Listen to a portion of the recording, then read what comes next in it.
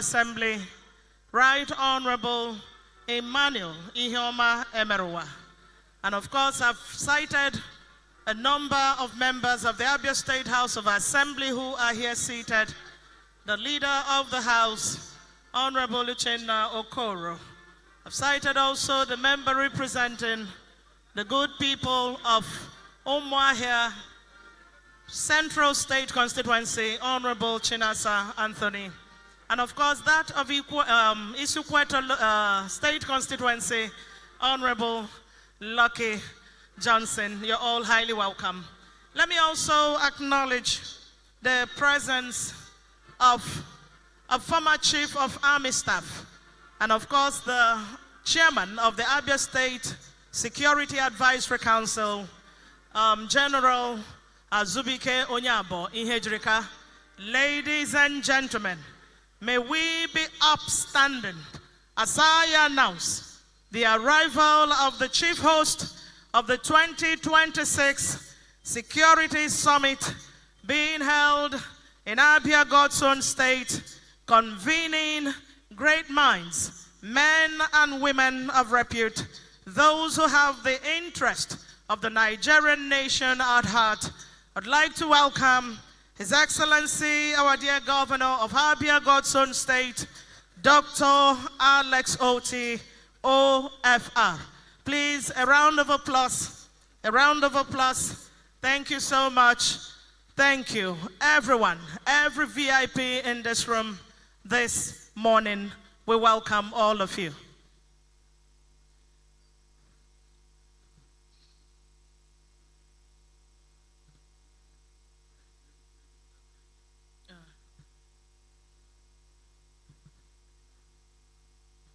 All right, the national anthem. Okay, please let's get properly positioned and we do the needful to the national anthem. Let me welcome all of us again. Remember, security is everyone's business. We're good to go. National anthem.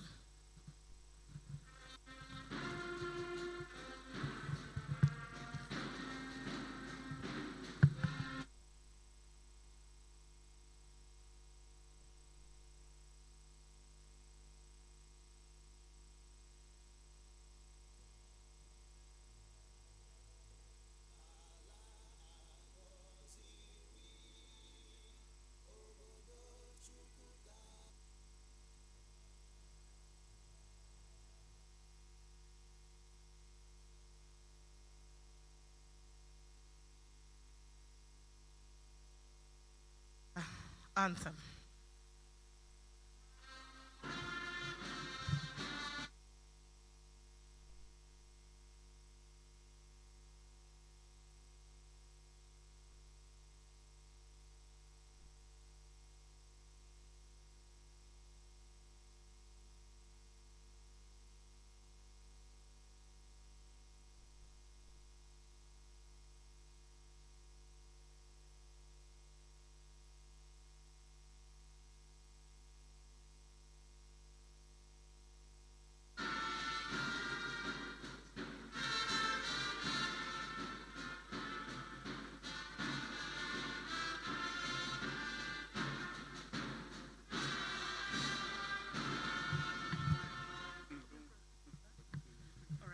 Please be seated.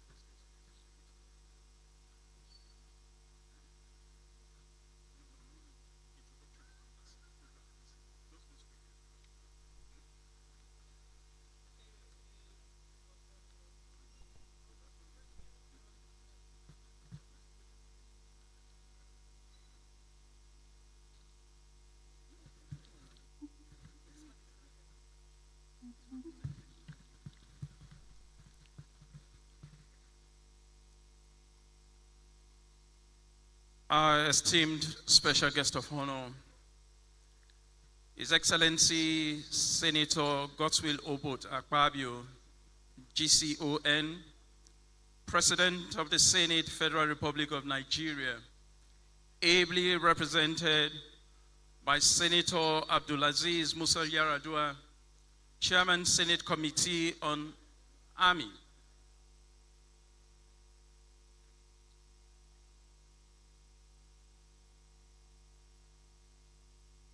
Right Honorable Benjamin Kalu, CFR, Deputy Speaker, House of Representatives.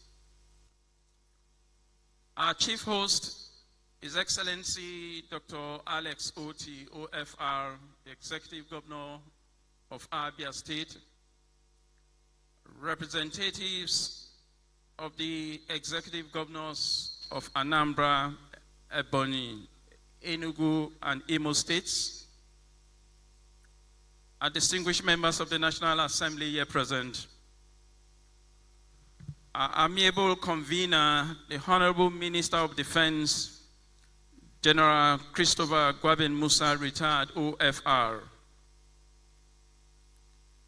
The Honorable Minister of Information and National Orientation, Alhaji Mohamed Idris, FNIPR. Representative of the Honorable Minister of Innovation, Science and Technology. Oh, the Minister is here.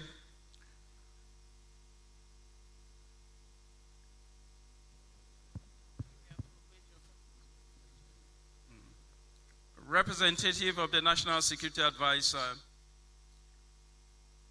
The Chief of Air Staff, Air Marshal Sunday Kelvin Aneke. Our keynote speaker, Lieutenant General O.A. Ihejirika, retired CFR. Our highly respected moderators and panelists of the summit, elder statesmen and senior veterans here present, officials of the state governments of the Southeast here present, very senior officers serving and retired, distinguished invited guests, gentlemen of the press, ladies and gentlemen.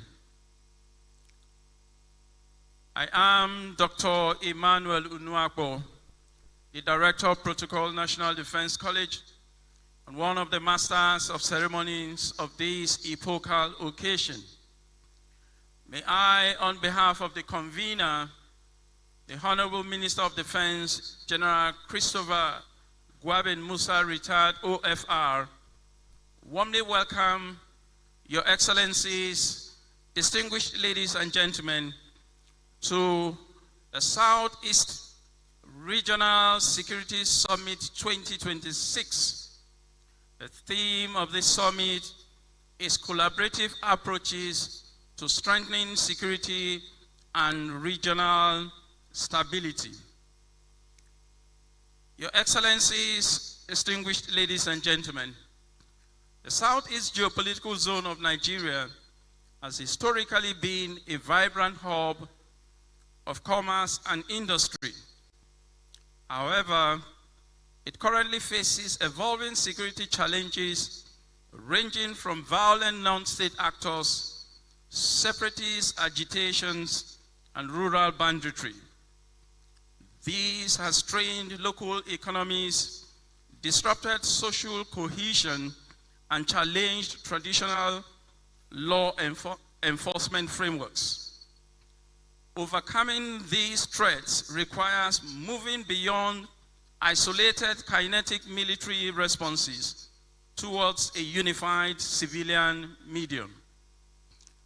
Grounded in the principles of structural functionalism, national security is a wheel where every institution, state governments, and community leadership structures act as a vital spoke. And if one spoke fails, the wheel wobbles. It is against this backdrop that the Southeast Security Summit 2026 is conceived as a critical platform to synchronize regional state actors, federal defense apparatuses, and community stakeholders. by fostering information superiority, intelligence sharing, and socio-economic resilience, the Southeast region can transit from reactive containment to proactive deterrence. Your Excellencies, distinguished ladies and gentlemen, it is my singular honor and privilege to invite with profound respect our convener, the Honorable Minister of Defense, General C.G. Musa, retired OFR, to deliver his opening remarks. Please join me with a most resounding round of applause as I invite our amiable convener, the Honorable Minister of Defense. Don't worry.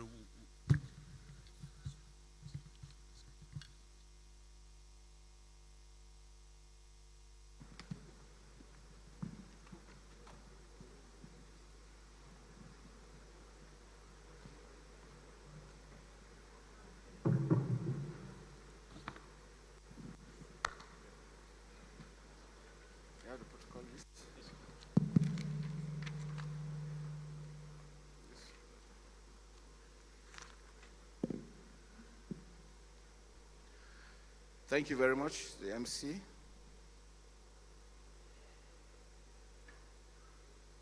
Our esteemed special guest of honor, His Excellency Senator Godswill Akpabio, GCON, President of the Senate, Federal Republic of Nigeria, ably represented by Senator Abdulaziz Musa Yar'Adua, Chairman, Senate Committee on Army.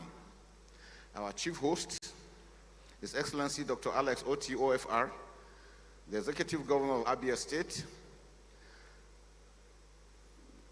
the Deputy Speaker, House of Representatives, the Honorable Minister of Information and National Orientation, representative of Honorable Ministers of Innovation and Technology, representative of the National Security Advisor, the Chief of Army Staff, the Chief of Air Staff, representative of the Service Chiefs, the keynote speaker, Lieutenant General A.O. Hejrika, retired CFR, our highly respected moderators and panelists, elder statesmen, and senior veterans. I want to mention General Nwachukwu that is here with us, and all the other ones that are here. We appreciate you. Officials of the state governments of the Southeast here present, very senior officers serving and retired, distinguished invited guests, gentlemen of the press, ladies and gentlemen. I must confess, since yesterday that I started wearing this outfit, a lot of people will just pass by me and don't know that I was the one. And they say I look very different. I really highly privileged and honored to wearing this. I'm really very grateful to be here this morning. It actually feels very good. It is indeed with great pleasure that I welcome you all to this historic occasion, the Southeast Regional Security Summit 2026. I sincerely commend the government and people of Abia State for hosting this landmark event and appreciate the invaluable collaboration of the Office of the Senior Special Assistant to the President on Community Engagement Southeast, whose partnership has made this summit possible. Today's summit marks the beginning of a new chapter in our collective efforts to promote peace, security, and development in the Southeast. As a maiden edition, it reflects our shared resolve to move beyond isolated interventions towards a more coordinated, inclusive, and sustainable approach to addressing the security challenges confronting the region. The theme of this summit, collaborative approaches to strengthening security and regional stability, is both timely and profound. It recognizes that the security challenges of our time have become increasingly complex, dynamic, and interconnected. Consequently, no single institution, security agency, or level of government can effectively address these challenges in isolation. Lasting security can only be achieved through collaboration, mutual trust, information sharing, strategic partnership, and the active participation of communities. In a short form, what we need is, we want to hear from you. What are the issues on ground? What is required? What challenges? What do we need to do? It is not that we sit down somewhere and decide for the region. We want the region to speak for itself. And we feel that will get us more input into what is supposed to be done. So we appreciate all of you that are here today, and we assure you that whatever is discussed here will be taken very seriously, because the president really wants peace, because without peace there cannot be development. The choice of the theme also reinforces an important truth, that security is not solely the responsibility of the armed forces, the police, or other security agencies. It is a shared responsibility that requires the collective commitment of government, traditional institutions, religious leaders, community organizations, the private sector, the media, civil society, youth and women groups, as well as every patriotic citizen. When communities actively support security efforts by providing credible information, promoting dialogue, rejecting violence, and fostering peaceful coexistence, they become indispensable partners in safeguarding our nation.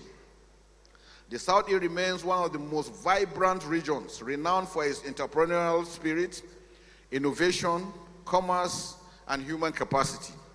Are we talking of sports, creativity, innovation? All exist here. However, the persistent challenges of violent criminality, kidnapping, attacks on security personnel, and public infrastructure, the proliferation of illicit arms, youth restiveness, and misinformation continue to undermine public confidence, economic growth, and social cohesion. Addressing these challenges demands more than security operations. It requires a comprehensive approach that tackles both the immediate threats and their underlying causes. This summit, therefore, provides an important platform for honest conversations, strategic thinking, and collective action. It brings together government officials, security agencies, traditional rulers, religious leaders, academics, and community representatives, development partners, and other stakeholders to exchange ideas, identify practical solutions, and develop a common framework for strengthening regional security. The federal government, under the leadership of His Excellency Bola Ahmed Tinubu, GCFR, remains steadfast in its commitment to protecting the lives and property of all Nigerians. Significant investments continue to be made in enhancing the operational capabilities of the Armed Forces of Nigeria and other security agencies through improved training, acquisition of modern equipment, enhanced intelligence gathering, and strong interagency coordination. These efforts are producing measurable gains across various theaters of operation. Nevertheless, enduring peace can only be sustained when communities themselves become active stakeholders in the security architecture. Communities must feel they are being led properly, they are being cared for, and their concerns are being addressed. This summit should therefore serve as a platform for building stronger partnership between government and the people. It should strengthen confidence, encourage community ownership of security initiatives, and reinforce the bonds of unity that have always defined our nation. We must reject narratives that seek to divide our people and instead embrace dialogue, mutual respect, and cooperation as the foundation for lasting peace. As we deliberate over the course of this summit, I encourage every participant to contribute constructively and without reservation. Let our discussions produce practical recommendations that will strengthen existing security mechanisms, deepen regional cooperation, and enhance the capacity of our institutions to respond effectively to emerging threats. I'm very happy that the representative of the IGP is also here, who will also give us some inputs as to issues on ground. It is my sincere expectation that this maiden summit will become an enduring annual platform for strategic engagement, continuous dialogue, and coordinated action among all stakeholders. But most importantly, the regions must work and think alike. They must come together, removing any personality clash or individual differences for the good of the region. And with that, the region will continue to fly very high. I hope it will reaffirm our collective commitment to building a peaceful, secure, and prosperous Southeast that contributes meaningfully to the unity, stability, and development of our great nation. So at the end of it is for us to answer these questions. How far so far? What are the challenges? What are the solutions? What do we need to do as individuals? What do we request from our government? What is our responsibility as citizens to our nation? I think these are critical questions that each and every one of us should be able to answer on his own. and to find out whether you are contributing to the peace and security of the region. On this note, it is my singular honor and privilege to formally declare the Southeast Regional Security Summit open. Thank you, and may God bless the Federal Republic of Nigeria. Thank you very much.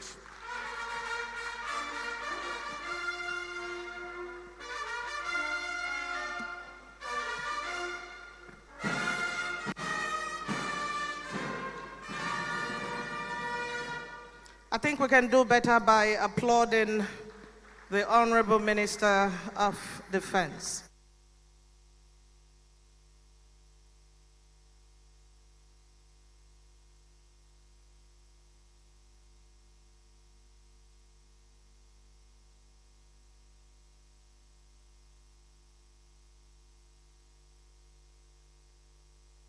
Gentlemen, I'd like to again welcome all of us to Umuahia, the capital of Abia State. Today we have a convergence of governors of the Southeast states. We have from the National Assembly, the minister, and of course senior officials of the Federal Ministry of Defense, heads of security agencies, top government officials, religious leaders, and of course not forgetting the traditional rulers, captains of industry, and members of the civil society organization. And of course, distinguished ladies and gentlemen. Today, it all borders on collaboration of the different Southeast states in ensuring a nation that, of course, is indeed secure for its citizenry.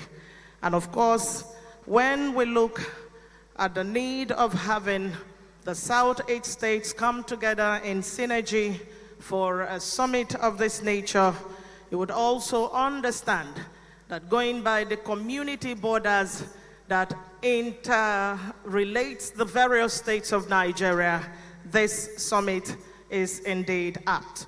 Today in this room, I'd like to recognize and welcome the representative of the President of the Senate of the Federal Republic of Nigeria, Senator Godswill Oborababio, GCON.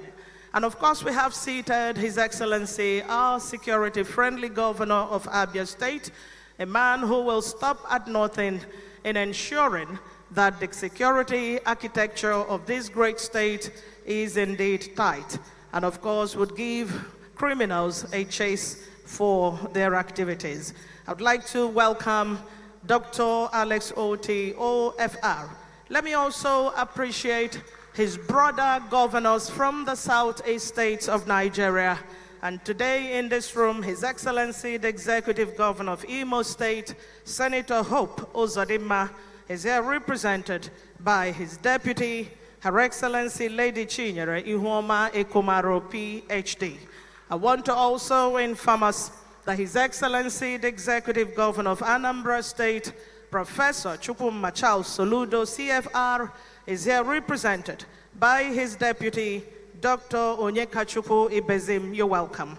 His Excellency, the Executive Governor of Ebonyi State, Right Honorable Francis Ogbonnawifuru, is here represented by the Speaker of the Ebonyi State House of Assembly, Right Honorable Moses E.J. Odunwa. You're welcome.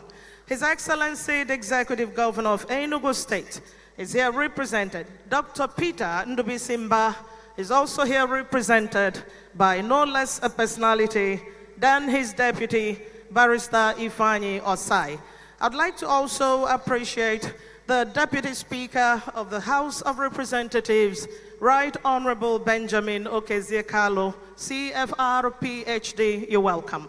Let me also appreciate the honorable convener of this summit, the first of its kind in the Southeast, Honorable Minister of Defense, General Christopher Gwabin Musa, OFR. Sir, thank you for this gathering. Honorable Minister of Information, Alhaji Mohammed Idris, FNIPR, you're highly welcome. I'd like to also recognize the Honorable Minister of Science and Technology, here represented by Engineer Dr. Ibiam. Let me also appreciate our dear Deputy Governor of Abia State, His Excellency Engineer Icc Umuahia, fellow Nigeria Society of Engineers, Senior Special Assistant to the President on Community Engagement for the Southeast. You're highly welcome. I've also been notified that the very distinguished senator representing the good people of Abia Central Senatorial District, Honorable Austin, Senator Austin Akobondo, sir, you're highly welcome. Let me appreciate the Honorable Justice of the Supreme Court, retired, Honorable Justice Mary Odele, CFR, ma'am, you're welcome. I'd like to also appreciate the Speaker of the Abia State House of Assembly, the Right Honorable Emmanuel Ihioma Emerowa. Join me also as I recognize an elder statesman of note and of course a pride, Tundi Igbo, a former military governor of the old Imo State, a very distinguished senator of note, General Ike Omasanda Nwachukwu, CFR, you're welcome. Let me appreciate also the service chiefs in attendance. We have the Chief of Air Staff, Air Marshal Sunday Kelvin Aneke, you're welcome. We have also the Chief of Naval Staff, Vice Admiral I. Abbas, represented by the Rear Admiral S.D. Ibrahim. We have also the National Security Advisor, Malam Nuhuri Badu, represented by Major General Hilary Mabuku, you're highly welcome. GOC 82 Division, Major General O.F. Adairo, you're highly welcome, sir. Let me also appreciate the Chairman of the Abia State Security Advisory Council and a former Chief of Army Staff, another great son of Abia and the Southeast, General Azubike Onyabo Ihejirika, CFR, and his team. I would like to also welcome other former service chiefs in attendance, with particular mention of a former Chief of Naval Staff, the Vice Admiral Emmanuel Ogala. Service commanders from the Southeast Geopolitical Zone, we recognize all of you. Chairman of the Abia State Security Trust Fund and his team, we recognize you all. I'd like to appreciate also Chairman of the Abia State Homeland Security Service, Colonel Chidi Okoha, retired, and his team. Chairman of the Labour Party, and indeed, Chairman of the different political parties in this room this afternoon, Secretary to the State Government, Dr. Emmanuel Meribole, Chief of Staff to His Excellency the Governor, Pastor Caleb Ajaba, Ambassador Oke Emuche, MFR, former Ambassador to South Africa, Honorable Commissioners from the different states in the Southeast here seated, we recognize all of you. Special aids to His Excellency the Governor, and indeed to other governors of the Southeast. Permit me to use the Special Advisor to the Governor on Security, Navy Commander McDonald Oba, retired, to reach out to all of you. Executive mayors of the 17 LGAs in Abia State, using the Algon Mayor, Honorable Chinedum Ekeke, we appreciate all of you. Southeast Veterans Welfare Association, you're highly recognized. Presidents General of different unions here present, the traditional rulers, we appreciate your roles in the various local communities. I want to use the second chairman of Ndieze Abia State, His Royal Majesty Eze F. Onwosu, to reach out to all of you. Ladies and gentlemen, of course, what we are here gathered is what every right-thinking government would always bring people from all walks of life to achieve. Bringing together better brains, those who understand how security plays. And of course, in Abia State, we're playing host to a whole lot of critical key stakeholders who have the interest of our dear nation at heart. Permit me, therefore, a lot has been said by my partner on the microphone, and I would like to very warmly at this point invite the chief host of this great event, a man who would stop at nothing in collaborating with his brother governors of the Southeast in ensuring that the Southeast region of Nigeria is safe. Join me, therefore, as I invite His Excellency the Governor, who has gone ahead to launch a multi-agency security outfit known as Operation Crush. And of course, we'll stop at nothing in establishing the Abia State Security Trust Fund and every other thing he has done to ensure the safety of Abia and the Southeast and Nigerian nation. His Excellency, Dr. Alex Oti, OFR, please come and give us your remarks this very day. Please, a round of applause for the chief host. A round of applause. Continue clapping, please, until he makes his way. Thank you so much. Thank you. Please be seated. Thank you.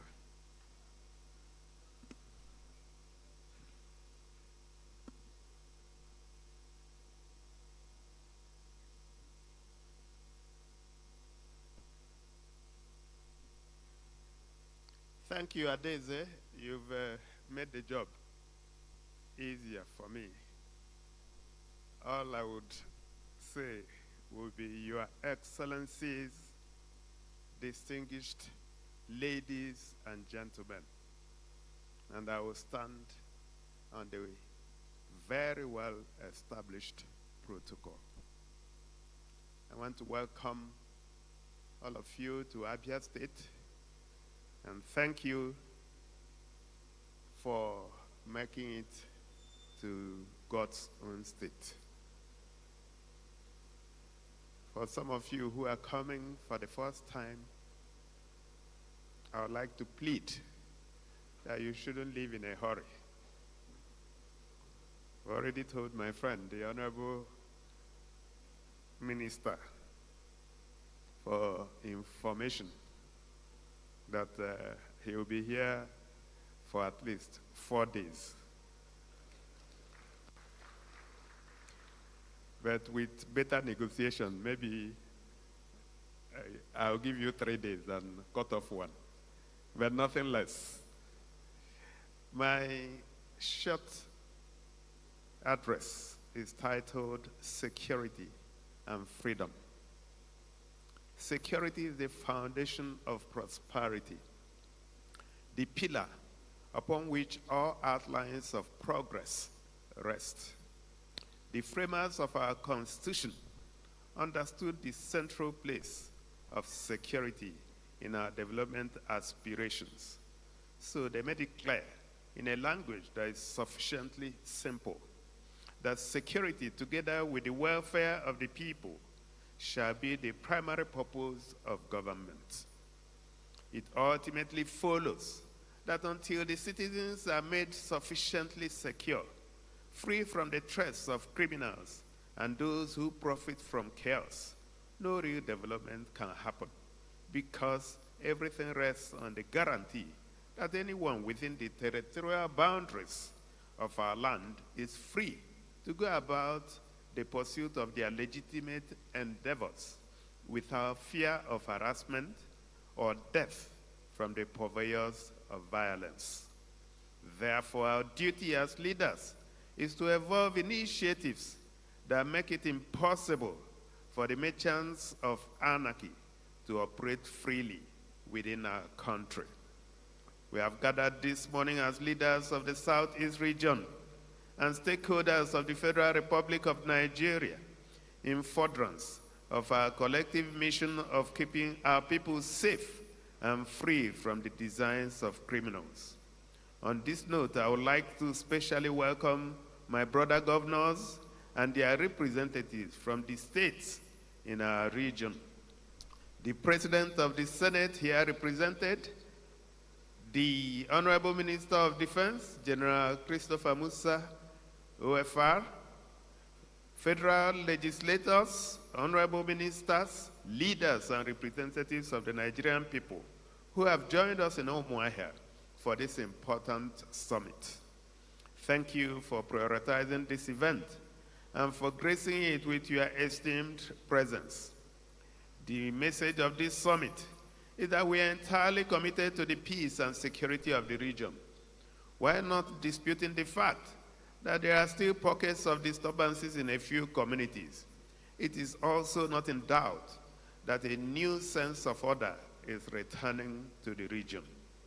The more interesting development is that even amidst the gains, we are still, as this summit demonstrates, not resting on our oars, for we cannot afford to surrender this great land and its people to the forces of anarchy sailing on the wind of cynicism.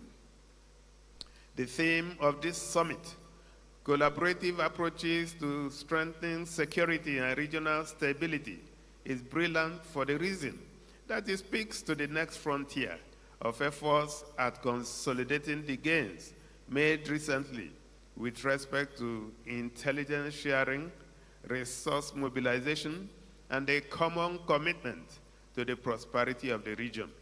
For one, we have established that more often than not, crime is driven by economic considerations. So what we have simply done is to make it too costly for any intelligent mind to consider. By incentivizing security agents, investing in surveillance technology, and public enlightenment, we have simply made crime and criminality unprofitable in most parts of this region. Again, I acknowledge that we have not hit the bull's eye, but with sincerity of efforts and in keeping with our constitutional role as leaders, we are effectively retaking control of our neighborhoods, highways, markets, centers of worship, forests, farmlands, and wherever people gather for social and economic events. Interestingly, we achieve this without scapegoating anyone.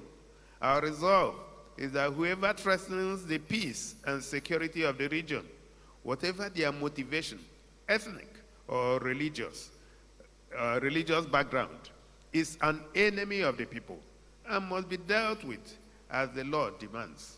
Never again will our hardworking men and women live under the tyranny of criminals. You commit a crime here, you pay the price. The essence of this summit is, however, not to praise ourselves for past gains, but to map the future and stay ahead of the criminals. Thankfully, we have right here in this auditorium the intellect, experience, and foresight to drive the joint objectives of regional security and long-term social stability. All we are required to do is to put on our thinking caps, ask questions, and extract ideas that will enable the consolidation of the gains made so far.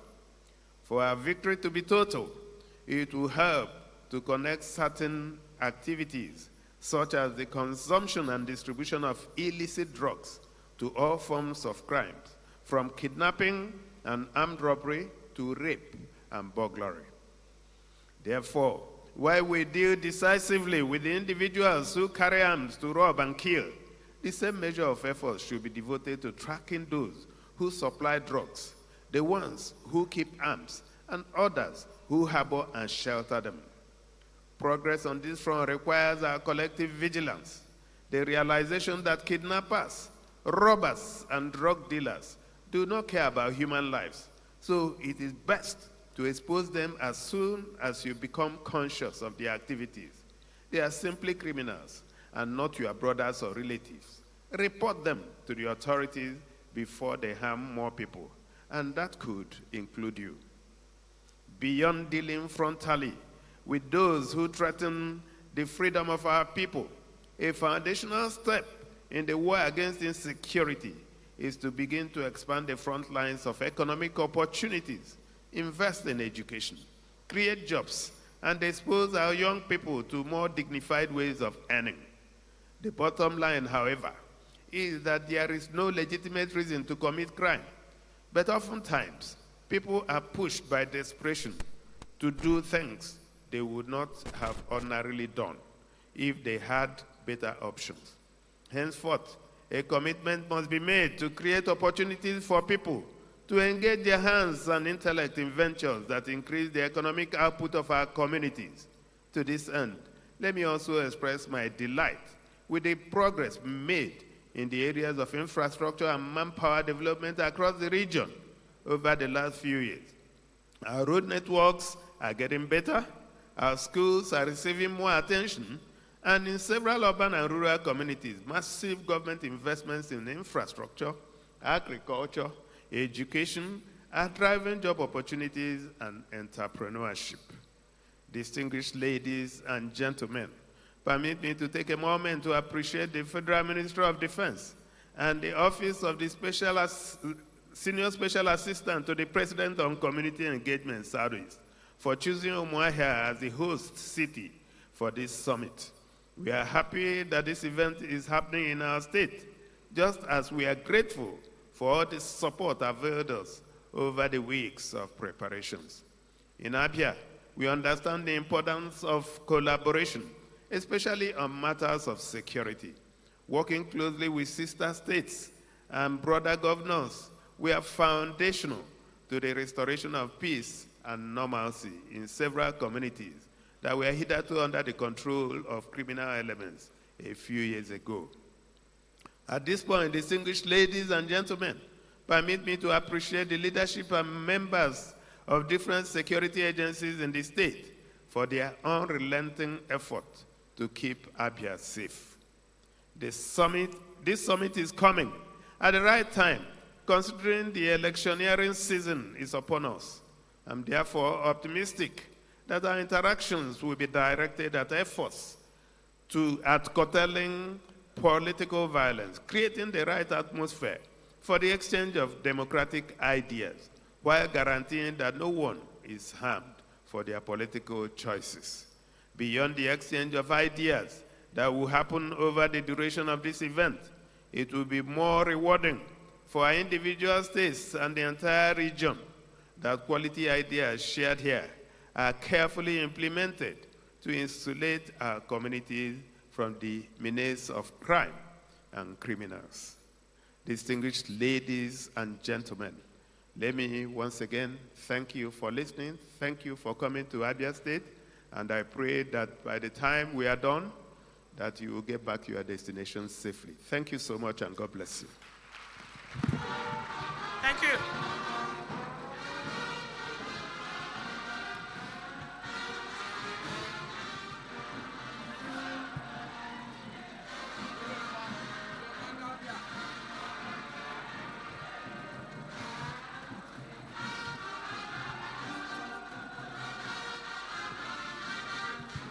Thank you very much.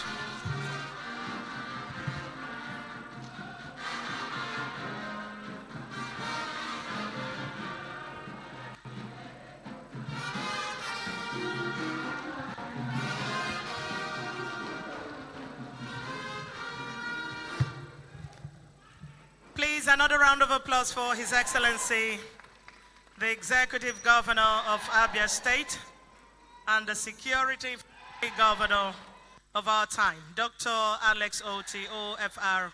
Thank you so much. We'll be moving in now to the next item, which is calling for a few goodwill messages, and I would like to thank you. Thank you. Let me hand the microphone to my partner for the next item. Thank you. Thank you so very much, Adaize. Your Excellencies, distinguished ladies and gentlemen, we shall now proceed to the goodwill messages, an important segment of this summit, where our esteemed guests will share their perspectives, reaffirm their commitment to collaborative efforts towards strengthening security and regional stability in the Southeast. To get started with this, it is my singular honor and privilege to invite the representative of the Executive Governor of Anambra State, the Deputy Governor, Dr. Onyekachukwu Ibezim. Let's welcome him with a resounding round of applause.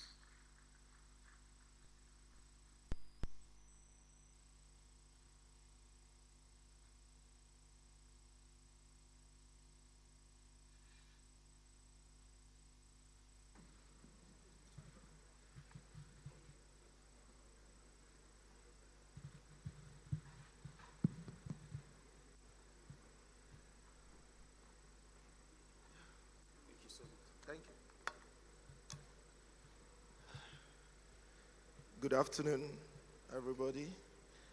I think I want to beg that I stand on very well established protocol here.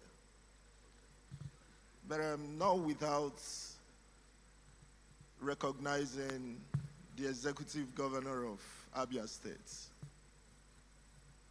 It's been long I came to Umuahia, but Umuahia is a new place now. Thank you, sir, for the great job. And then the deputy speaker, your own place. And then the minister. You look very awesome in this attire. Others that are here present, the service chiefs, both past and present, my colleagues that are here. Ours from Anambra is very simple. From my principal, who would have loved to be here, but for some exigencies of duty. Ours is to thank Mr. President for the milestone so far achieved in security. And also especially thank him for sustaining it. Because in the past, we achieve, we don't sustain. There is progress in the security of the nation at large.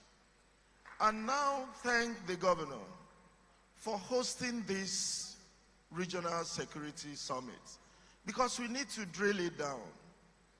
If at the center we are getting it right, and then at the regions we are not collaborating, I think it will amount to nothing. So this is apt, just like the governor said, that is coming at the right time, especially in the soon to come elections. Ours in Anambra, we've done it, and we've shown that as a people, we can unite and decide to choose a leader. We are looking at others to follow suit. So it's coming at the right time. And also, to say that when we are here, what we need to hear from the people that are here, especially to us in Anambra, is constructive ideas that will help us strengthen what we have so far. The service chiefs, we can only say, may God continue to strengthen you, to bless you. And then the other sister agencies, even to our own local outfits. All the states in the Southeast have come up with their own regional security outfits, with their own state security outfits, their local outfits. For us in Anambra is the Agone Chamber, who collaborates with the uniform structure to sustain this security milestone that have been achieved. So ours is simple from Anambra, that this summit will bring something different to the table. Yes, it's said that in the past, so much summits have been held. At the end of the day, people will say, where is the result? But we hope that with the present leadership, especially in the country, and the cohesion that has come with the present governors of the Southeast, that this will bring something different. We look forward to a very successful deliberation, and we pray that at the end of this, we are going to put all in use so that we develop the Southeast as a region, as a one-city region that we so dream. Thank you, and may God bless you all.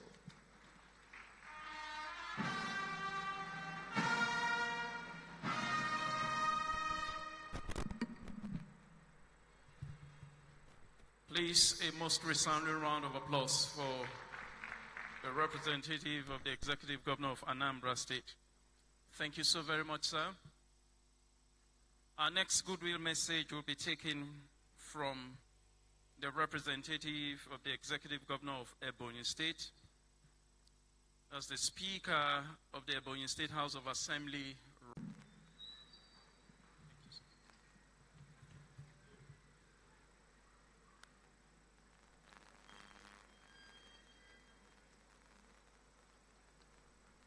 Good morning, good day, everyone. Your Excellencies, distinguished ladies and gentlemen, let me stand on the already established protocol. Standing here is the Speaker of Ebonyi State House of Assembly, but the voice you'll be hearing is the voice of Right Honorable Builder Francis Ogbonnawifu, the Governor of Ebonyi State, who has asked me to represent him in this event.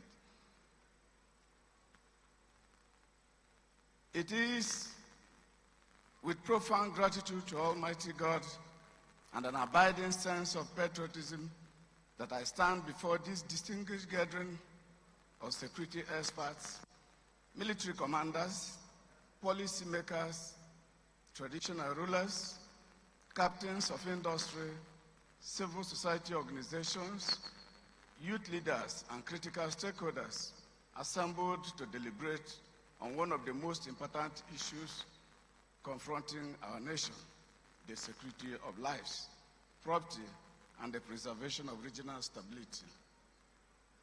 Permit me to sincerely commend the Federal Ministry of Defense and the Office of the Special Advisor to the President on Community Engagement for conceiving this timely regional security summit. This, to me, reflects the tireless commitment of President Bola Ahmed Tinubu's administration towards building a peaceful, secure, and united Nigeria, where every citizen can pursue legitimate aspirations without fear, with zero consideration and regards to ethnic, political, and creed leanings. The theme of this summit, collaborative approaches to strengthening security and regional stability, could not have come at a better time than now, considering the current security realities the nation is hedged in. The theme, to me, also is not merely an intellectual proposition. I believe it is a practical roadmap for sustainable peace. The theme, I am pretty sure you know, reminds us that no government, no security agency, and no individual can single-handedly defeat modern security challenges. I believe very strongly that lasting peace is built through cooperation, intelligence sharing, community participation, and mutual trust. This is the strategy we have adopted in Ebonyi State, and it is worthy export approach.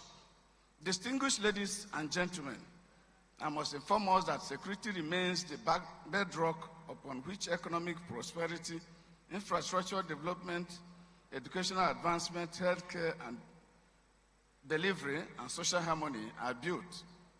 Conversely, where insecurity thrives, development retreats. Investors become reluctant. Farmers abandon their farms. Businesses close their doors, and hope gradually gives way to despair. It is against this backdrop that my administration, under the People's Charter of Needs agenda, resolved from its 2023 inception that the protection of lives and property must remain one of the foremost responsibilities of government. How we fared better for 3 years on the saddle. Ebonyi State stands as one of the safest and most peaceful states in Nigeria, not by coincidence, but through deliberate leadership, strategic investments, effective collaboration with security agencies, and the collective support of our peace-loving people. This is by no means an exaggeration. Aware of the changing dynamics of crime and criminality, we have in Ebonyi continued to strengthen the operational capacity of our security architecture through unprecedented investments in modern security infrastructure. Last month, our administration procured and distributed operational and emergency response in the state. The state also deployed modern surveillance drones capable of monitoring difficult terrains, forests, highways, and vulnerable locations. These technologies now complement the exceptional professionalism of our gallant security personnel who continue to make enormous sacrifices for the safety of our people. As the opposition and enemies of progress would think, these investments are not mere acquisitions of equipment. They represent our bold steps and commitments to creating a security ecosystem where criminals have no hiding place and law-abiding citizens can live, work, and invest with confidence. Ladies and gentlemen, our administration has firmly believed that security is not achieved by force alone. It is equally sustained through social justice, youth empowerment, education, employment opportunities, and inclusive governance. Of course, that explains why the People's Charter of Needs agenda places enormous emphasis on human capital development, economic empowerment, infrastructural renewal, educational reforms, healthcare expansion, and rural development. We are 24 hours guided by the fact that when people are empowered with education, vocational skills, employment opportunities, and access to entrepreneurship, they become stakeholders in peace rather than instruments of violence. Additionally, when people experience the dividends of democracy through roads, schools, hospitals, stable power and energy supply, functional water supply and sanitation, and economic opportunities, they naturally become partners in safeguarding those investments. This is practically the Ebonyi governance model, which we have tried successfully within the last 3 years and some months in office. Our interventions are driven by the truism that security begins not only in military formations, but also in our homes, schools, churches, markets, communities, and institutions. In furtherance of this philosophy, Ebonyi State has maintained strong collaboration with traditional rulers, town union leaders, religious institutions, youth organizations, and community vigilante structure, who continue to provide valuable grassroots intelligence to security agencies. Distinguished participants, one landmark achievement that gives us immense pride is our sustained support for the newly established depot Nigerian Army, Amasri Eda. The establishment of this strategic military institution within Ebonyi State is a historic milestone, not only for our state, but for the entire Southeast geopolitical zone. We remain deeply grateful to the federal government and the Nigerian Army for this landmark development. From the very beginning, our administration has strong commitment towards the successful establishment and smooth operation of the depot through continuous institutional support, infrastructure cooperation, and the provision of an enabling environments. The presence of the depot has not only strengthened national defense capacity, but has also contributed immensely to local economic growth, employment generation, infrastructural expansion, and enhanced military-civilian cooperation. The man helming the army, Lieutenant General W. Shaibu, was in our state for the passing out parade of the 90th regular recruits intake. At the event, we pledge sustained support, and we shall continue to partner with the Nigerian Army because a stronger military translates to a safer nation. Your Excellencies, distinguished guests, regional security can never be achieved in isolation. Yes, never. Criminals do not recognize state boundaries.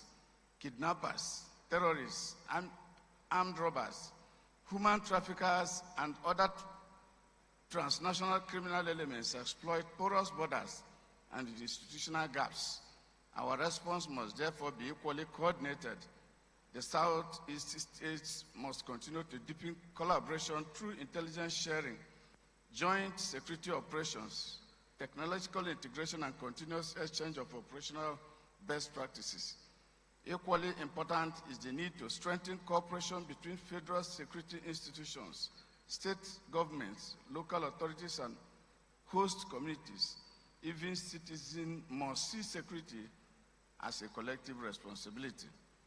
Every village must become the eyes and ears of security agencies. Every community leader must become an ambassador of peace. Every youth must reject violence and embrace constructive engagement. Permit me to also appreciate the extraordinary sacrifices of our gallant officers and men of the armed forces, the Nigerian Police Force, the Department of State Security, the Nigerian Security and Civil Defense Corps, the Federal Road Safety Corps, the Nigerian Immigration Service, the Nigerian Corrections Service, local security outfits, and every patriotic citizen working tirelessly to keep our communities safe. Acknowledge is the fact that many have paid the supreme price in defense of our nation, while many continue to work under extreme difficult circumstances. Their courage, patriotism, and undiluted dedication deserve our deepest appreciation and continuous support.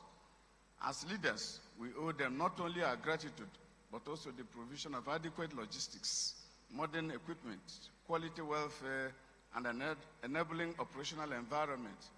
Distinguished ladies and gentlemen, as we deliberate in this summit today in Umuahia, our discussions must, I repeat, must produce practical solutions capable of strengthening our collective resolve against insecurity. The gathering, as a matter of urgency and necessity, must deepen collaboration rather than competition, strengthen partnerships rather than divisions, inspire innovation rather than complacency. With this, we can build a Southeast that remains peaceful, economically vibrant, and socially stable, where businesses flourish, our farmers cultivate without fear, children learn in safety, and investors confidently establish industries. On behalf of the government and the good people of Ebonyi State, I reaffirm our commitment to supporting every legitimate initiative aimed at strengthening national security, promoting regional peace, and safeguarding our collective future. I pray God Almighty continues to bless our armed forces, bless all our security agencies, bless Ebonyi State, and bless the Federal Republic of Nigeria. I thank you all. Thank you, Excellencies.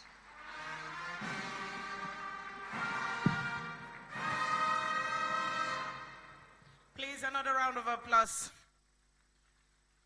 for the representative of His Excellency, the Executive Governor of Ebonyi State. Thank you so much, Right Honorable Moses E.J. Umuahia. We'll be taking the next speaker, but before then, because we're here collaborating as a people, I want to crave your indulgence and seek your permission to recognize the President General of Ohaneze Ndigbo worldwide, distinguished Senator Azuta John Mbata. You're highly welcome, sir. I'd like to therefore invite for his goodwill message His Excellency the Executive Governor of Enugu State, Dr. Peter Ndubisimba, here represented by the Deputy Governor, His Excellency Barrister Ifeanyi Osai. Please, your hands together as we welcome him for his goodwill message. We can do better, please. Another round of applause.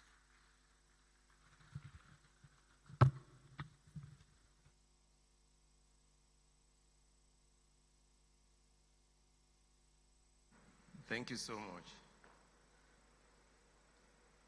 Ande biarabanya alano. Ande biarabanya alano. Minister for Defense, I thought you would respond. You know, when he spoke and made reference to those that you don't recognize him, I am the #1 culprit.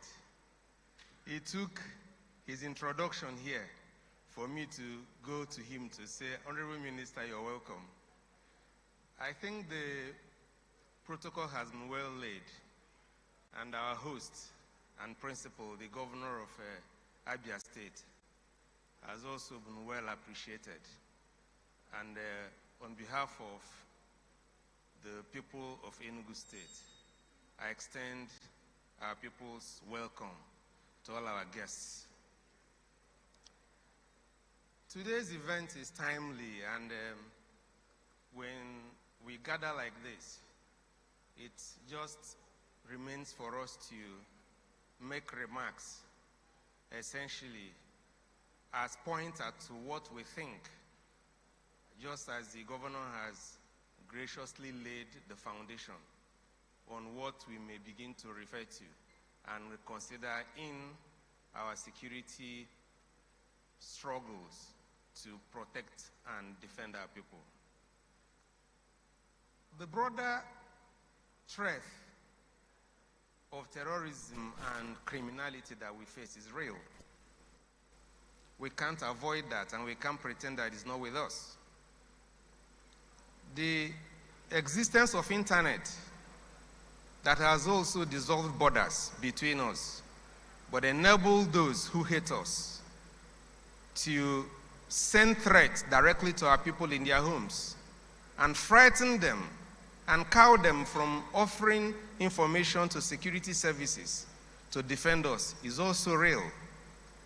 And the convergence of these two heightens the challenges that security officers, men and women in uniform, face. As sub-national governments, we make all our investment that we can make to support and aid the protection of lives and properties of our people. Because for those of us who serve, that's our #1 solemn duty.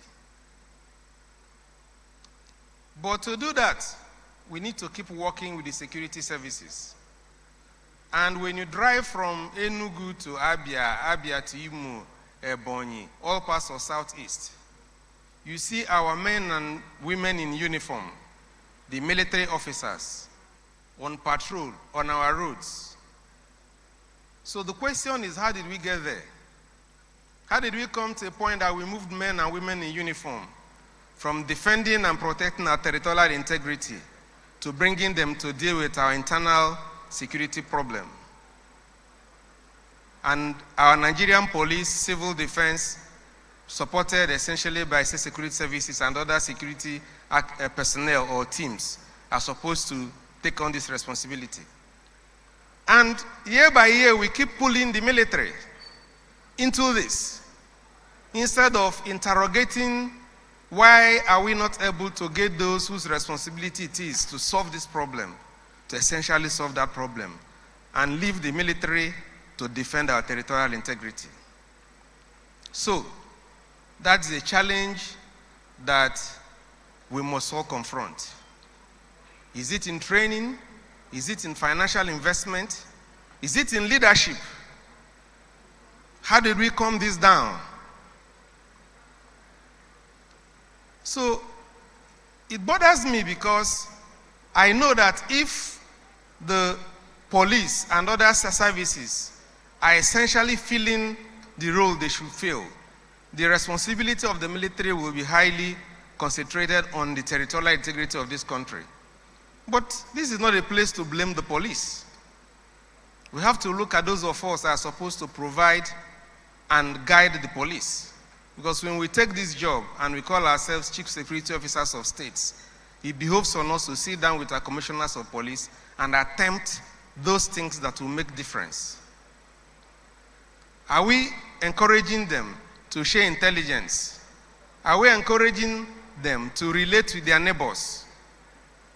In Enugu State, for instance, the last time we had challenges, our commissioner for police, on his own way to Benue, had meetings with the Benue Commissioner of Police and instructed the DPO of my local government, because my local government is one of the border local governments, to collaborate with the DPO next in Benue. And ladies and gentlemen, I'm proud to say that that effort by our Commissioner for Police led to a huge, huge decimation of criminal network that have harassed our people and kidnapped our people. They recovered huge catch of arms, arrested so many of these criminals, and on 2 occasions after that had rescued kidnapped people within 4 hours of their kidnap. So this can work. So if they could meet and do that, why are we not able to share assets? Why will every state in Southeast invest their own drones? Why can states who are next to each other not invest in drones together? Because that way they can work together. Why are we not able to increase intelligence sharing between them? And for those of us who will know and who do know, we need investment in the police. Every police cell is an instrument of constructive duress. There's none of us on front row here that will accept to sit in any police cell for 30 minutes. So if you have a criminally minded officer who invites you for interrogation, we begin to offer him bribe to go. But when citizens want to contest their rights, they can only contest their rights objectively and with pride if the environment where they contest their rights is conducive. Because if we accuse the police of collecting bribe, we must dismantle the infrastructure that enable that. So it's not their fault entirely. Every man and woman in uniform is a Nigerian. They are just like those of us who point our fingers at them. And the Igbo adage says, if you point one finger on someone, 4 points to you. Why are you not able to invest a bit in technology? Why do you have policemen stop motorists and ask them for their vehicle papers, and they show up with a bundle of documents that if one revenue officer had made a mistake in your name and your ID card shows a different name, you are now a criminal. And you can stay at that police checkpoint for hours and hours. We can synchronize this. Invest in technology. I have had audience with Nigerian businessmen, IT experts that have developed technology that those things, they won't interfere with the revenue of subnational government. When you have finished your revenue collection and have issued those papers, they are able to digitize them, give every vehicle owner just a card, and offer police a dedicated app, either on the mobile phone of the police people or a special handheld device that they will have. So when the motorist stops you, you just scan that card and the identity shows. So those things that encourage us to offer you bribe, we'll dismantle them. In some of our places, you have police people that have stayed for 7, 10, 15 years. They are now members of committee of friends for funerals, for weddings, and all that. So how do you expect a man that is a member of your committee of friends to also come to arrest you in the morning?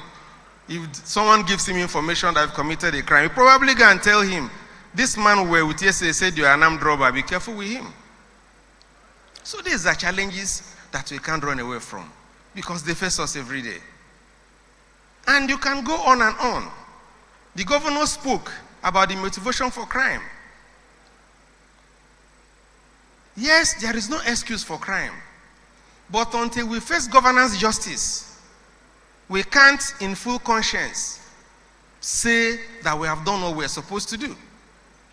Because until you provide that opportunity for everybody, those of us who serve, we run a school system that we can also send our children to. We run a healthcare system that we can also submit ourselves to. That way, our citizens will have no motivation. There will be no interest because those things that will drive it will try to curtail it. We're talking about governance justice. What about local governments? How do I expect a policeman to go and arrest someone when he doesn't even know where they live? How many of our streets and houses are numbered?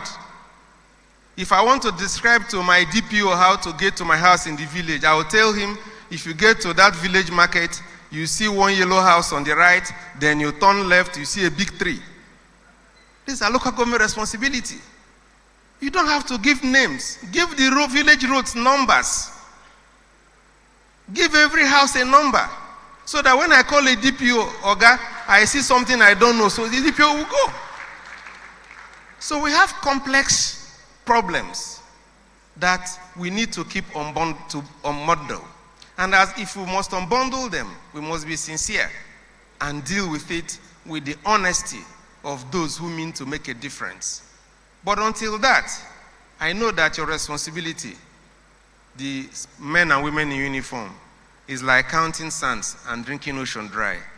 On these few remarks, I want to welcome all of you to Southeast and thank the Honorable Minister for your effort. God bless you all.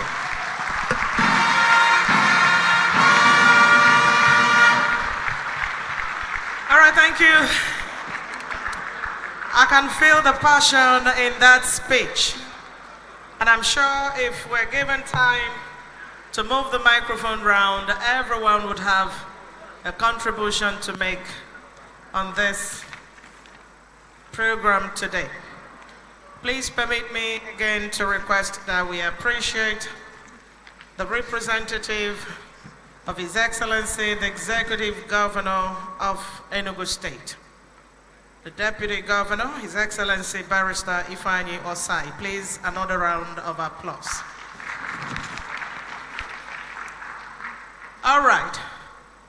Of course, like I did say earlier, this is a summit geared towards a collaborative work towards building sustainable strategies for enhancing peace, security, and socio-economic development in our region, and of course, by extension, Nigeria. And I think the media also has a role to play. Please permit me on that note to recognize the National President of the Radio and Television Theatre Arts Workers Union, who is also here for this event today. Prince Emeka, you're highly welcome. Please, a round of applause. Let me therefore invite for his goodwill message, His Excellency, the Executive Governor of Imo State, Senator Hope Uzodimma, here represented by his deputy, Her Excellency, Lady Chinyere Ihuoma Ekumaru, PhD. Please, a round of applause. A round of applause. Continue clapping. Let's show her some love as she makes her way to also lend her voice on this conversation by way of giving her goodwill message. Thank you so much.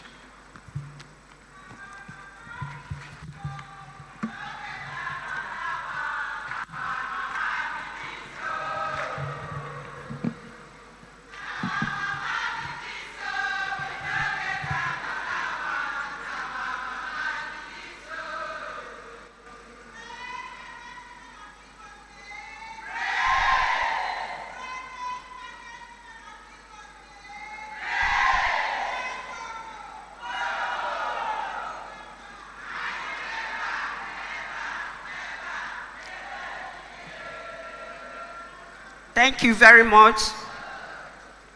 I take precedence of the well-established protocol and will just go straight to my goodwill message. It is with great pleasure and profound sense of responsibility that I convey the warm felicitation and goodwill of His Excellency, distinguished Senator Hope Uzodimma, CON, Governor of Imo State, who would have loved to be physically present at this important regional security summit. However, due to other pressing national assignments, he is unavoidably absent. I am deeply honored to represent him at this timely gathering being hosted by His Excellency, Dr.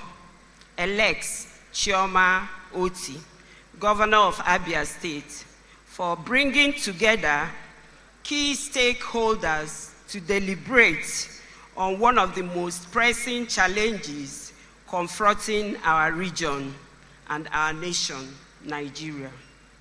Security remains the bedrock of sustainable development, economic prosperity, and social stability.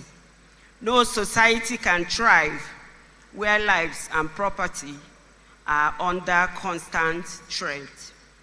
It is therefore imperative that we strengthen collaboration among our states, security agencies, and all stakeholders to build a more secured and peaceful Southeast. At this point, on behalf of my governor, distinguished Senator Hope Uzodinma, CON, and the good people of Imo State, I wish to thank the President, Bola Ahmed Tinubu, GCFR, for his renewed hope and transformational policies and agenda aimed at ridding our nation of all forms of banditry and security. In Imo State, His Excellency, distinguished Senator Hope Uzodinma, has been amazing at his programs, the 3R mantra of his government, by trying to stabilize Imo State and the security in Imo State. Some of the things he has done is strengthening community vigilante plus town hall unions, where they work hand in hand with the police and the DSS. We have also looked at neighborhood watch, programs that make you to realize and watch your neighbors. And places like markets are being advised to set up in small groups, WhatsApp groups, whereby they can share information. Of course, we all know that information is power. He has done a lot of programs to make sure that the restive nature of youths are captured. He has dialogues with the youth. We, of course, have 2 ministries of youth in order to catch up the youth and put them in active programs so that they can divert the energy to something sustainable. So he dialogues with the youth. Many security issues start with unemployment and frustration.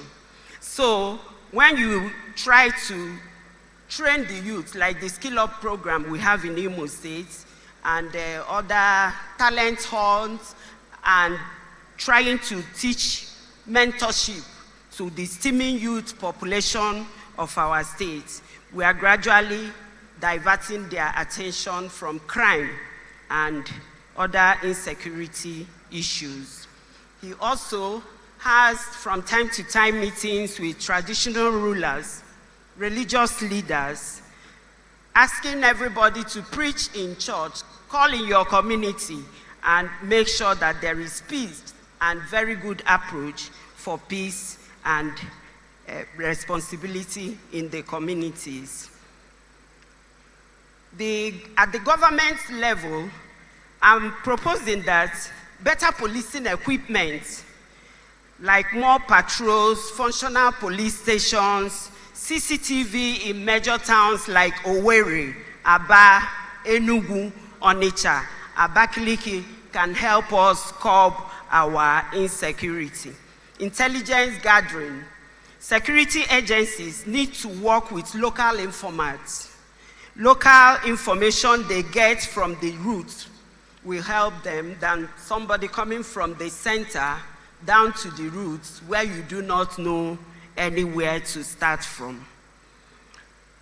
Justice system.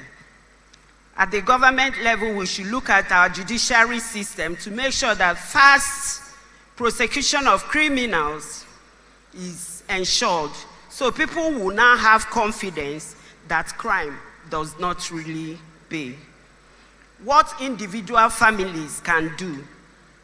We should encourage them to be security conscious, avoid late night travel on lonely roads, share your movements with one family member or a friend.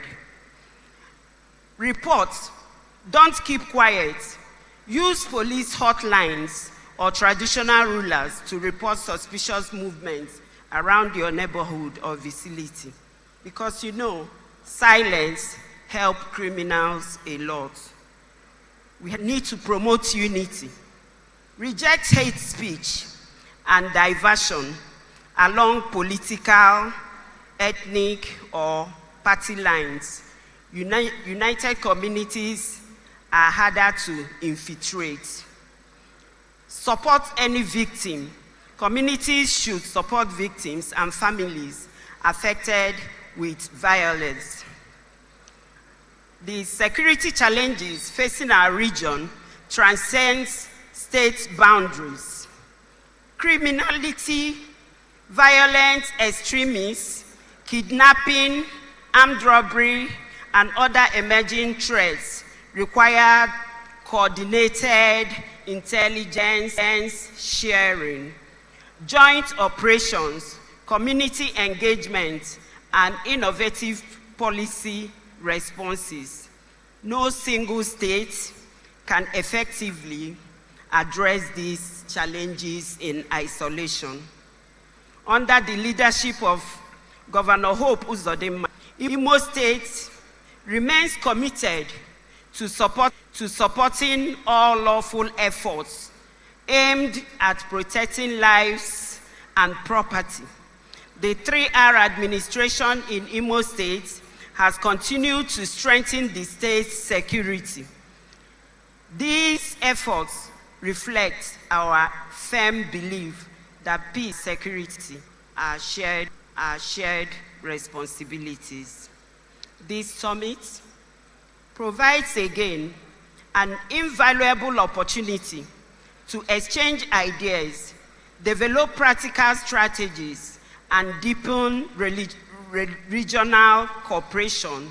Beyond identifying challenges, our focus must be on implementing sustainable solutions that restore public confidence, attract investments, create employment opportunities, and foster inclusive development across the Southeast.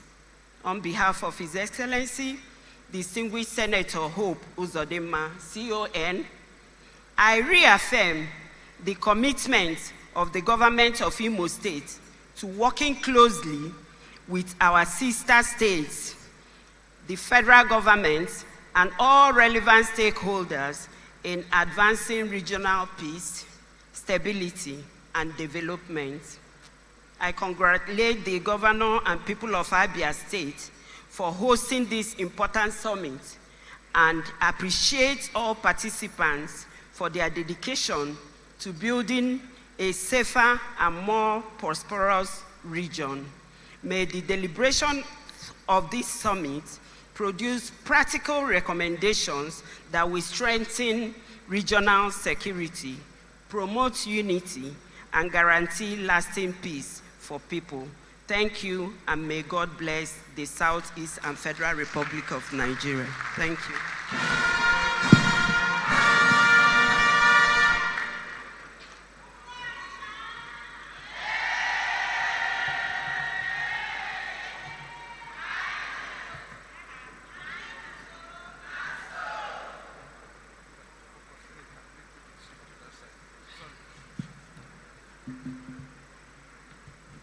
Thank you so very much, the Deputy Governor of Imo State, representing His Excellency the Governor. Please, a resounding round of applause for her.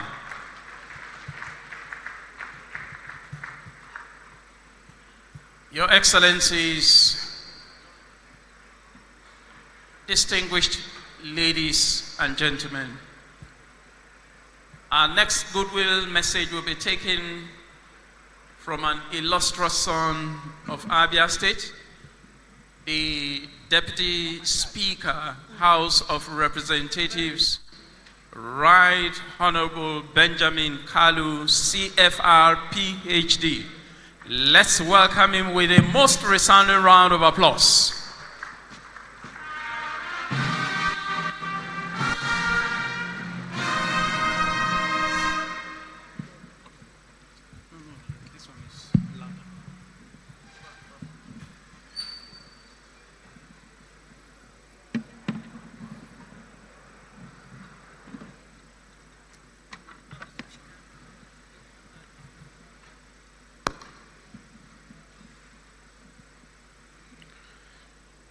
Let me align myself with the tradition that have been established by our own governor, who started by adopting the protocol that was well established by the MC.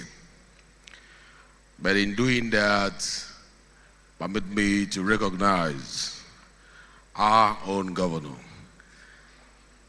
His Excellency Dr. Alex Otti, the host governor,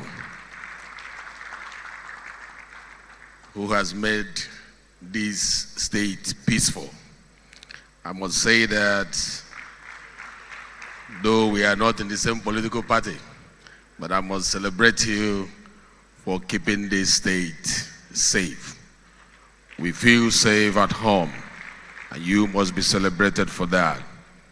Let me also recognize the convener of this awesome project, my own brother and friend, the Minister of Defense, who is looking like one of us.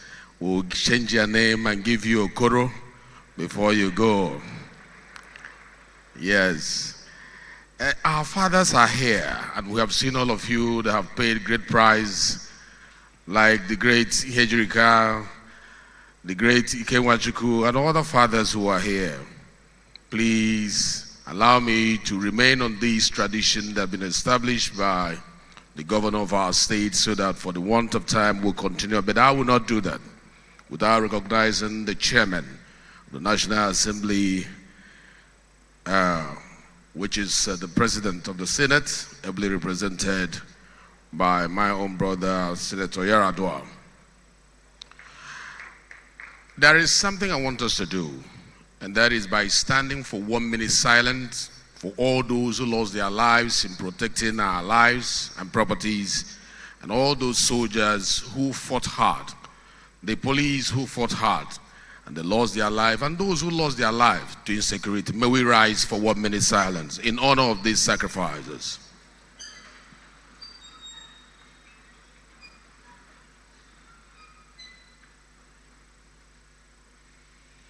May this gentle soul of the departed rest in perfect peace.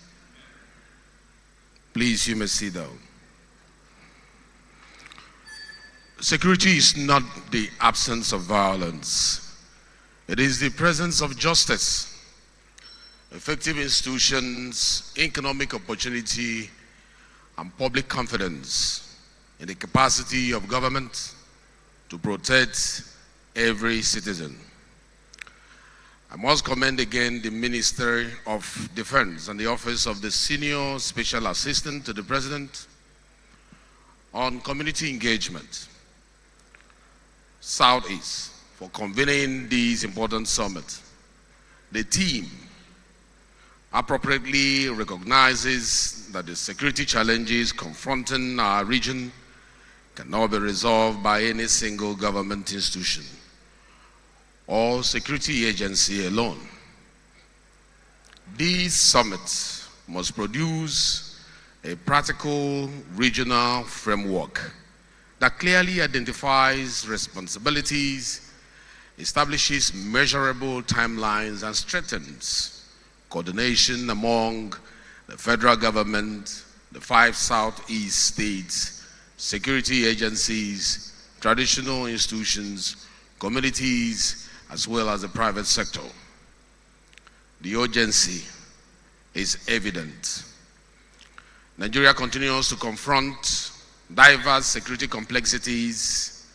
Available conflict data by ACLED indicate disturbing numbers across the country. I do not need to bore you with these numbers, but those figures remind us that insecurity is not an abstract policy problem. It represents families shattered. It represents livelihoods destroyed and communities forced to live in fear. The Southeast has experienced its own difficult manifestation of this national crisis. The region has witnessed politically motivated violence, attacks on security personnel and public facilities, kidnapping for ransom, cultism, criminal occupation of forests, illegal arms circulation, and the violent enforcement of unlawful sit-at-home directives. These things we must mention. A 2025 security assessment by ACLED also estimated that violence associated with sit-at-home enforcement and related confrontations has resulted in more than 700 deaths since 2021. It also estimated cumulative economic losses exceeding 7.6 trillion naira. Whatever reservation may exist about individual estimates, the reality is undeniable. Far-driven commercial shutdowns have damaged businesses, interrupted schooling, restricted healthcare access, and weakened investor confidence. The Southeast cannot prosper while its productive citizens are afraid to travel, open their shops, cultivate their farms, or invest their capital. Our people are historically known for enterprise, known for innovation, known for resilience. Protecting that productive energy must be treated as both a security priority and an economic necessity. Ladies and gentlemen, that's why the collaborative effort of several Southeast stakeholders, with their collaborative effort, I was able to launch, the Peace in Southeast project, a people-centered, non-kinetic peace-building initiative founded on the conviction that lasting security cannot be achieved through force alone, through kinetic approach alone. PICE complements the effort of our gallant security agencies by addressing the underlying drivers of conflict through dialogue, through reconciliation, through community engagement, through youth empowerment, economic inclusion, and strategic partnership. Built on 8 thematic pillars, the initiative brings together government, traditional institutions, religious leaders, civil society, the private sector, women and young people to restore trust, rebuild fractured communities, and create opportunities that make peace attractive and sustainable. Our goal is simple but profound: to replace fear with hope, division with unity, and violence with shared prosperity. Because the future of the Southeast depends not only on defeating criminality, but also on winning the hearts and minds of our people. I'm sure a lot of people in this room would like to talk about regional security architecture. What do I have in mind with regards to that? First, the 5 Southeast states should establish a permanent Southeast security coordination and intelligence framework. Criminal networks do not recognize state boundaries, like have been said here over and over. A kidnapper may commit a crime in one state, like that happened in Enugu State, hold victims in the forest of another state, and move proceeds through a third state. Our response must therefore be regional. And I thank the Deputy Governor of Enugu State for highlighting that during his speech. The framework should include a joint intelligence fusion mechanism, interoperable communication system, coordinated patrol along interstate routes, a shared database of wanted person and criminal network, and harmonized procedures for rapid response. Every distress call must reach the nearest capable security formation, irrespective of jurisdiction. Security agencies should also deepen intelligence-led operations. Checkpoints alone cannot defeat mobile and technologically enabled criminal groups.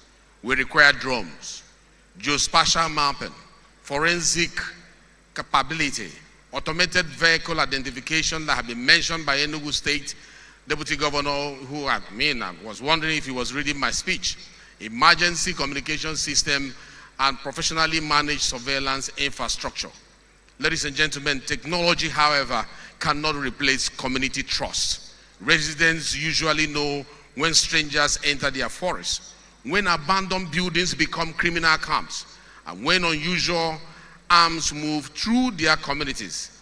They will provide information only when they believe their identity will be protected and their reports will lead to responsible action. We must consequently establish secure community reporting channels, protect informants, and strengthen collaboration with traditional rulers, town union, youth organization, women groups, transport union, and neighborhood association. I'm sure I will not leave this stage without most of you wondering what we have done with constitutional policing reforms. As the chairman of the Constitution Review Committee, as chairman of this committee on review of the Constitution, I recognize that Nigeria's centralized policing structure is increasingly unable to provide the local knowledge, the personnel strength, and the response time that is required by a federation of our size and complexity. We're talking about a nation with about 977 square kilometers. It is no longer enough. This is why the National Assembly has continued to advance constitutional reforms for the establishment of a state police, accompanied by strong safeguards against political abuse. When I was pushing for this agenda, a friend of mine and some of the well-wishers said, "You are pushing for your state governor to have the control of state police. He's going to arrest you." I said, "No, Governor Alex Oti, he's not going to arrest me when I give him state police." So that fear has kept us from making sure that this state police becomes what it's supposed to be. Moreover, we don't make law for ourselves. We make law that will outlive us in our office. We make laws for the society that we govern. The new executive bill, HB 2797, establishment of state police services and other related services, speaks directly to one of Nigeria's greatest security challenges, response time. It brings policing closer to the people by recognizing that security is most effective when it is rooted in local knowledge, when it's rooted in community trust, and when there is a timely intervention. An officer who knows the forest will police the forest better than one hired from outside. An officer who understands the language, the culture, terrain, and social dynamics of a community is better positioned to gather intelligence, to prevent crime, and to respond speedily to threats. Therefore, I must commend my father and leader, President Bola Ahmed Tinubu, GCFR, for this bold and very visionary initiative. His administration has demonstrated the courage to confront long-standing structural deficiencies in our policing architecture through a carefully designed constitutional framework that strengthens grassroots security, while embedding safeguard against abuse. This reform is not about weakening the Nigerian police force. It is about complementing it with a decentralized policing system that is more responsive, intelligence-driven, and better suited to the realities of our federation. State police must not become private armies for governors or instruments for suppressing political opponents.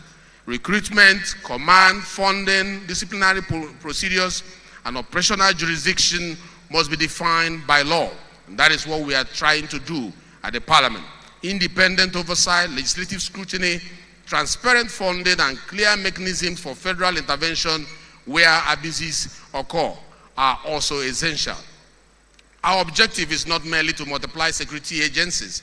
It is to bring accountable policing closer to communities while preserving national standards, preserving fundamental rights, and also encouraging effective coordination. The recent approval to expand the Nigerian Army from 8 to 12 divisions and recruit approximately 28,000 additional personnel demonstrate the federal government's recognition of the need to strengthen national security capacity. And I must commend the President of the Federal Republic of Nigeria, President Bola Ahmed Tinubu, for taking this bold step. This expansion must be supported by improved training, by improved equipment, by improved intelligence, troop welfare, as well as strong cooperation with civilian law enforcement institutions. The question will now become, what are those issues driving insecurity? Distinguished ladies and gentlemen, we cannot arrest our way out of every security problem.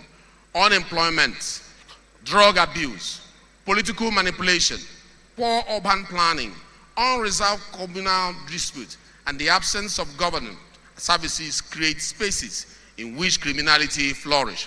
This has been mentioned also by the Deputy Governor of Enugu State when he spoke. The National Drug Law Enforcement Agency reported that within an 18-month period, it made 29,262 arrests. It secured 5,225 convictions, and it seized more than 5.3 million kilograms of illicit substances valued at over 1.5 trillion naira. Drug trafficking and substance abuse increasingly intersect with violent crime, cultism, and organized criminal activity. They play a role. Prevention, rehabilitation, and community education must therefore be complementing the enforcement efforts of this agency. Every Southeast state should expand youth employment, should expand technical education, should expand digital skill, agriculture, and enterprise support programs in communities most vulnerable to criminal recruitment. Local government must become functional centers of development, not distant administrative structures. Ladies and gentlemen, the Southeast Development Commission provides an important platform for addressing regional infrastructure deficit and coordinating long-term economic recovery. The Southeast Vision 2050 Blueprint, which was celebrated by all the state governors, recognizes the region as a central pillar of Nigeria's economic future. Security planning must be integrated into that development framework because investment, industrialization, and regional connectivity cannot thrive without peace. As I round up, I want to say that we should move from dialogue to implementation. Ladies and gentlemen, I propose at this summit adopt 5 immediate outcomes. 1, a permanent regional security coordination council, a shared intelligence and criminal information platform, coordinated protection of highways, forests, and critical infrastructure, community-based early warning and response mechanisms, and a publicly accessible implementation scorecard to measure progress. Within 60 days, the relevant institution should produce an operational plan identifying responsible agencies, funding requirements, timelines, and performance indicators. Within 6 months, we should reconvene. We should gather again, not merely to deliver speeches, but to evaluate results. The House of Representatives will continue to support necessary appropriations, legislations, and oversight. We will also strengthen engagement with security institutions to ensure that public funds produce measurable improvements in public safety. Our message must be unmistakable. The Southeast is open for lawful enterprise. And I want to thank the governors for the effort they are making. I must thank the 5 governors of Southeast for the effort they are making to make sure that these things, lawful enterprise, education, tourism, and investment, thrives. No individual or group has the right to imprison millions of citizens through fear. No grievance justifies the murder of innocent people. The burning of public institution or the destruction of livelihood. Yet our response must also communicate that government will listen, that justice will be pursued, that rights will be protected, and legitimate concerns will be addressed through constitutional and democratic channel. Working together, we can restore confidence, we can reclaim our communities, and we can build a Southeast in which our children can learn, our traders can prosper, our farmers can work, and every citizen can move without fear. I want to thank you for listening. God bless Abia State. God bless the Southeast. God bless the Federal Republic of Nigeria.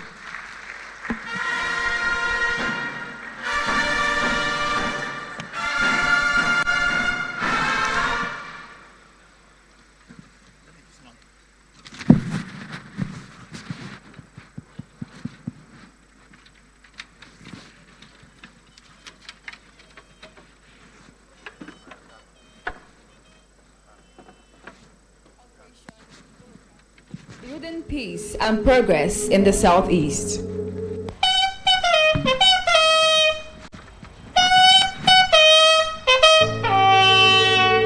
Operation Udoka, building peace and progress in the Southeast. The giant and remarkable successes of the troops of Operation Udoka, in collaboration with other security agencies in the ongoing Operation Eastern Sanity, have restored and consolidated peace while building economic progress in the region. It is a story of courage, resilience, and determination to protect lives, rebuild communities, and ensure economic activities thrive across the Southeast and beyond. Amidst several successes which time will not permit to highlight in this video, a significant milestone achievement of troops in the abolition of Monday Sits at Home hitherto imposed by IPOB and ESN order all over the Southeast. This was achieved through troop-sustained offensives, assertion of dominance in all area operation and political will.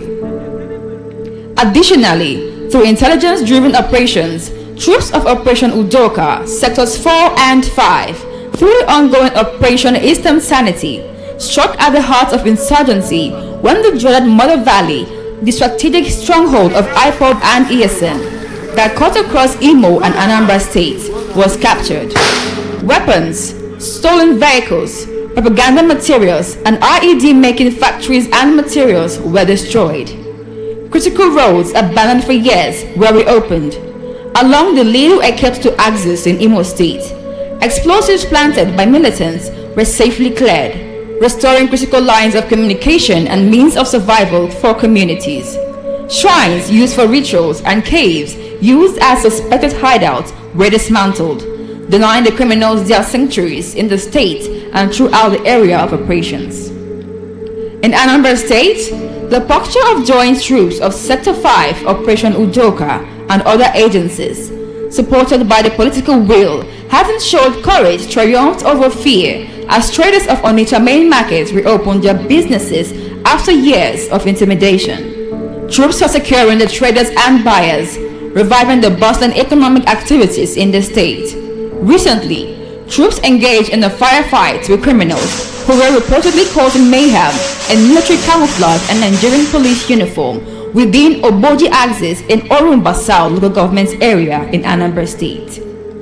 Troops neutralized 3 criminals, recovered arms and armor and other sundry items. Across Ebonyi and Abia State, troops of Sectors 2 and 3 dismantled series of criminal networks. Few of them will be highlighted. In Akeze, Ebonyi State, 3 members of the Amasri militia were arrested, having been linked to the January 29, 2026 attack in Orojo, Ebonyi State. Coordinated raids crushed drug syndicates, seizing methamphetamine worth millions of naira. Also in Ebonyi, a notorious IPOB kingpin known as Calamity was also apprehended, ending his reign of terror linked to the killing of security agents and carting away of their equipment in Delta and Ebonyi states. He was arrested with their armorer and other members of the group. Assaulted arms and ammunition were recovered from the group. Across Abia State, troops raided IPOB and ESN hideouts in Olokoro Obinto village in Hechiwa, Arochukwu local government area, Umuahia, Osisioma in Aba, Ohio Forest, and along Abia State University Okigwe, Ihube Road, and Enugu-Port Expressway. Troops have arrested suspects linked to kidnappings and separatist activities, destroyed ritual shrines, recovered weapons and illicit items, and rescued abducted victims. In Enugu, the swift response of troops of Sector 1 saved lives as kidnapped victims were rescued at 9th Mile, and 12 abducted locals freed in Eta community. Troops have cleared IPOB and ESN camps in Ardali Forest, Ezagu local government area, destroying shrines, trenches, explosives, and a cave used as a suspected hideouts. Also recently, troops in collaboration with other security agencies uncovered a clandestine arms hideout concealed within a zinc structure disguised as a piggery in Gariki in Enugu South local government area, and a safe house located at Albani in Kano West local government area of Enugu State, respectively. Furthermore, arms traffickers and some security personnel aiding and abetting their operations were also apprehended, exposing and disseminating transnational gun-running networks. Beyond combat, Operation Udoka invests in hope through its non-kinetic operations which cut across the southeast states. These include medical outreach for residents of Iboeze community in Enugu State, school outreach in Lilu, construction of an industrial borehole in Umukabi village in Iboetiti local government, Enugu State, a state of the primary healthcare facility in Umuchieze community in Abia and Osu in Imo State. Joint Task Force Southeast Operation Udoka is a multi-agency security operation established to restore peace and enhance security across the Southeast through coordinated operations against terrorism, kidnapping, violent extremism, and other criminal activities in Southeast region. The operation is commanded by Major General Oluremi Fadairu, the General Officer commanding 82 Division, and Commander Joint Task Force Southeast Operation Udoka. Its area of responsibility covers Abia, Anambra, Ebonyi, Enugu, and Imo states, where it continues to promote a safe and secure environment for socio-economic development. On a general note, all these are geared towards supporting the efforts of the governors in the region. Operation Udoka is more than a military operation. It has emerged as a promise for peace, stability, and progress for the Southeast. Good people of Iboland, our victories remind us that peace is possible when we stand together. Your support fuels our sacrifice, and our sacrifice binds us together to defend our land, protect our heritage, safeguard our unity, and secure a brighter future for our dear nation. The Southeast is safe and always ready for business. Welcome to our world.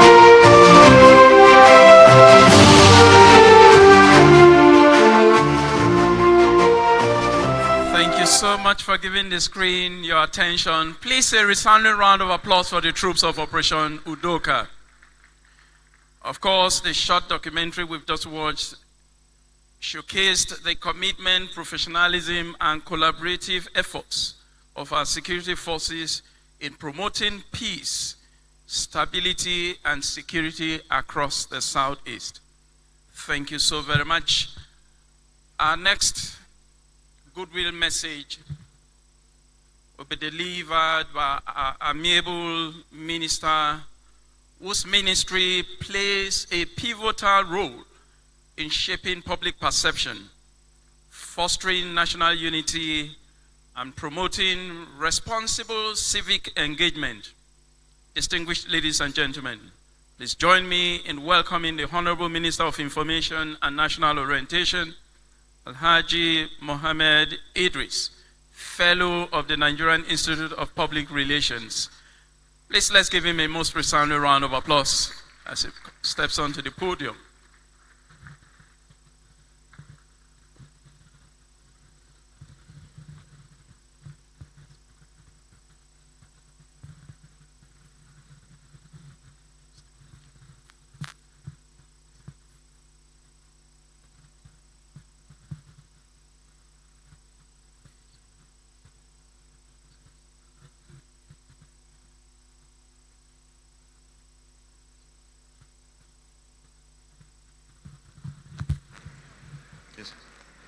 Thank you, the Master of Ceremony, for that generous, kind words of yours.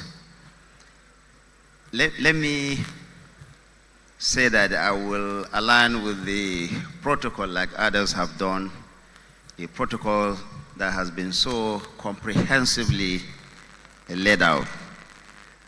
But I will take the liberty also of recognizing my friend for so many years, the executive governor of Abia State.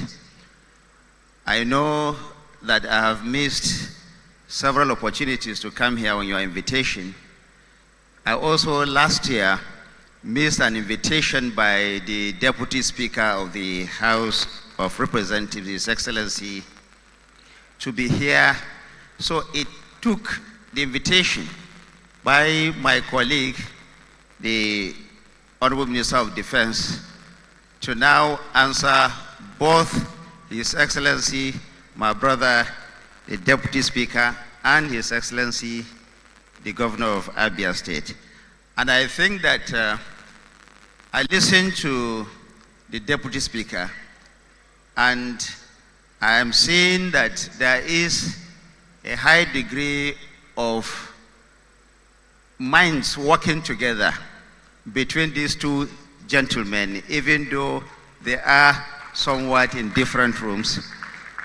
We all have to know that, like the President always says, Nigeria is our country. We have one big family living in different rooms. And I'm happy to see what I'm seeing here today in Umuahia. The Honorable Minister, when you were coming for this event, you sent me an invitation to be here. What you didn't do was to also send me a dress code that I should come with my red cap and this dress. Otherwise, I wouldn't have been in this regalia. I want to also very respectfully recognize our elder statesman here, single him out for recognition, General Icc Umuahia. Each time I went for very serious conferences or seminars or events like this, I always find General Umuahia there. Thank you for all the services that you have rendered to our great country. It is my honor to join you here today at this very important Southeast Regional Security Summit. The theme of the summit, collaborative approaches to strengthening security and regional stability, captures an enduring truth. Security cannot be delivered by government alone. It requires a whole of society and a whole of government approach in which institutions, communities, and citizens work together with a shared sense of purpose. The southeastern part of this country occupies a unique place in Nigeria's national life. The Southeast is renowned for its enterprise, for its innovation, and for its resilience. Its people have made very great contributions to our country's economic development. The federal government of Nigeria, therefore, remains fully committed to ensuring lasting peace and security across this region. For this reason, the federal government remains firmly committed to ensuring that every community across this region enjoys lasting peace and security. President Bola Ahmed Tinubu GCFR has consistently affirmed that protecting lives and property is the foremost responsibility of government. Guided by this principle, the Renewed Hope administration has adopted a comprehensive security strategy that combines military operations, intelligence-led policing, judicial accountability, economic development, and strategic partnership.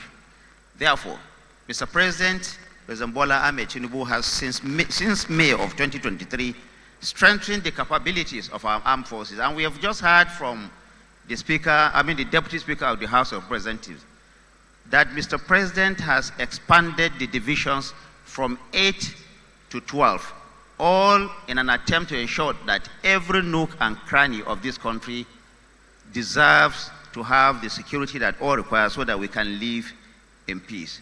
We all know that the presence of security is mutually exclusive with the presence also of prosperity. In other words, if you have security, you're going to have prosperity. If you don't have security, the prosperity that all of us crave for us to develop as a nation, will certainly elude us. The renewed hope agenda of President Bola Ahmed Tinubu, therefore, recognizing that security and development are two inseparable issues.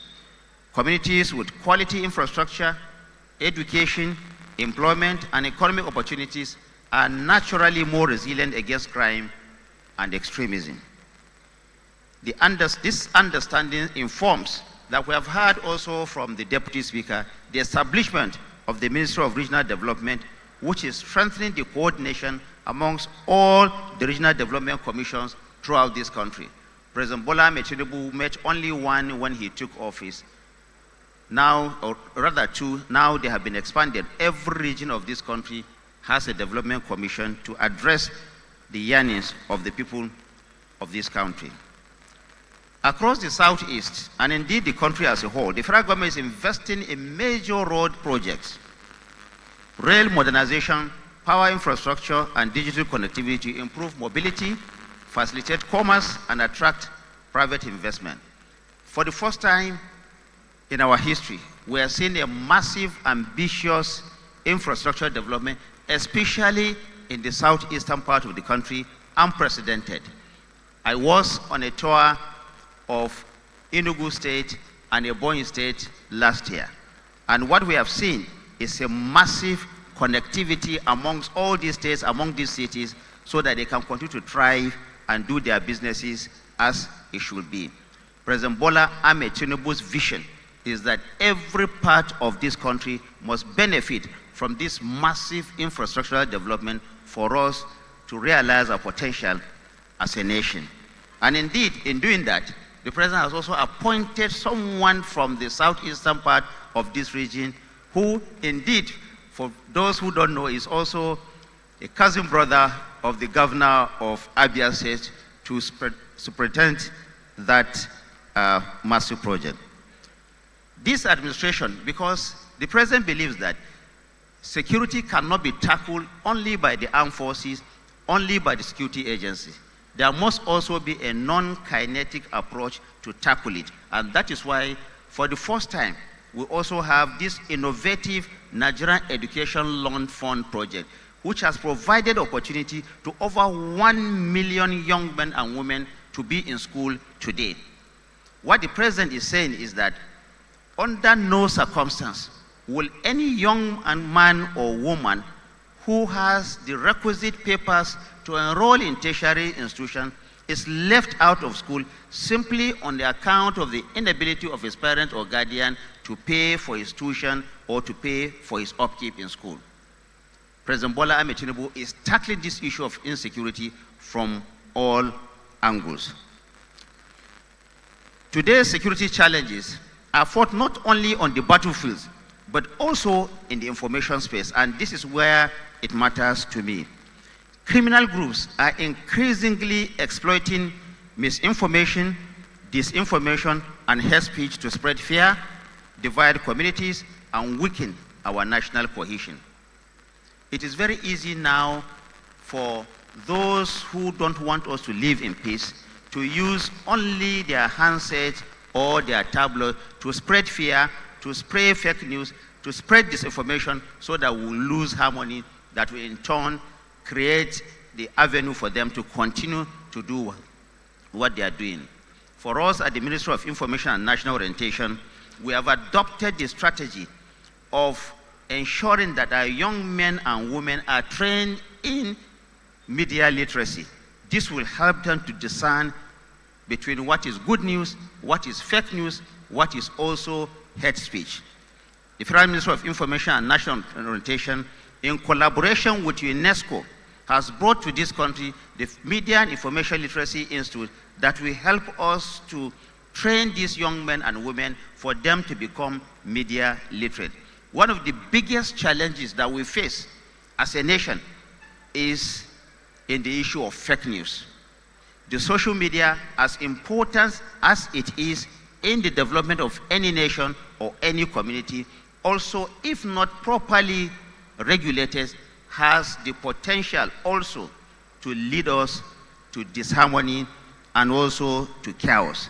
And that is why Ministry of Information and National Orientation is working hard to ensure that we get our young men and women involved and media literate so that they can discern what is fake news and what is also good news. The media also remains an indispensable partner in nation building. I therefore want to seize this opportunity to commend journalists who continue to uphold professionalism and encourage all media practitioners to resist sensationalism and avoid amplifying narratives that serves only criminal elements. Let me say this to our media. Your work is indispensable in the growth and development of our country. Indeed, democracy cannot thrive without responsible media in any given society. But let me say that unless media practitioners also know that because they have the freedom for them to express themselves, there is the need for them to have the responsibility of that profession, the responsibility that it requires for them to also discern and also put forward what is good or what is bad. So much as the media has the capacity to unite us, to forge unity, to improve development, the media can also be used negatively to create division amongst us. And that is why I'm calling for members of the Nigerian media to please be patriotic, know that whatever you report out there has the capacity either to unite us as a nation or to also lead us to anarchy. Traditional rulers, religious leaders, community organizations, and civil societies likewise have vital roles in promoting dialogue, strengthening social cohesion, and encouraging cooperation with security agencies. One of the most important national conversations today concerns the future of policing in Nigeria. I won't dwell much on that because the Deputy Speaker of the House of Representatives has already spoken extensively on that.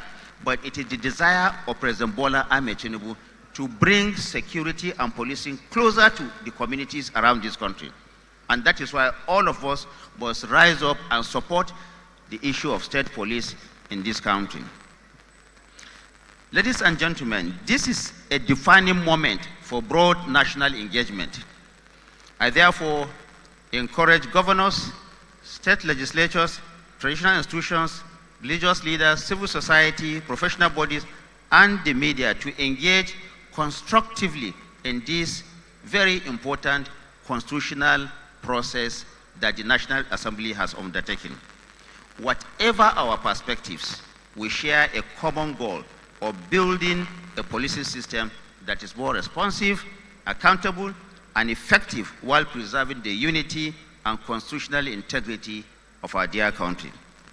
Peace is far more than the absence of conflict. It is the presence of justice, of opportunity, and of inclusion, and indeed of hope. The southeastern part of this country has always been defined by enterprise, by resilience, by industry, and by ingenuity. Those enduring values must remain stronger than the forces that seek to undermine them. As we conclude, let us renew our commitment to stronger cooperation amongst government, security agencies, traditional institutions, faith communities, civil society, and the citizens generally. Let us support constitutional reforms that strengthen grassroots policing. Let us reject misinformation. Let us resist the voices of division and work together to build communities founded on trust, on justice, and on shared prosperity. Under the leadership of President Bola Ahmed Tinubu, The federal government will continue to partner with the people of the Southeast to ensure that this region remains a place where businesses flourish, where communities thrive, and every child can dream without fear of anything. When the southeastern part of this country is secure, Nigeria is stronger. When every region enjoys peace, our democracy flourishes. And when we stand together as one people, united by a common destiny, no force can diminish the promise of the Federal Republic of Nigeria. Let me once again thank the organizers of this summit, particularly the governors of the southeastern part of the country, and my friend and brother, the governor of Abia State, for finding time to really put people together for this to happen. Let me also thank once again my colleague, the Honorable Minister of Defense, for the work he's doing. When he left office, we always miss him because we are used to seeing him in uniform. Now we see him in kaftan, but today he has added another uniform to his wardrobe, and I'm sure I'm also going to copy you. Your Excellency, the Speaker, the Senate President, ably represented here, thank you for the work we do in partnership with your colleague at the House of Representatives and all the elder statesmen and women here for the contributions you make towards the peace and development of our country. Thank you very much for this invitation.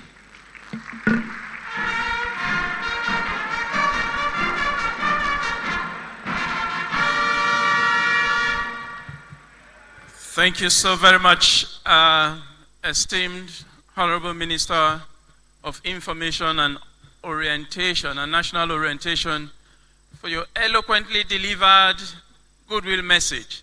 It has further given us a penetrating insight into the subject matter. Please may we once again applaud him.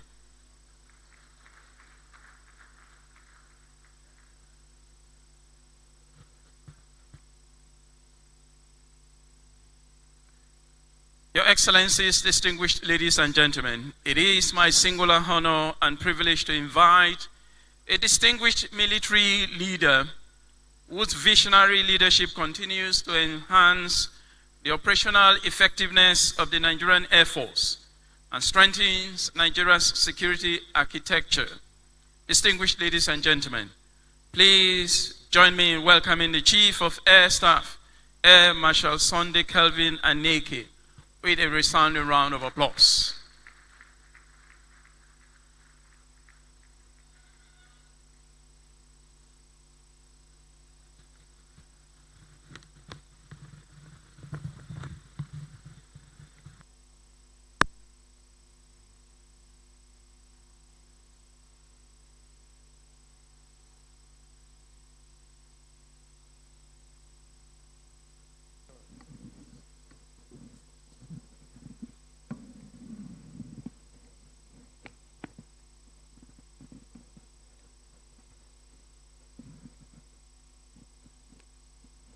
Our special guest of honor, His Excellency Senator Godswill Obot Akpabio, President of the Senate, Federal Republic of Nigeria, ably represented by our amiable Senator Abdulaziz Musa Yar'Adua, Chairman, Senate Committee on Army.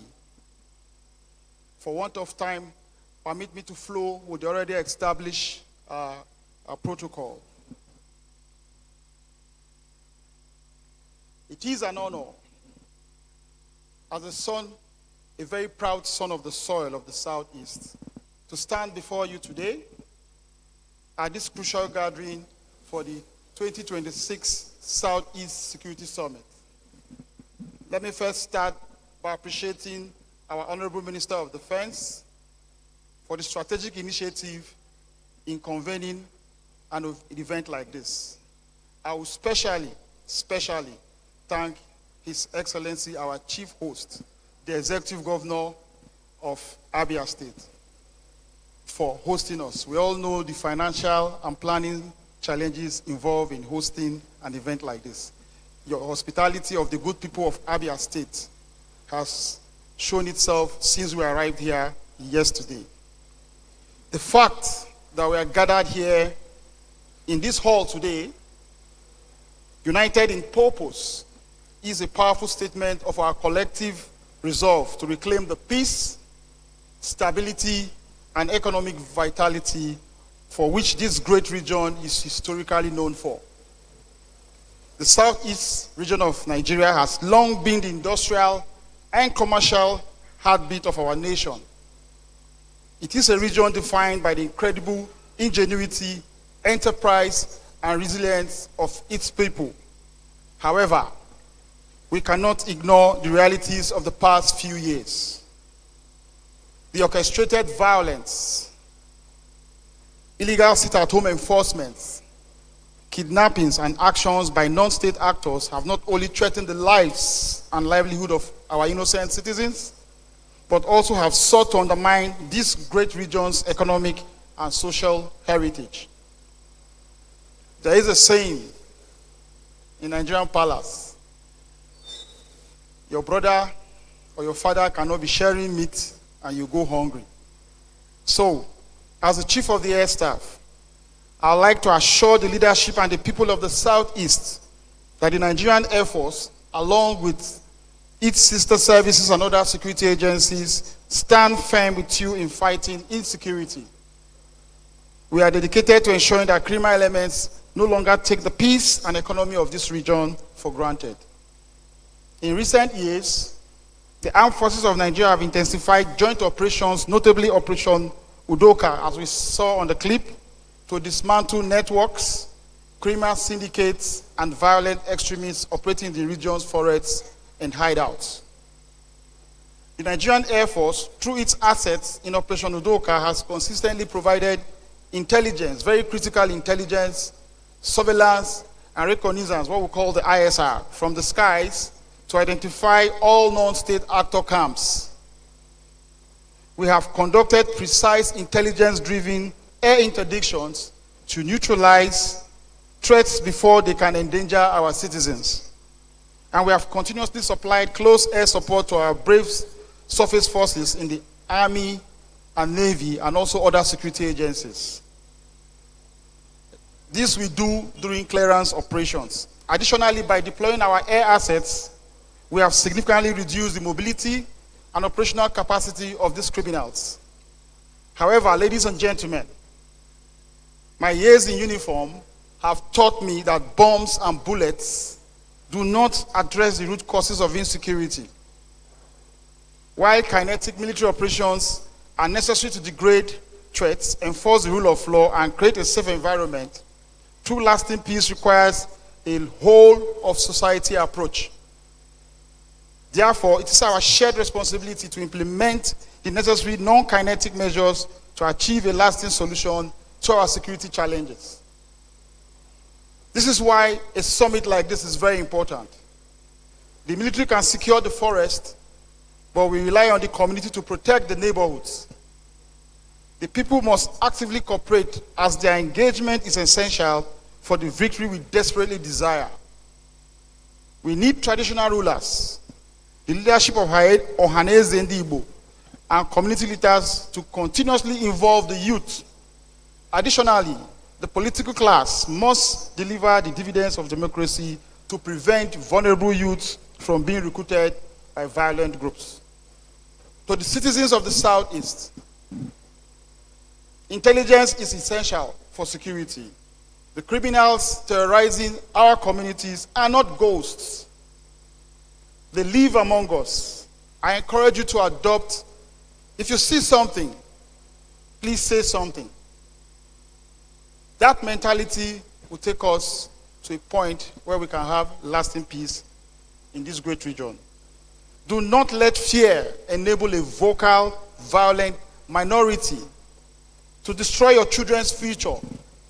The Nigerian Armed Forces, police, and other security agencies are here to protect you.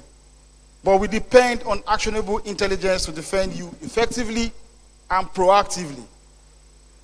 I reaffirm the Nigerian Air Force commitments to our non-kinetic operations in this region. We will actively engage in civil-military cooperation, which we call CIMIC activities, including medical outreach and community support programs to strengthen the bond between the military and civilians. We are not and I repeat, we are not an occupying force. We are your sons, just like me, daughters, brothers, sisters in uniform, dedicated to protecting the territorial integrity of our homeland. As we gather at this summit, let us look ahead with hope and determination, conduct frank discussions, formulate actionable strategies, and make binding comments and commitments. Together, we'll keep the Southeast a thriving hub of commerce, innovation, and peace. I assure you, once again, the Nigerian Air Force will continue to stay vigilant and committed to restoring peace and security to every inch of the Southeast and Nigeria as a whole. Once again, it's a privilege to be one of your sons, and we would also like to thank Mr. President for giving one of yours the opportunity to contribute his own part to the safe and stable environment for peace and commercial activities to go on. Thank you for your attention. God bless the Southeast. God bless the armed forces of Nigeria, and God bless the Federal Republic of Nigeria. Thank you very much.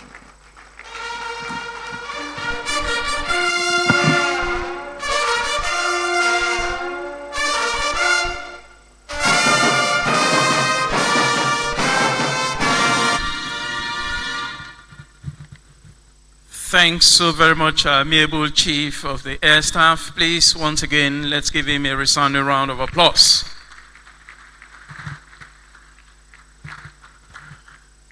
Our next goodwill message will be delivered by a senior veteran and an elder statesman, a former military administrator of old Imo State, former Minister of Employment, Labor and Productivity, former Minister of Foreign Affairs and External Affairs. That are two different times. I thought he deserves a resounding round of applause before I conclude that. A former senator from Abia North, distinguished ladies and gentlemen, please join me with a resounding round of applause in welcoming Senator General Icc Umuahia, retired, GCMG, CFR, COM, PSC, MNI, and fellow of the Nigerian Institute of International Affairs. In fact, there are so many. A resounding round of applause for this elder statesman. Wow, thank you so very much for giving him a standing ovation. Thank you so much.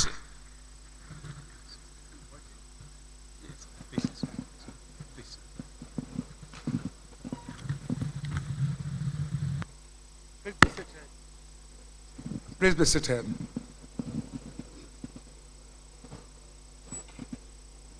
Yes, I will stand on existing protocol, but I must mention a few here.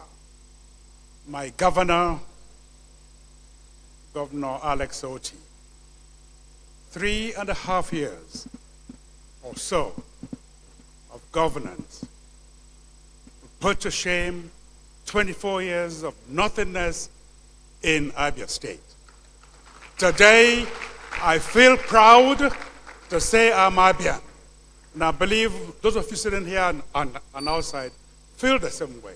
So I share the Deputy Speaker's affirmation that you're doing well. So keep that going. And so when he comes on the ballot next time around, put him back to office.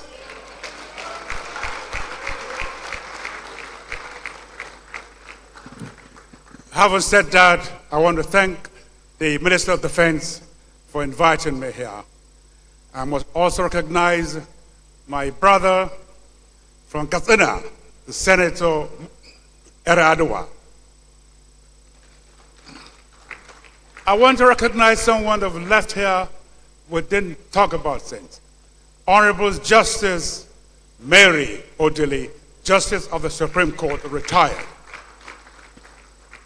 Now, before I go on, I want to place on record my commendation to the President, Commander-in-Chief of the Armed Forces, for the firm stance he took in total resentment of xenophobia in South Africa. Our country, and I played a major role too also, worked hard to put down apartheid. We will not replace xenophobia in Africa for apartheid. So we'll tell South Africans and other Africans, xenophobia is a non-starter on our continent. We can't fight apartheid with our blood and our money and our sweat and then have xenophobia by our own people against our own people. That's damnable.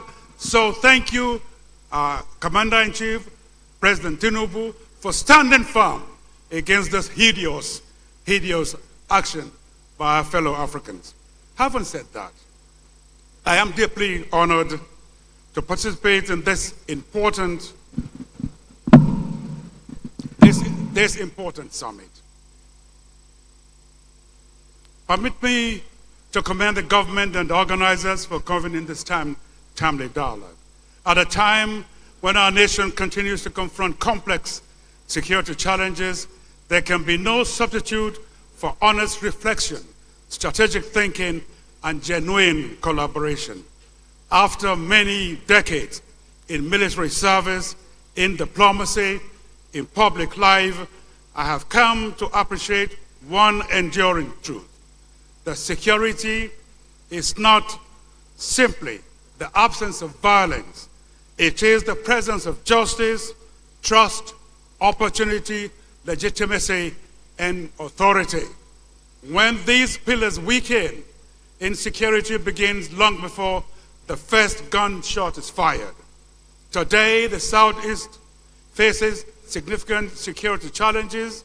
These are often described in terms of kidnapping, violent crimes, attacks on public institutions, a threat to law and order. Yet these manifestations are in many respects symptoms rather than the underlying disease. The deeper challenge is the gradual erosion of confidence in institutions, in leadership, in one another, and sometimes even in the future itself. No security architecture can succeed where trust has collapsed. Military force is indispensable, but military force alone has never permanently solved a political, economic, or social problem. Armies created the space for peace. Societies must then build on that peace. That distinction is fundamental. Allow me, therefore, to offer 6 reflections. First, security begins when intelligence Security begins with intelligence, not firepower. The most successful operations are those that prevent violence before it occurs. That requires intelligence that is timely, accurate, and socially generated. Communities must see security agencies as trusted partners rather than institutions to be feared. The greatest intelligence asset any nation possesses is not technology, it's not military. It is that civilian who believes that the government will protect rather than punish. Truth remains the most effective force multiplier. Second, every community must become a stakeholder in security. Security cannot remain the exclusive responsibility of the armed forces, the police, and other security agencies. Parents, teachers, traditional rulers, religious leaders, youth organizations, professional associations, market unions, town unions, every one of them possesses influence, local knowledge, and moral authority that no government institution can replicate. Security, therefore, succeeds when citizens become participants rather than spectators.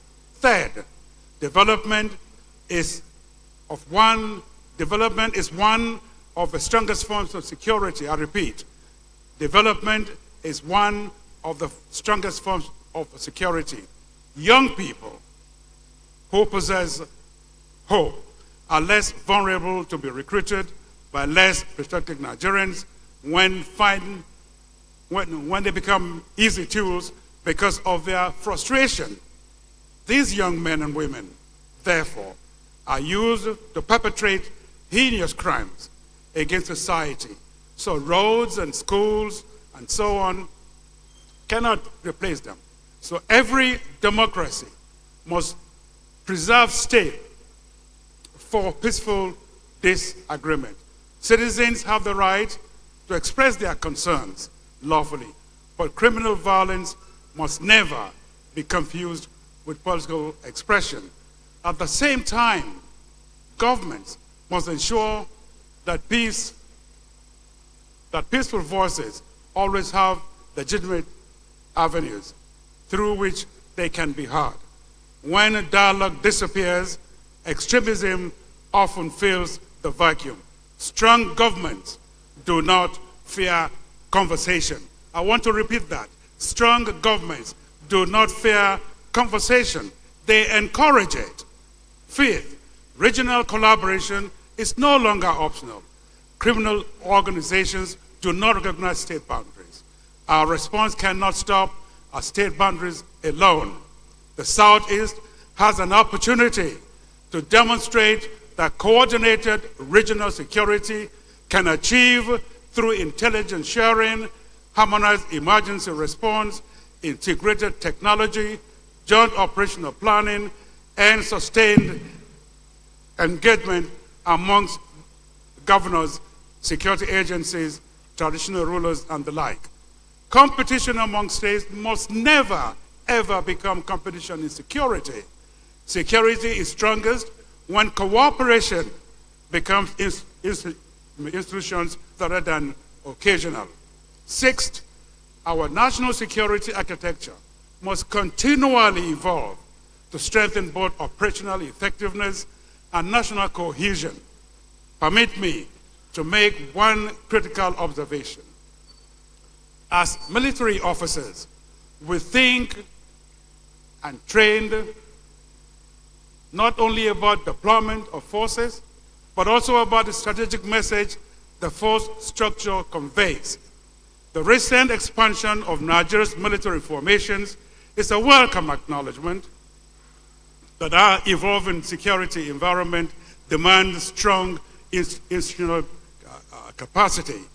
It recognizes that yesterday's force structure may no longer be adequate for today's realities.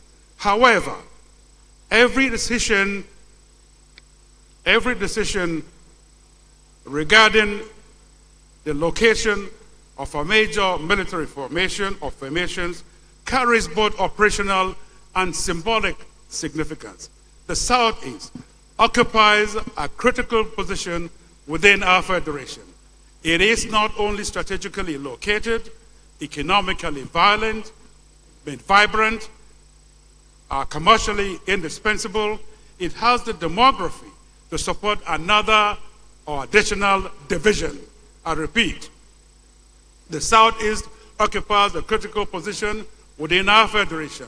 It is not only strategically located, economically vibrant, commercially indispensable, it has the demography to support an additional division. Against this background, the absence of a comparable divisional formation within the Southeast naturally invites reflection, not as a matter of regional rivalry, but a grievance, but a question of strategic planning and national integration. Military divisions are more than administrative headquarters.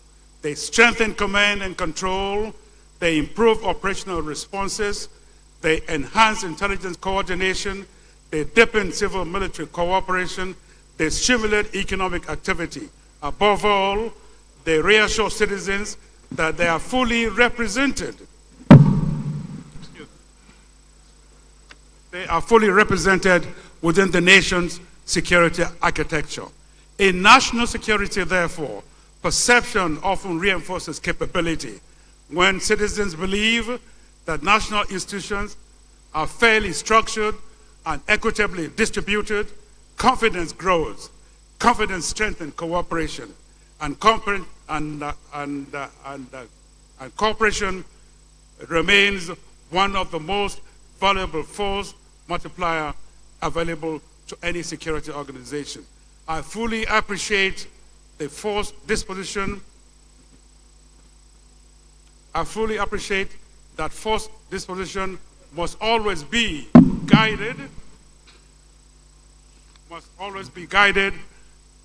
by professional military judgment rather than politics.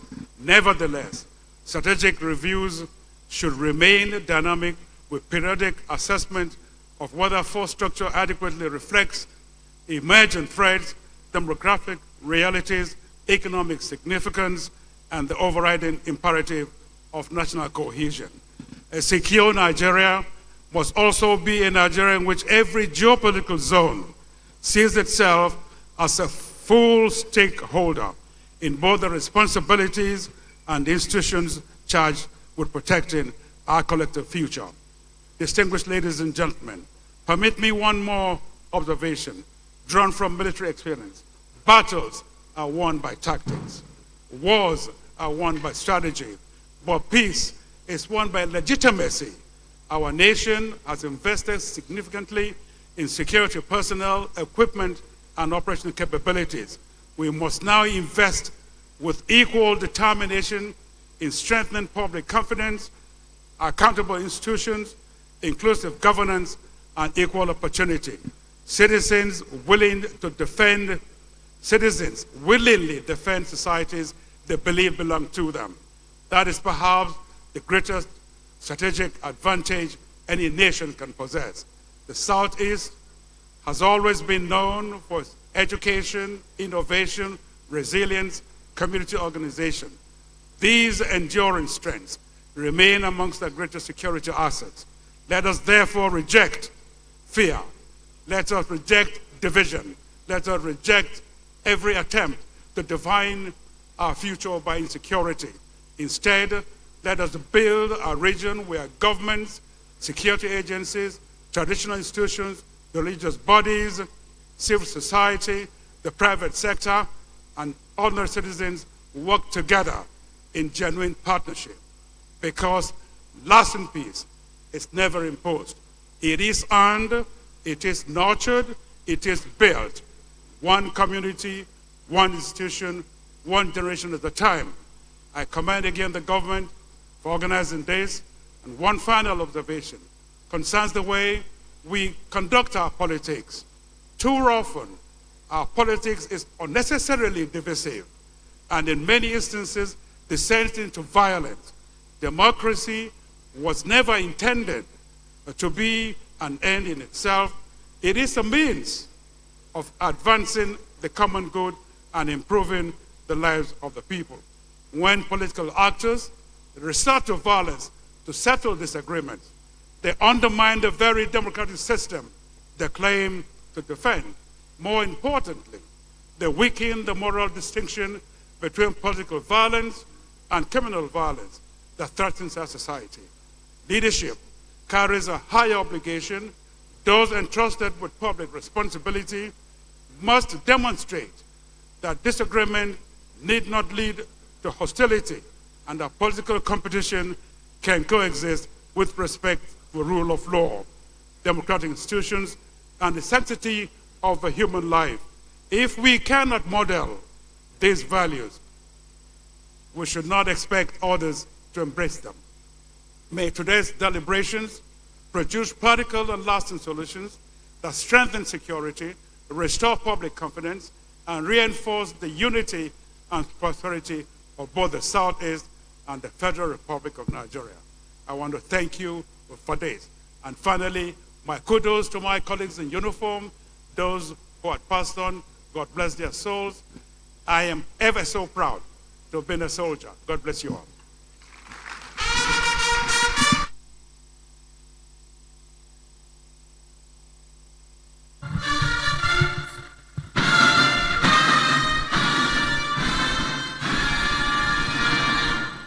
Please, another round of applause for General Icc Umuahia Nwachukwu.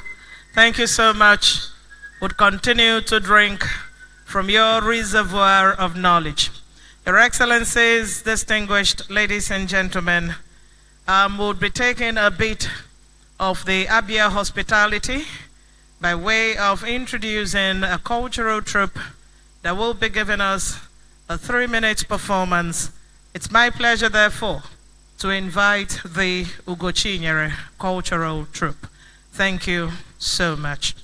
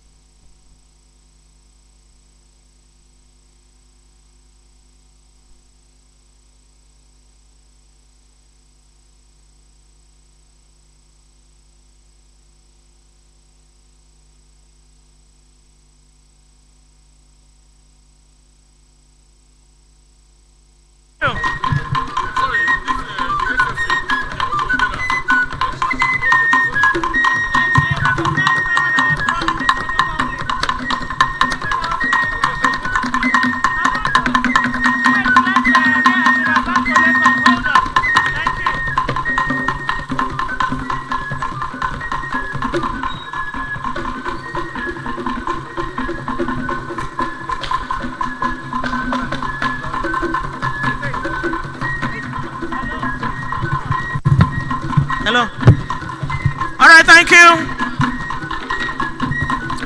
A round of applause for the Ugochinyere cultural troupe. And that's our own way of traditionally welcoming our guests for the Southeast Security Summit. Please, another round of applause.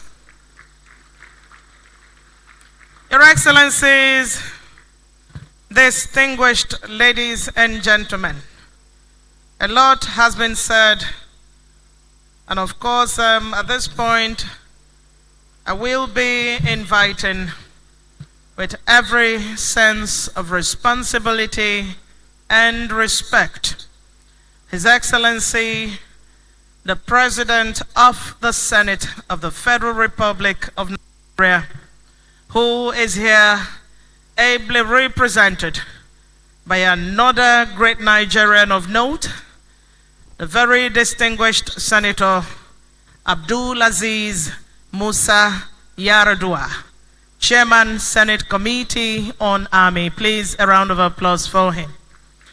Continue clapping. I think we can do better. Please, let's show him some love as he makes his way to the podium to speak to us. Representative of the Senate President, His Excellency Senator Godswill Oborakpabio, and of course, represented here by Senator Abdulaziz Musa Yaradua. Thank you.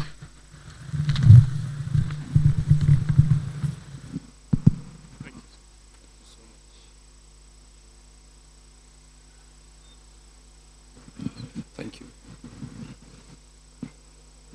Your Excellencies, ladies and gentlemen,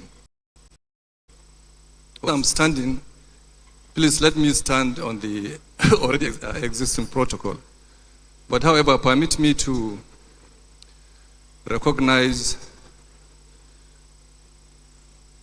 His Excellency, the Governor of Abia State, for hosting this event and this summit.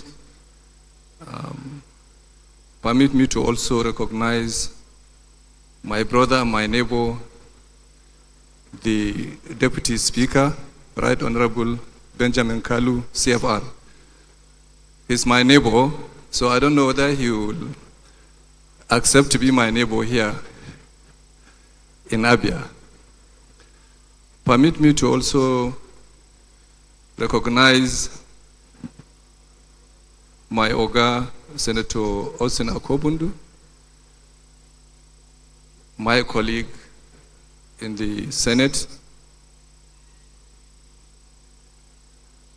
May I also recognize the convener, the Minister of Defense, General Christopher Gwabi Musa, CFR, retired but not tired. Let me also recognize the Honorable Minister of Information, who gave me leave to this summit. Thank you so much. May I also recognize the governors of the Southeast, ably represented by the Deputy Governors, Your Excellencies. May I recognize the former Chief of Army Staff and my Chief of Army Staff, Lieutenant General Ihejirika, retired. May I recognize all the royal fathers here present, and most importantly, our clerics that are here. Finally, please let me recognize my father and my elder brother, General Umaru Sanda, because he is from Katsina State. And when he came here to speak, being the diplomat that he is, today he didn't speak as a diplomat. For those of us who are in the military, we saw a commander speaking. I want to thank you so much, sir, for your presence here. I'm here representing the uncommon President of the Senate, His Excellency Distinguished Senator Godswill Obot Akpabio, GCOM. Whatever I say, it's from him and not from me. So, his speech. There are moments in the life of a nation when the decisions made in a single room echo far beyond its walls, across communities, across generations, and across history itself. This is one of those moments. For what is at stake today is not merely the security of the Southeast, but the confidence of our people, the unity of our republic, and the promise of a safer Nigeria for every citizen. It is therefore an honor to address this distinguished gathering of governors, ministers, members of the National Assembly, heads of our armed forces and security agencies, traditional rulers, religious leaders, captains of industry, civil society organizations, youth representatives, and other patriotic Nigerians assembled in pursuit of this noble cause.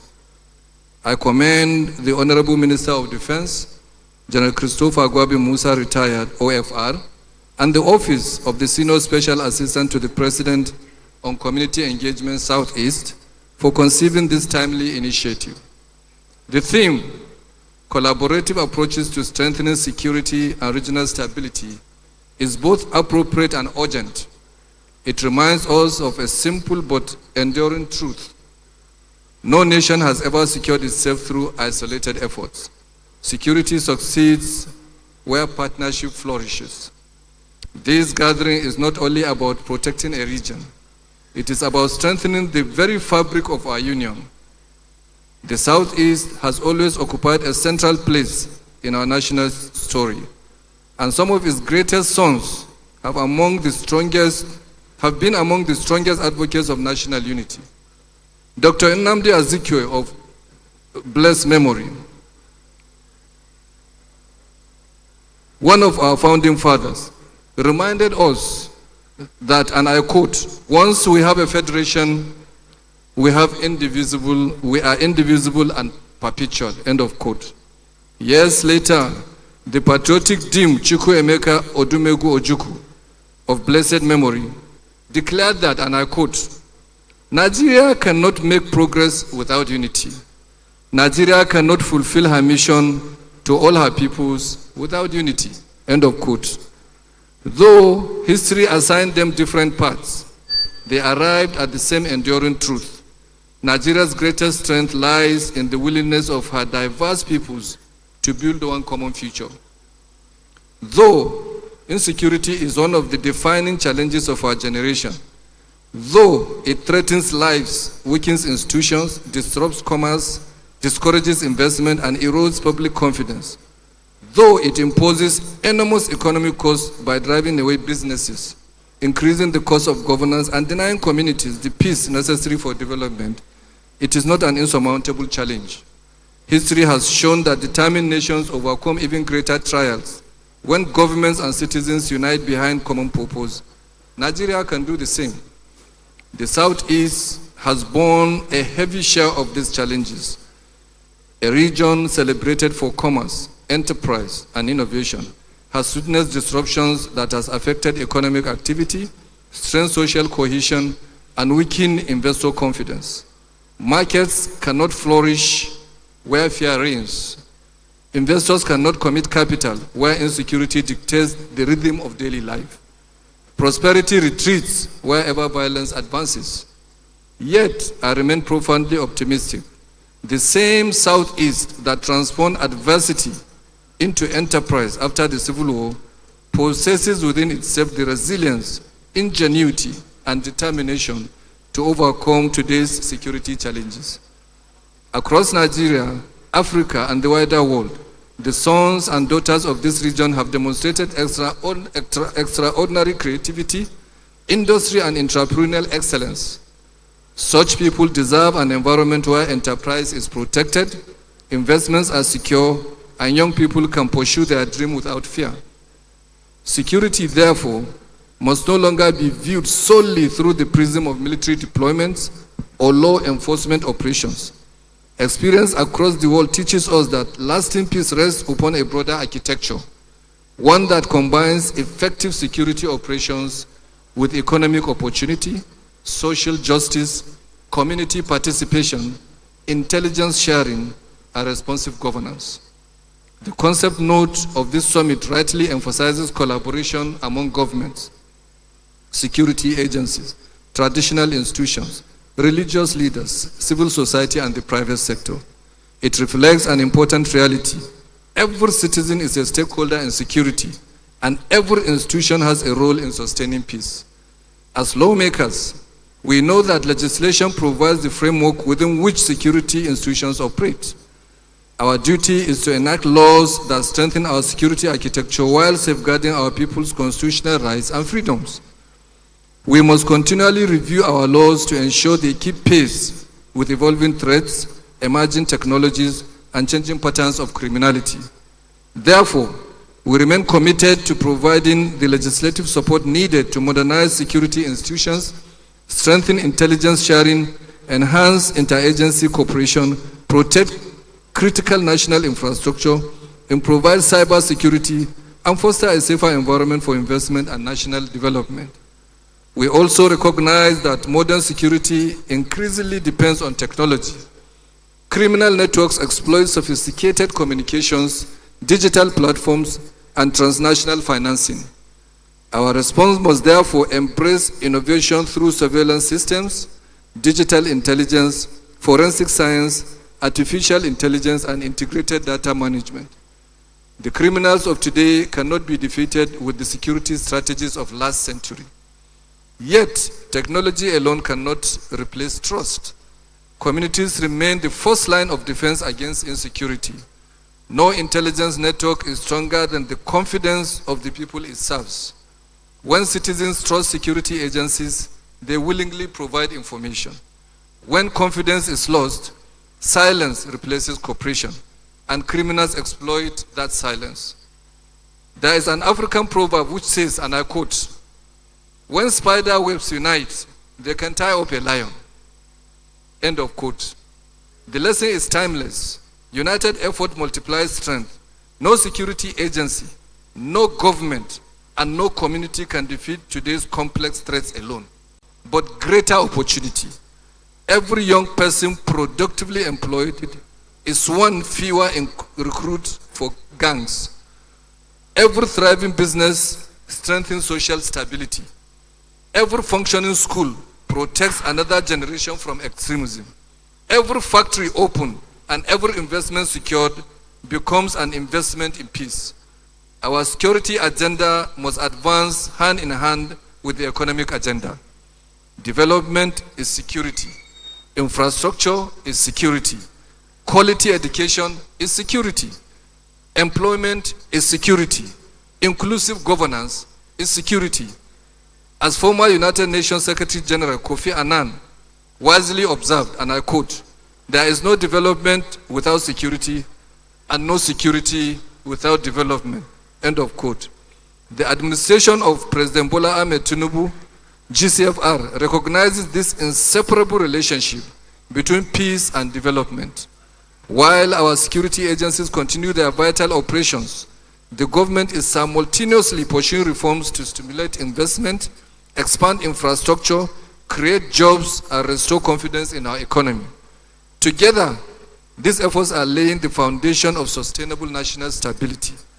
As representatives of the Nigerian people, we staunchly support every genuine initiative that promotes peace, national unity, and inclusive development. We shall continue to work with the executive, the judiciary, state governments, and all stakeholders to ensure that our democracy delivers not only political freedom, but also personal security and economic opportunity. Your Excellencies, distinguished ladies and gentlemen, my hope is that this summit will be remembered not as another conference, but as a turning point.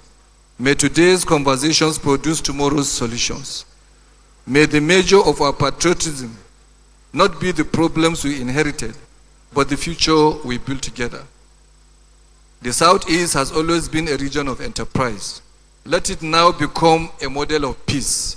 The Southeast has always been a center of innovation. Let it now become a beacon of stability. For when the Southeast prospers in peace, Nigeria prospers in strength. May God help us build a Nigeria where every citizen can live without fear, invest with confidence, work with dignity, and dream without limitation. May God bless the Southeastern Nigeria. May God bless the Federal Republic of Nigeria. I thank you.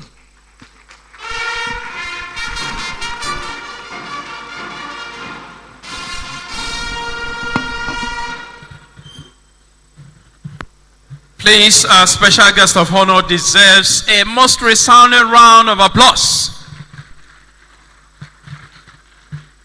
Thank you so very much, our distinguished Senator Abdulaziz Musa Yaradua, for delivering eloquently and incisively the remarks of the Senate President.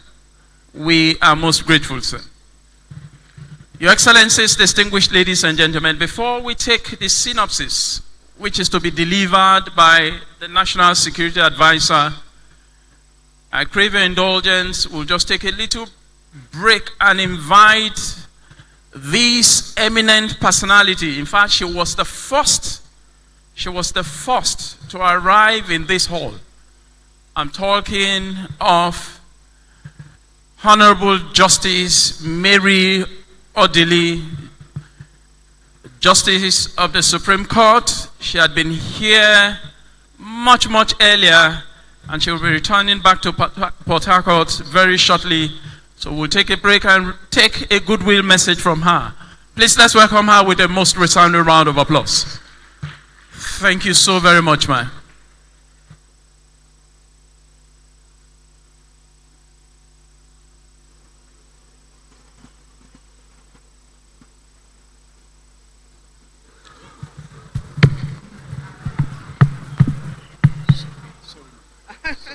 I've been sitting for too long.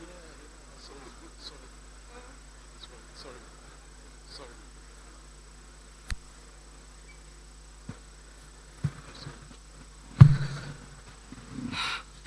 Your Excellency, distinguished ladies and gentlemen, sorry for the drama. I've been sitting for too long. The Governor of Abia State and the chief host of today's occasion, Your Excellencies, distinguished ladies and gentlemen, a lot has been spoken by the military, serving and retired, including General Ike Nwachukwu. The legislature has spoken. However, nothing yet has been spoken about justice and peace. Justice and peace go together. Justice does not go alone. Peace does not go alone.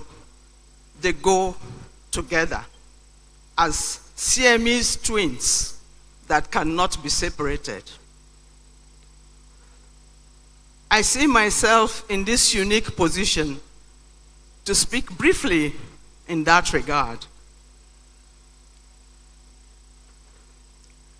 A lot of concern has been made in the society about whether justice is what it should be. Justice delivered by the blind adjudicator without bias. In that regard, just as security, the military has told us that it is not for the military alone. Justice will not be delivered effectively just by only judges, magistrates, or those in adjudication.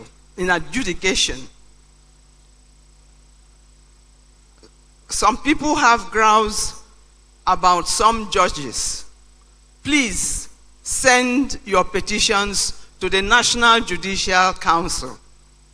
The Chief Justice of Nigeria attends to every petition that comes against any judicial officer. But some petitions come in a watery form, without facts, without the materials upon which that petition is to be attended to. Remember, the judge you are accusing or you think has infracted has his fair hearing, and so can extricate himself from the condemnation or the accusation if the petition is watery, does not have the necessary facts upon which it can be handled. I will give you an example.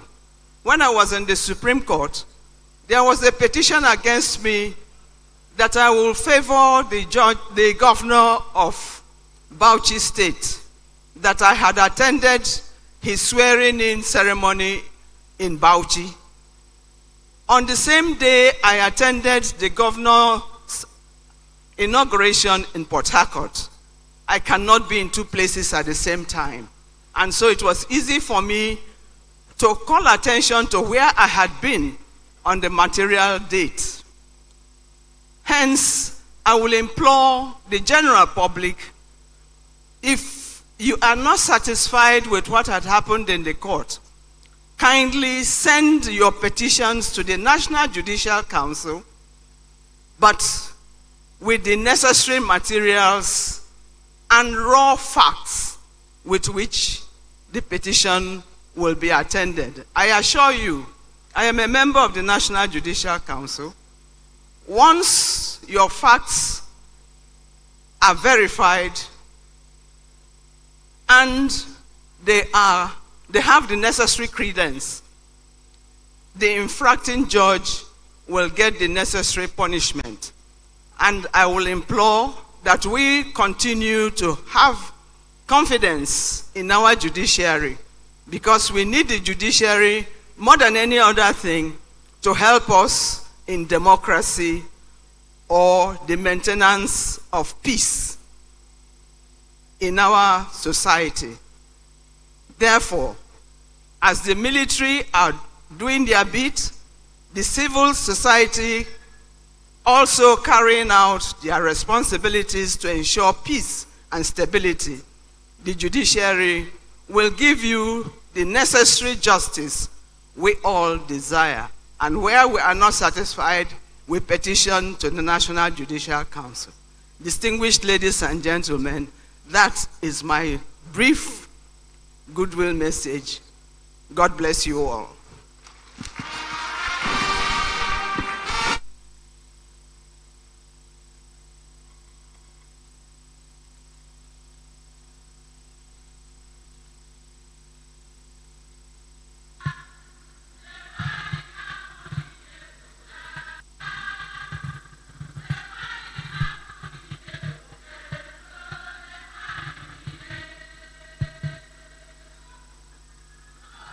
Thank you so much, the wonderful women from Imo State.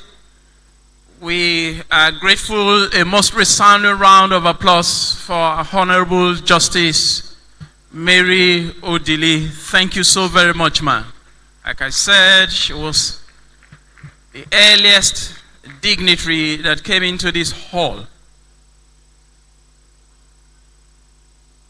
Your Excellencies, distinguished ladies and gentlemen, as we proceed with the program, we have now come to one of the most significant segments of today's summit. An informed understanding of the prevailing security landscape is essential to developing effective, coordinated, and sustainable responses to the challenges confronting the Southeast region. The synopsis to be presented will provide a strategic overview of the current security situation in the Southeast, highlighting emerging threats, ongoing interventions, and opportunities for enhanced collaborations among stakeholders. It is therefore my singular honor and privilege to invite the National Security Advisor, Malam Nuhu Ribadu, MNI, ably represented by Major General Hilary Mabeoku, to present the synopsis of the security situation in the Southeast. Please let's welcome him with a resounding round of applause.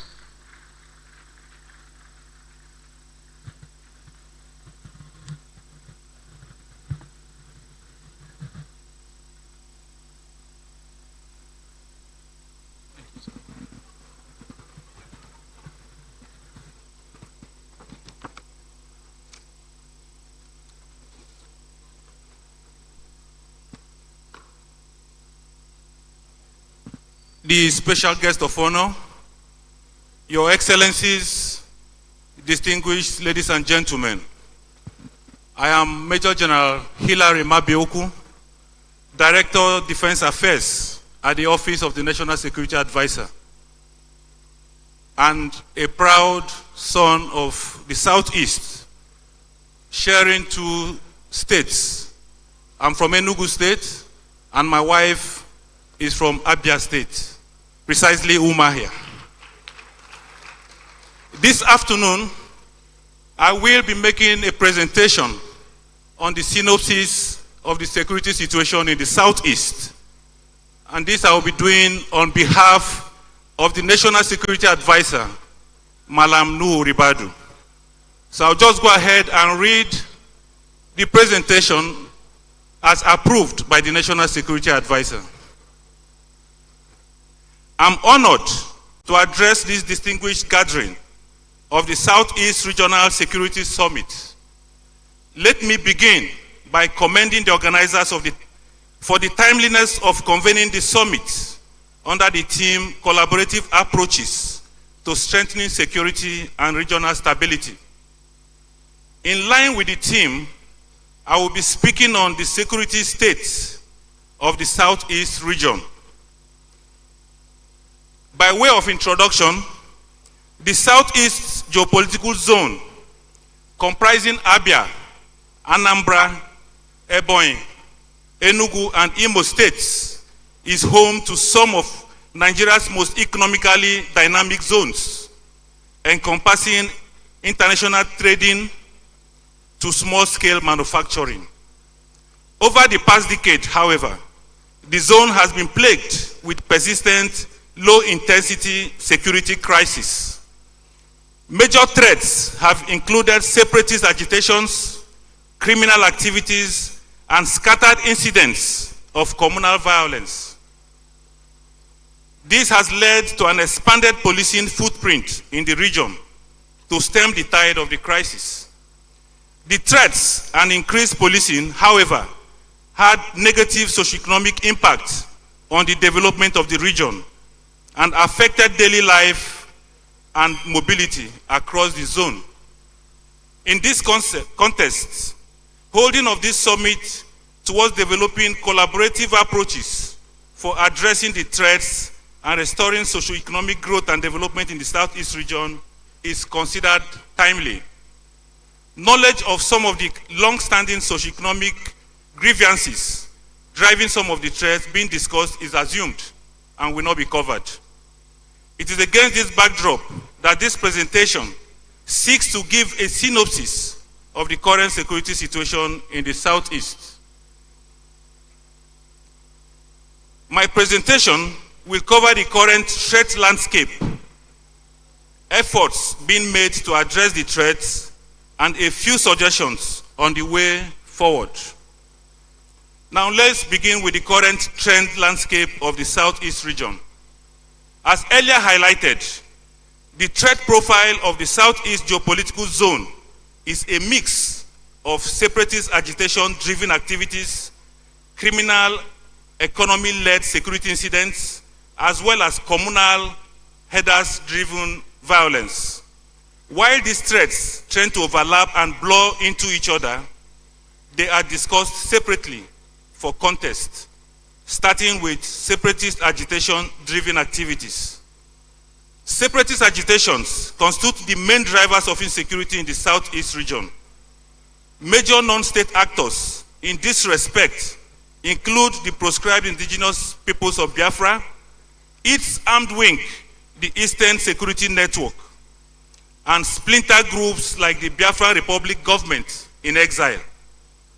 The modus operandi of these groups has included enforcement of sit-at-home directives in the 5 states in the region, attacks on military and police installations, as well as anti-government psychological operations and misinformation campaigns. Now let's look at enforcement of sit-at-home orders. The enforcement of Monday sit-at-home orders began in August 2021, and its compliance has been sustained through violence and intimidation against non-compliant individuals and businesses. Competing and contradictory sit-at-home directives from various separatist factions have at times also worsened the violence.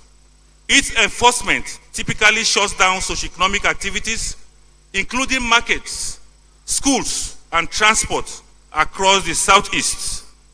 This has arguably been the most damaging aspect of the crisis, as its weekly enforcement has resulted in financial losses running into trillions of naira since it started. The induced atmosphere of fear and uncertainty further led to increased cost of doing business and discouraged foreign direct investment. While efforts by the federal and state governments have led to substantial reduction in recent times, there is the need for sustained vigilance to counter the threats, especially during potential flashpoint periods, which is usually tied to major secessionist-related pronouncements, events, or possible retaliations. Now, a look at attacks on military and police installations. IPOB and ESN elements carry out sneak attacks on military and police units, checkpoints, and personnel. These are often done in disguised police or military uniforms with a view to discrediting military and paramilitary forces, degrading security capabilities, and stamping their authority in the minds of indigents. In some instances, these were retaliatory attacks on security infrastructure for ancillary issues. Notably, while these attacks and ambushes still intermittently occur in isolated locations, they have been significantly reduced in recent times, especially in urban areas, due to sustained pressure on strongholds and network. Continued vigilance is still, however, imperative to completely eliminate the threat to security facilities and personnel. Next is psychological operations and misinformation campaigns. Another separatist-induced threat has been the weaponization of online media for anti-government propaganda, misinformation, and disinformation. This is the fastest growing threat domain, as it employs digitally generated and manipulated deepfakes and artificial intelligence contents to incite violence, hate speech, and fake news. The Office of the National Security Advisor notes that the information domain in the Southeast remains a significant security concern due to the wide reach of online social media platforms and the region's large demographic audience. Conversely, states' capabilities to contain cyber threats in their domain have not kept pace. This is characterized by limited technical capacity for timely cyber threat detection and response. There is consequently the need to develop structured institutional capability to close the gaps. Now let's have a look at the criminal economy-led security incidents. Criminal activities driven by economic incentive constitute another fast-growing threat in the Southeast. These include kidnapping, drug trafficking, cultism, urban gang violence, illegal mining, trafficking of small arms and ammunition, local fabrication of weapons, pipeline vandalism, and crude oil theft. What is particularly worrisome is the blurring of the lines between ideological separatist militants and pure criminal gangs due to their employment of similar tactics.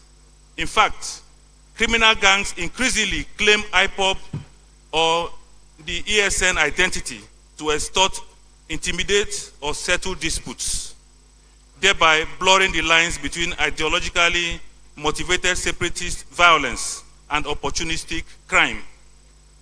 Accordingly, the threat profile in the Southeast region has shifted from one of purely insurgency-led to criminal economy-led insecurity. Now let's have a look at headers-driven violence. Headers-driven violence in the Southeast region arises from intercommunal and farmer headers conflicts. These typically involve armed mass casualty attacks, large-scale kidnappings, and killing of abductees, as well as farmer and headers clashes between communal groups. These clashes connect to the broader Fulani header tensions being experienced across the North Central and the Northwest geopolitical zones. Another dimension to the headers conflict is the ESN's stated founding purpose of protecting Southeastern communities from headers incursion. Headers typically crisscross states and international borders in grazing their cattle, which make the cross-border nature of this threat a dynamic and continuously evolving one for which interstate regional arrangements are essential for addressing. Now let's take a look at the efforts to ensure security and stability in the Southeast region. States and federal government efforts to ensure normalcy can be categorized into security and developmental in nature. Let's begin with security efforts. Current security efforts range from operational to tactical level engagements against diffuse and mobile adversary elements. At the operational level, the armed forces of Nigeria, in conjunction with other security agencies, have been conducting sustained counterinsurgency operations in the Southeast under Joint Task Force Operation Udoka since 2021. Complementary to the Joint Task Force have been tactical level clearance operations under Operation Eastern Sanity, which has been conducting raids on hideouts, arms caches, and forest camps. The operational tempo has been heightened in 2026. For instance, in February, the Joint Task Force stormed and dismantled the notorious Mother Valley Enclave, while in March, it dismantled the Camp Badanya stronghold, both in Anambra State. Also, in June, arms caches were recovered from concealed hideouts in Enugu State, while explosives were recovered in Anambra State. Notably, most of the kinetic operations have shifted from urban settings to remote rural areas with difficult terrain advantages for the insurgent elements. There has consequently been increasing need for intelligence-driven strikes and clearance operations against an adversary with more knowledge about the environment. Now, a look at the developmental efforts. On the aspect of development, the federal and state governments have been making efforts to upgrade and expand infrastructure in the Southeast. Worthy of note are the various construction projects being executed by the 5 state governors. Also noteworthy is the federal government's approval of the construction of several road projects. These include the Otuocha Anam Abaji Road, the Obanewi Ogaihube Road, and the rehabilitation of Enugu Onitsha Expressway, which are part of the efforts to strengthen regional connectivity, reduce travel time, and facilitate trade. Now, a look at the noticeable security trends. Despite the general security issues earlier highlighted, it is essential to note that the Office of the National Security Advisor's half-year assessment of the current national security architecture revealed that the Southeast geopolitical zone recorded the highest regional stability for the period covering 1st of January to 30th June 2026. This reverses its hitherto lower stability profile recorded in 2021 to 2023.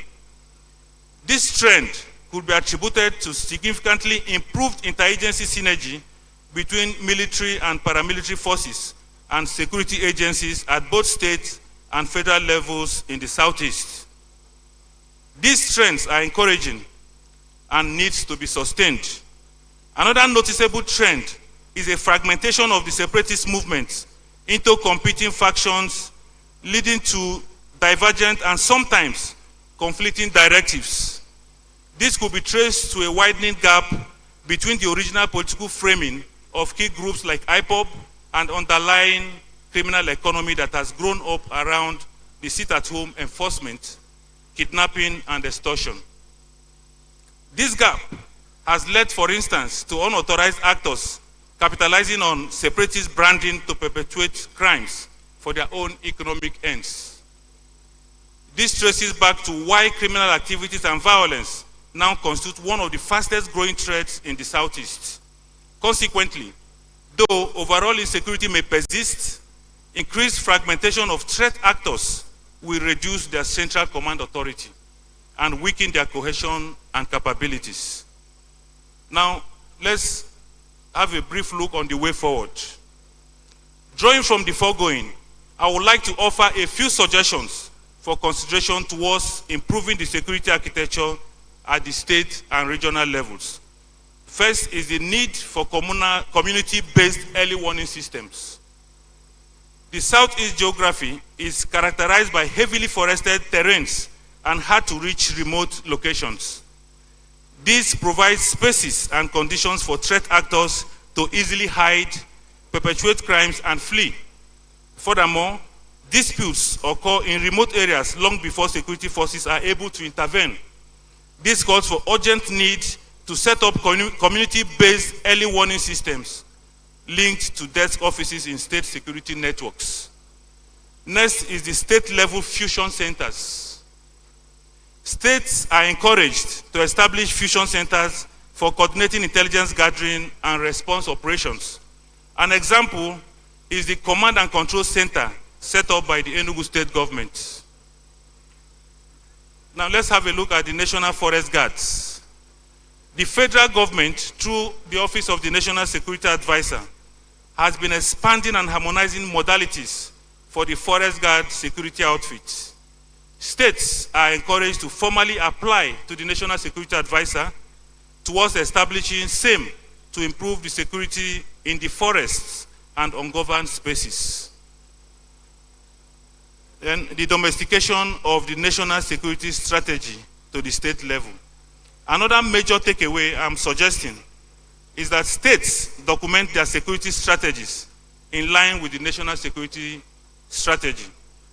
The current 2019 security strategy is being updated, and it is necessary that states use the final document as a template for guiding and aligning their security strategies to the national framework.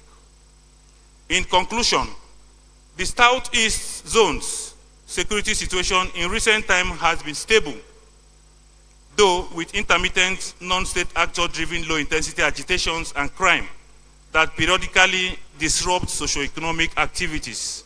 Overall, while the zone has not experienced conflict at the scale of the Northeast insurgency or Northwest banditry, the combination of separatist political grievances and criminal opportunism creates a fragile peace that needs a holistic regional collaborative effort to resolve and to address. Thank you for your rapt attention. God bless Abia State. God bless the Southeast region. God bless the Armed Forces of Nigeria. God bless Nigeria.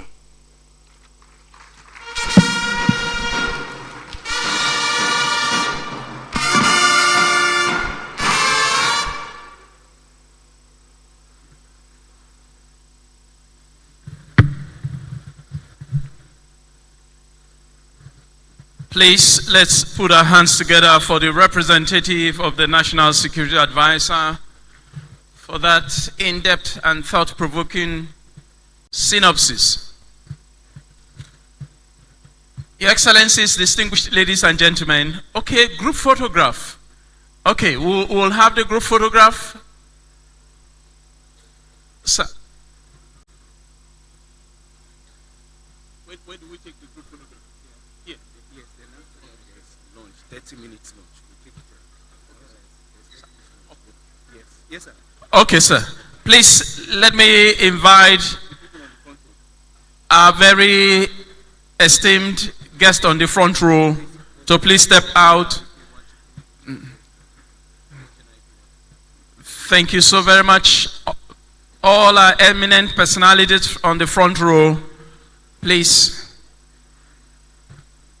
And immediately after the group photograph, our very esteemed host has graciously approved that we go for lunch. Lunch is served. So we're going to go for lunch immediately, and that will take us for just 30 minutes. Then we'll return. We will return for the business of the day. The real business of the day. We've not taken the keynote address from a highly respected former Chief of Army Staff. Is well prepared to give us the keynote address. The governor has magnanimously directed that we have lunch immediately after the group photograph. So please, ushers, direct our eminent personalities to fetch their meals. The lunch will take just 30 minutes, then we'll return back, we'll reconvene. We'll reconvene at 4 p.m. for the business of the day, the keynote address to be delivered by our most respected former Chief of Army Staff, Lieutenant General O.A. Hejirika, retired CFR. So please, may I with great respect request that we go for lunch. Lunch is served. We are reconvening 4 p.m. We are reconvening 4 p.m. for the business of the day. Thank you so much and God bless.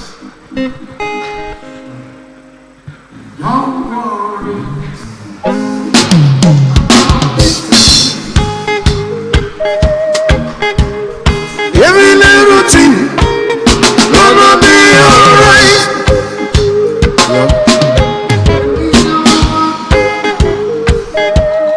All the things it seems on every little thing is gonna be alright.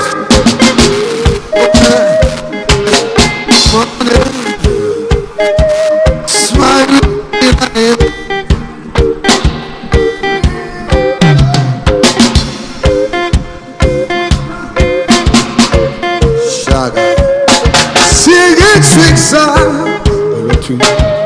Of melody pure and cold. Say yeah, this is my message to you. Baby, I worry about the things Nigeria, don't you worry. Every little thing is gonna be alright. Nigeria, don't worry about the things Southeast, that you worry. Every little thing is gonna be alright. When I rise up this morning, smile with the rising sun. 3 little birds walk by my doorsteps.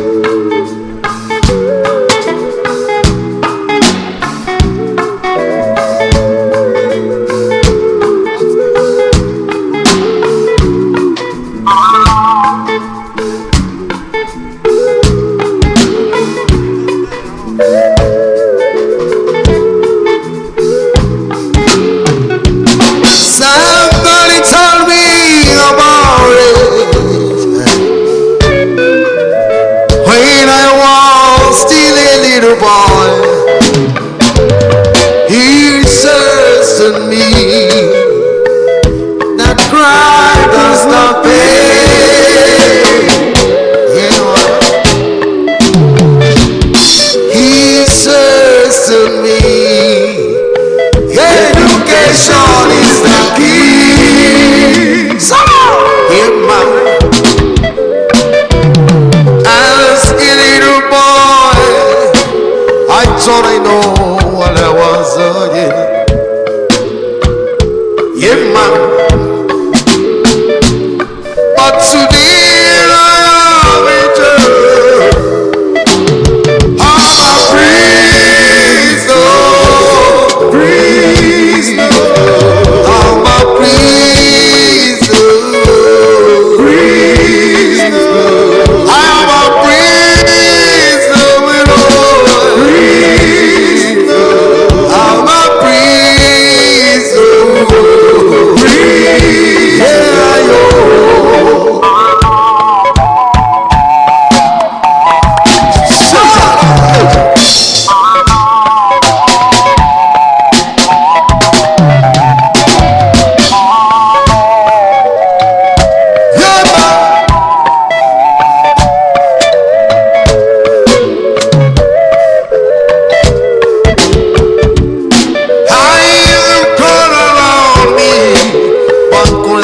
Nothing but four gray walls staring at me. The policeman searched for me, son. Yeah. There will be no schools anymore. All the bills will be prison. There will be no schools anymore. All the bills will be prison. There will be no schools anymore. All that they will be prison. But today I am in jail. I'm a prisoner. I'm a prisoner. I'm a prisoner. I'm a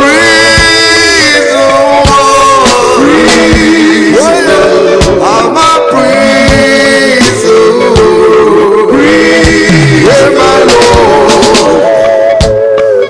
Respect to my postman, the present president of Ratau,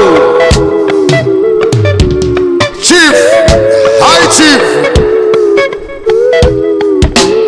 Emeka Kalo, Honorable Ogandi Oga, aka the Magic Finger. The magic finger. High Chief, I asked the policeman and said, how much must I pay for my freedom? He says to me, son, yeah man, there won't be no schools anymore. All the men will be prison. There won't be no schools anymore. All the men will be prison. There won't be no schools anymore. All the men will be prison. But today I'm in jail. Temple. I'm a prisoner. I'm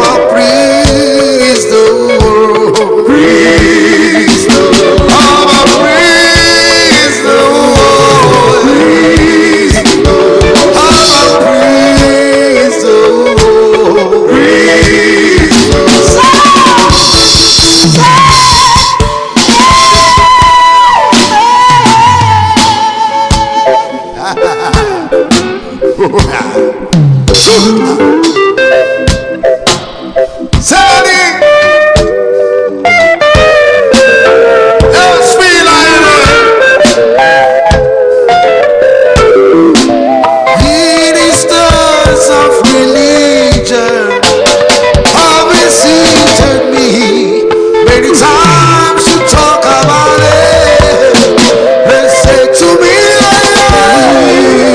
I can't believe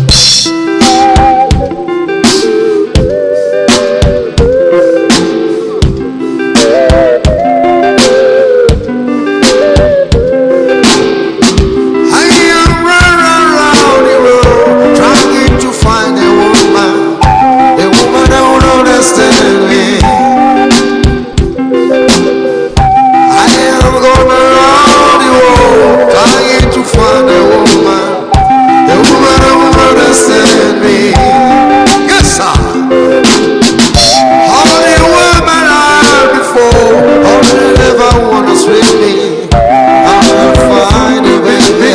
I ain't gonna look no further. I'm gonna find you, baby. I ain't gonna look no further. I'm gonna find you, baby. I ain't gonna look no further. These eyes are easy. So far, so far. I love you, love you, love you, love you. I've got you, babe, to make me feel alive. I've got you, babe, to make me feel alive. I've got you, baby, to make me feel alive.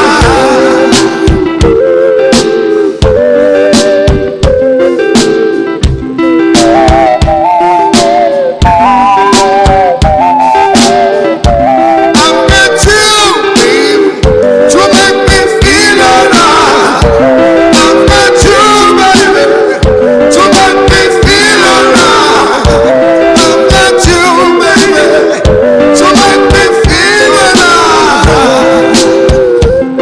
Sana, is that good? Sana,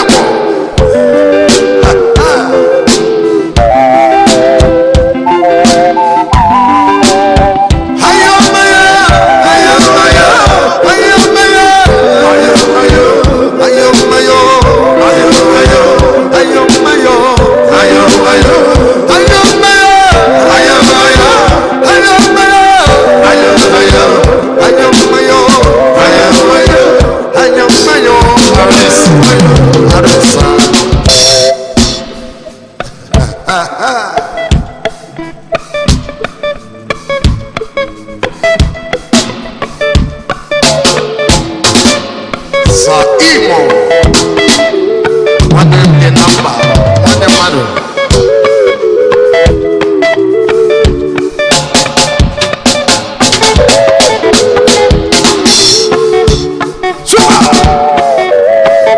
I feel I hear you.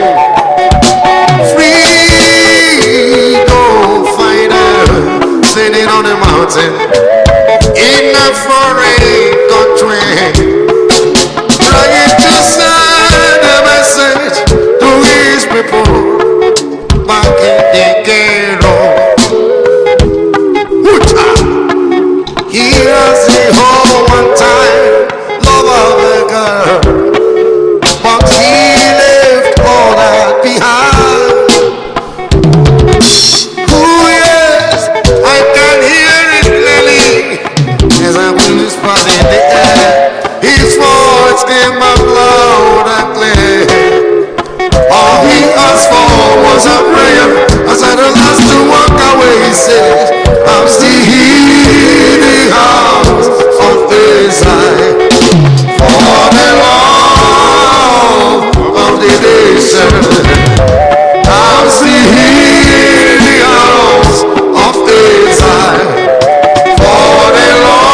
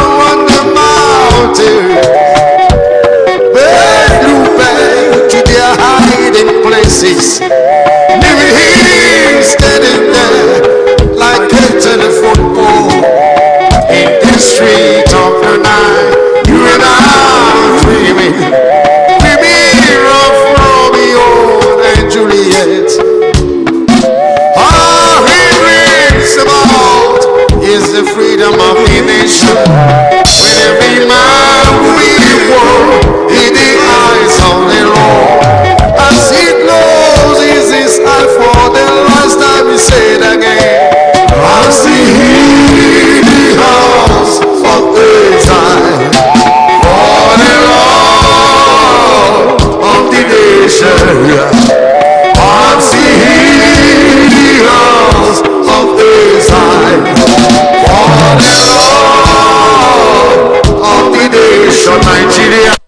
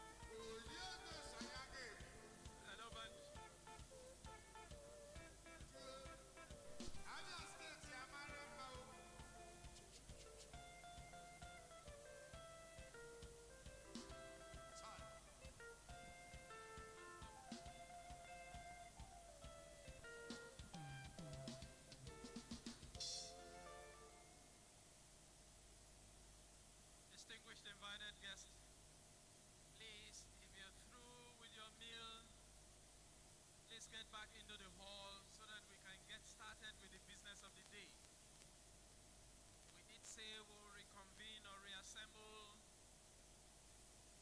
at 4 p.m. And this is past 4. So please, let's get back into the hall so that we can take the intellectual part of this summit. Please, let's get back into the hall and take the panel sessions and the keynote address. So please, ushers, please usher back into the hall our distinguished guest. Let's take this last segment of the program, which is, of course, the intellectual part of it. Please, let's get back into the hall. Let's get back into the hall. Ushers, beckon on our guest, our distinguished guest, to get back into the hall. We'll take the next 5 minutes to do that. Then we'll invite our keynote speaker, highly respected former Chief of Army Staff, Lieutenant General O.A. Ihejirika, retired but not tired. So the band, please, let's go. 5 minutes. Sure. All right, sure. All right, sure. All right, sure. Hello, hello, hello, hello, hello. Hello, hello, hello. Yes, sir. Yes, sir. That's good, sir. Yeah. We're talking of about 2 decades ago. Yeah.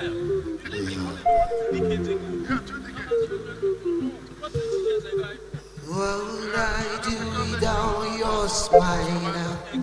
Driving me in, kicking me out. Got my hair spreading and no kidding around here. What's going on now, beautiful mind? I'm your magical mystery ride. Was I'm so dizzy and no kidding around here. Hey! My head around the water.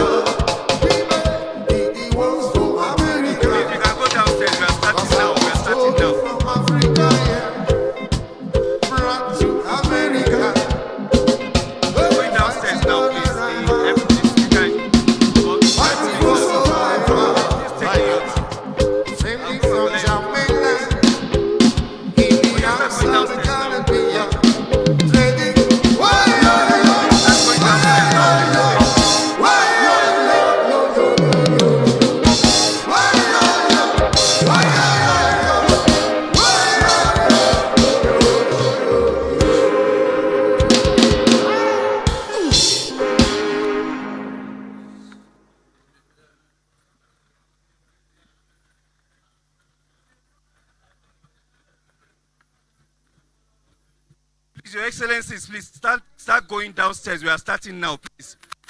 Please, we can start going downstairs now, please. Please, we can start going downstairs now. Thank you very much. You can start going down now, please. MC, you are even here. Please go downstairs. I admit to have not eaten, please. I have not eaten. Please go downstairs, please. Everybody. Please go downstairs. Everybody should please go downstairs. Please.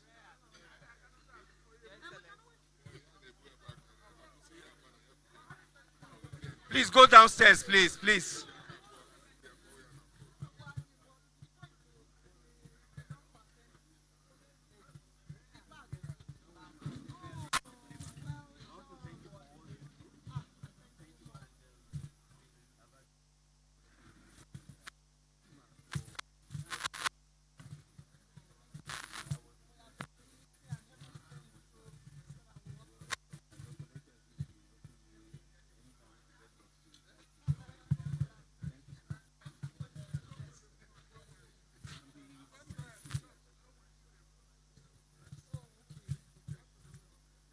Please, let's go downstairs, please. Please, let's go downstairs, please. I beg you. The governor and everybody, they are downstairs. Please, downstairs, please. Please, let's go downstairs, please.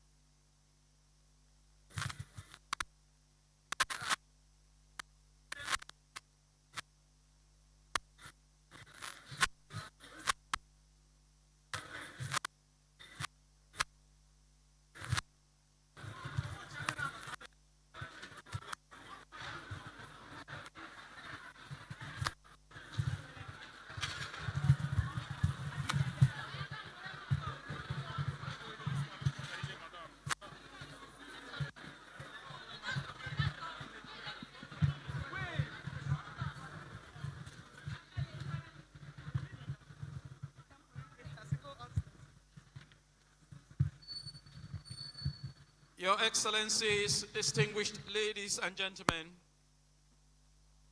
as stated earlier on, we have arrived at a very crucial aspect of our program. The most anticipated highlights of today's summit, the keynote address. The keynote address serves as the intellectual compass of any strategic gathering.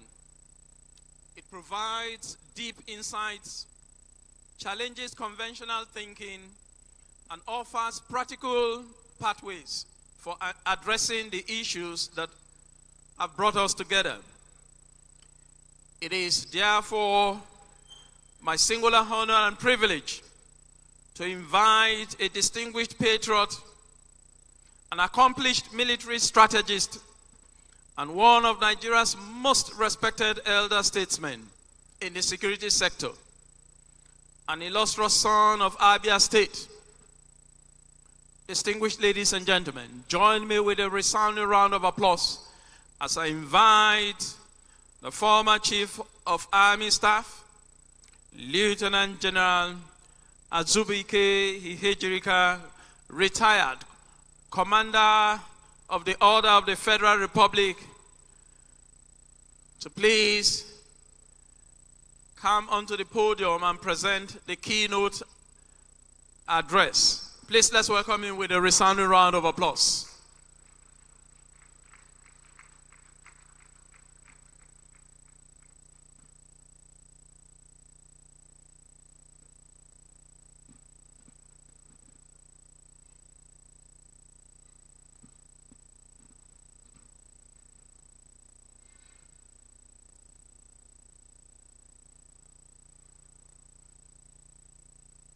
Please, our distinguished guests who are standing, please take your seats, please.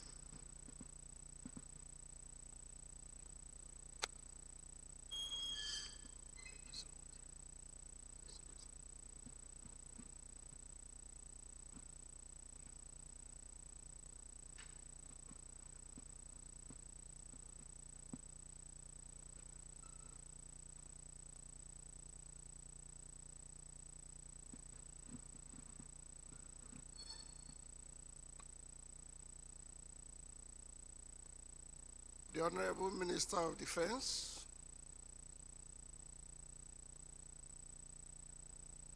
General Christopher Musa, you are welcome to Abia State, your second home. Our chief host, Dr. Alex Oti, our dear governor of Abia State, who, like have been said many times, changed the narrative. Thank you for hosting.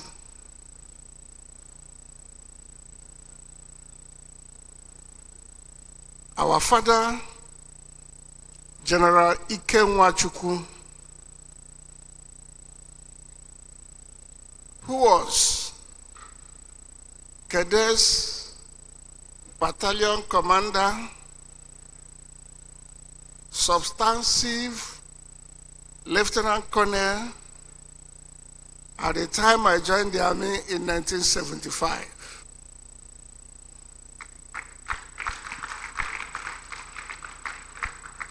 It's amazing that as he's inching gradually into the 90 years, he still finds time and energy to do us the favor of helping the nation to move. Thank you, sir. The Honorable Minister of Information, thank you so much for the information you provided today. You have helped bridge the information gap. My colleague, one young man, former Chief of Naval Staff,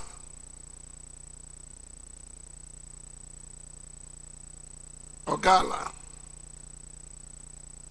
you are welcome. He's going to be received in Enugu tomorrow. So after tomorrow's event, some of us will follow him to Enugu. Members of the Abia State Security Advisory Council, you are welcome. My Lord, spiritual and temporal, let me use Archbishop Umuahia. Archbishop Umuahia, you may not know, is the head of Vision Africa. But above that, he has been preaching peace. And he had made me talk to Nigerians in one occasion that brought emirs, traditional rulers, and major stakeholders in this country, just to talk of peace. Thank you also.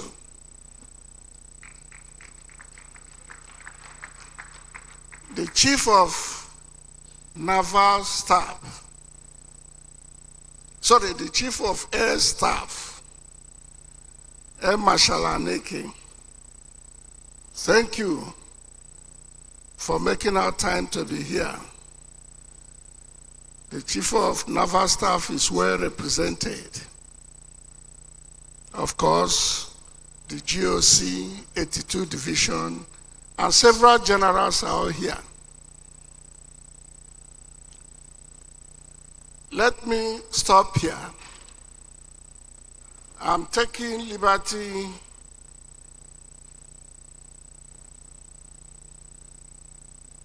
to stand on the existing protocol. The day has been well spent. It is a privilege to address the summit on the theme collaborative approaches to strengthening security and regional stability. The theme, as has been said before, is timely because the security challenges facing the Southeast extend across international and state boundaries, making isolated responses increasingly inadequate.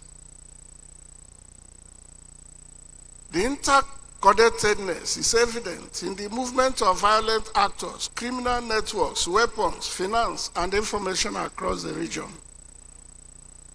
An incident in one state may be planned or supported from another, while its consequences disrupt movement, commerce, public confidence, and political stability across the wider Southeast. Since the threats are interconnected, the response must also be coordinated across institutions, jurisdictions, and levels of government. The central issue before this summit is therefore not whether collaboration is necessary, but how should it work in practice? What form should it take? Who should perform each responsibility? How should institutions coordinate their activities? How can dialogue produce measurable security improvements and enable people to travel, trade, work, learn, and live without fear? These questions should guide the summit, as the answers would ensure that collaboration produces clear responsibilities, effective information sharing, coordinated action, and visible improvements in everyday life. To understand what such improvements should look like, security must first be defined in practical terms. It should not be measured only by the number of operations conducted, suspects arrested, weapons recovered, or criminal camps destroyed. These indicators remain important, but they do not fully reflect the security experienced by the populace.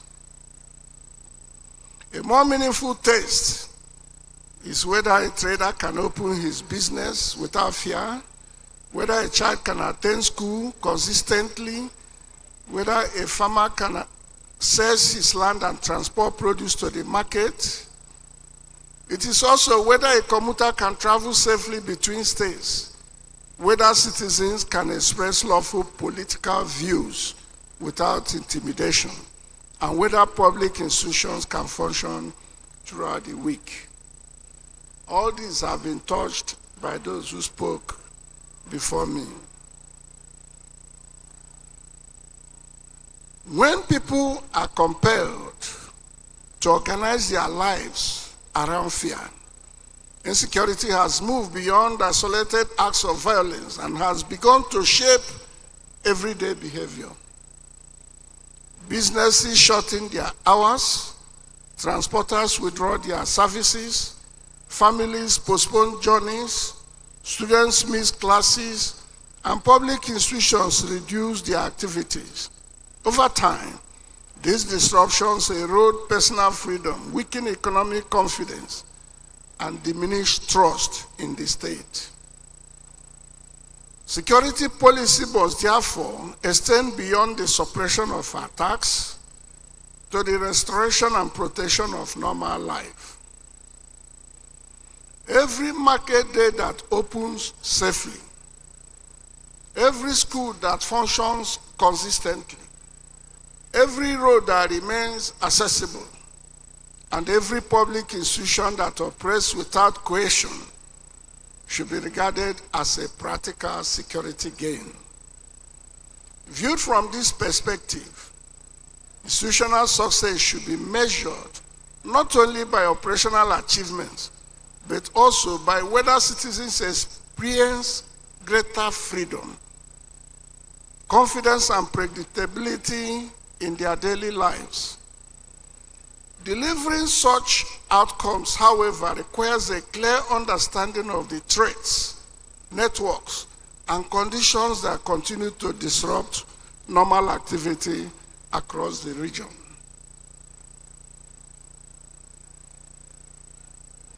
A proper understanding of the security environment must begin with the recognition that the Southeast does not face a single or uniform threat.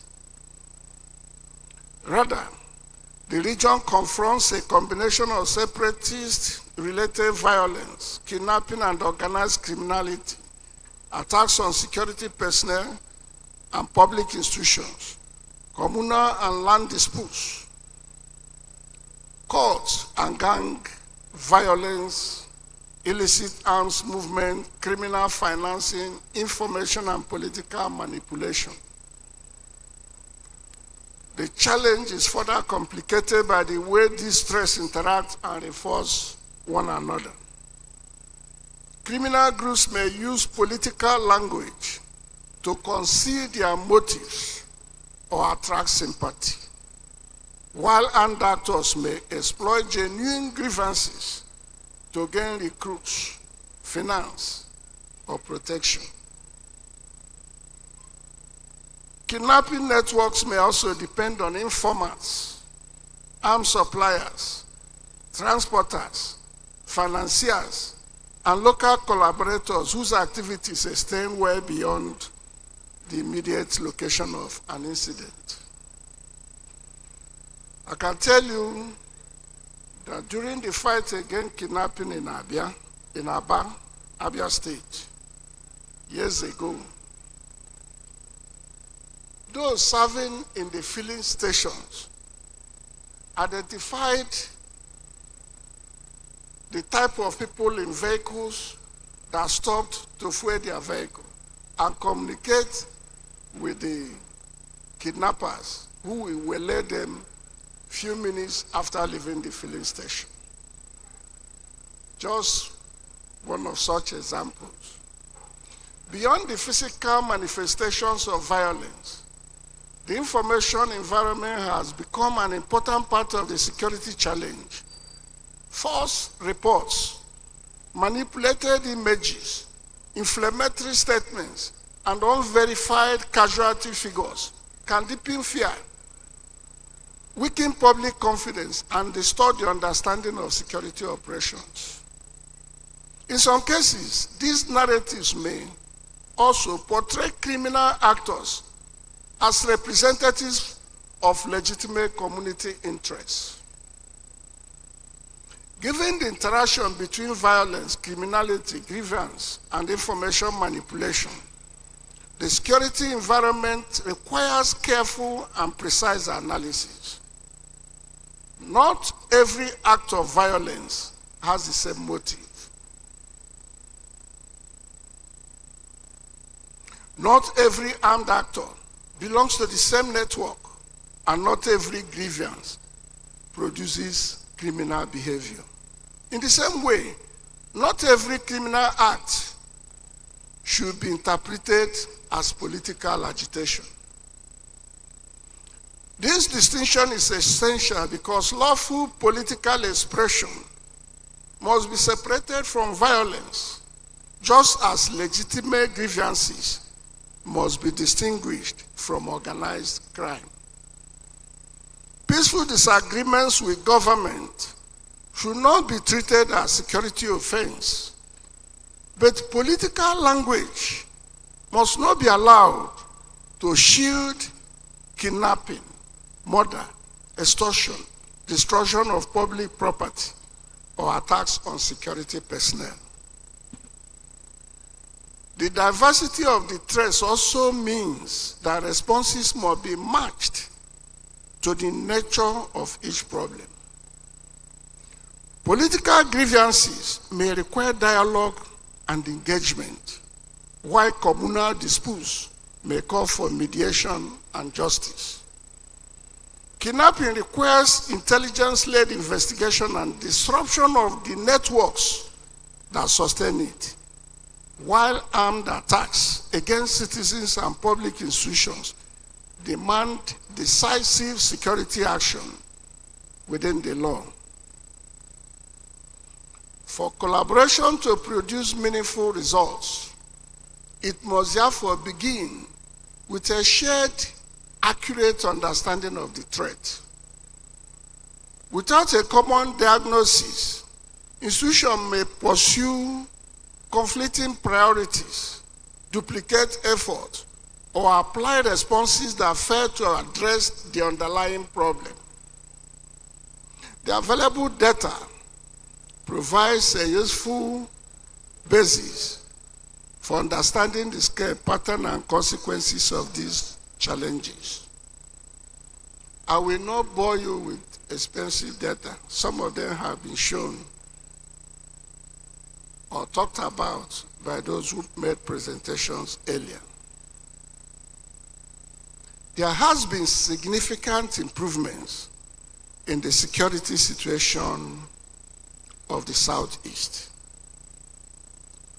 from what it was in the past, to the extent that the region should be described as relatively safe when compared with other regions in the country. Insecurity, however, remains a concern.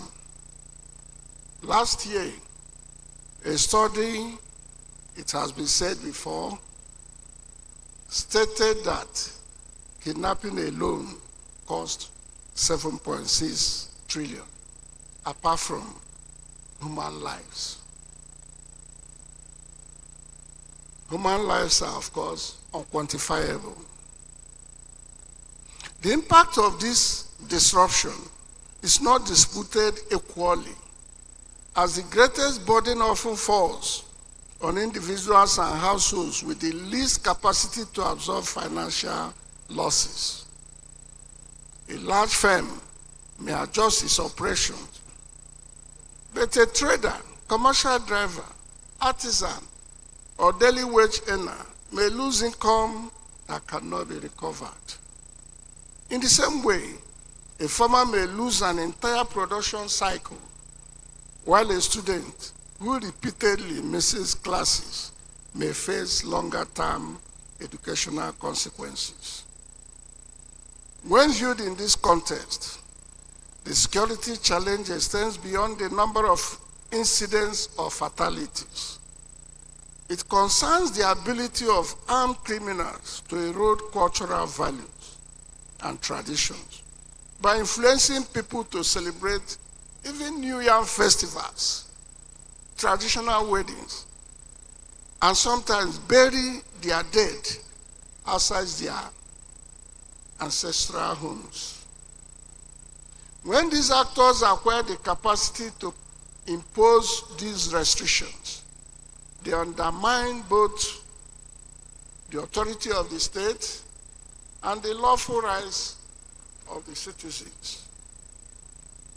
Because the consequences extend across communities and state boundaries, the response cannot remain purely confined within individual jurisdictions. It should be noted that the Southeast have in the past made several attempts to create a more coherent framework through which the 5 states could align their security efforts.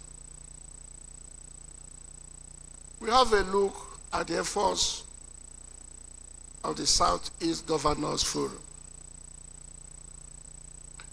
The establishment of Ebubago in 2021 showed that the Southeast governors had recognized the regional character of the security challenges. The concept of Ebubago provided for intelligence sharing, coordinated vigilante activity, a regional headquarters, and periodic consultation. Unfortunately, the desired collaboration did not fully materialize. In September 2023, the reconstituted Southeast Governors Forum convened the Southeast Economic and Security Summit with the theme, Southeast Beyond 2023, Time for a Reset. Our sister Okonjo Iweala, as the keynote speaker, explained in detail the inseparable relationship between economic development and security. As the lead presenter on security, I dwelt on the topic, overcoming Southeast security challenges as a precursor to new development efforts. The presentation and the extensive discussions that followed emphasized the need for dialogue to promote inclusivity in governance and collaboration among the Southeast governments, the security agencies, and other stakeholders. This initiative, like the earlier ones, did not develop into a uniform and consistently functioning regional security architecture. Differences in enabling legislation, funding, command and operational responsibilities affected implementation, leading individual states to rely heavily on their security structures. Let me say that the experience of Ebubago and others do not suggest that regional collaboration is impossible. Rather, it demonstrates that political agreement is not the first stage in building an effective security arrangement. Declarations cannot substitute for functioning institutions, just as institutions cannot operate effectively without legal authority, sustainable funding, clearly defined responsibility, professional standards, oversight, and public trust. For this summit, the more useful question is therefore not whether another regional security office should be announced, but how existing federal, state, local, and community structures can work together more coherently and sustainably. Addressing these questions requires practical understanding of what collaboration should mean and how responsibilities should be distributed. Let me now talk about collaborative framework. An effective collaborative framework should not require every institution to perform the same function. It should instead ensure that each institution fulfills its lawful responsibility in support of a shared regional objective. Within such a framework, the armed forces should act where threats exceed normal law enforcement capacity, while the police should lead routine law enforcement, investigation, and public order responsibilities. Intelligence agencies should collect, assess, and disseminate relevant intelligence as state and local governments strengthen governance, community engagement, and service delivery. I want to thank Governor Alex Oti for tackling infrastructure headlong. Most of the roads we apply today had so much potholes that criminals use them as ambush site to abduct commuters. Thank you, Your Excellency.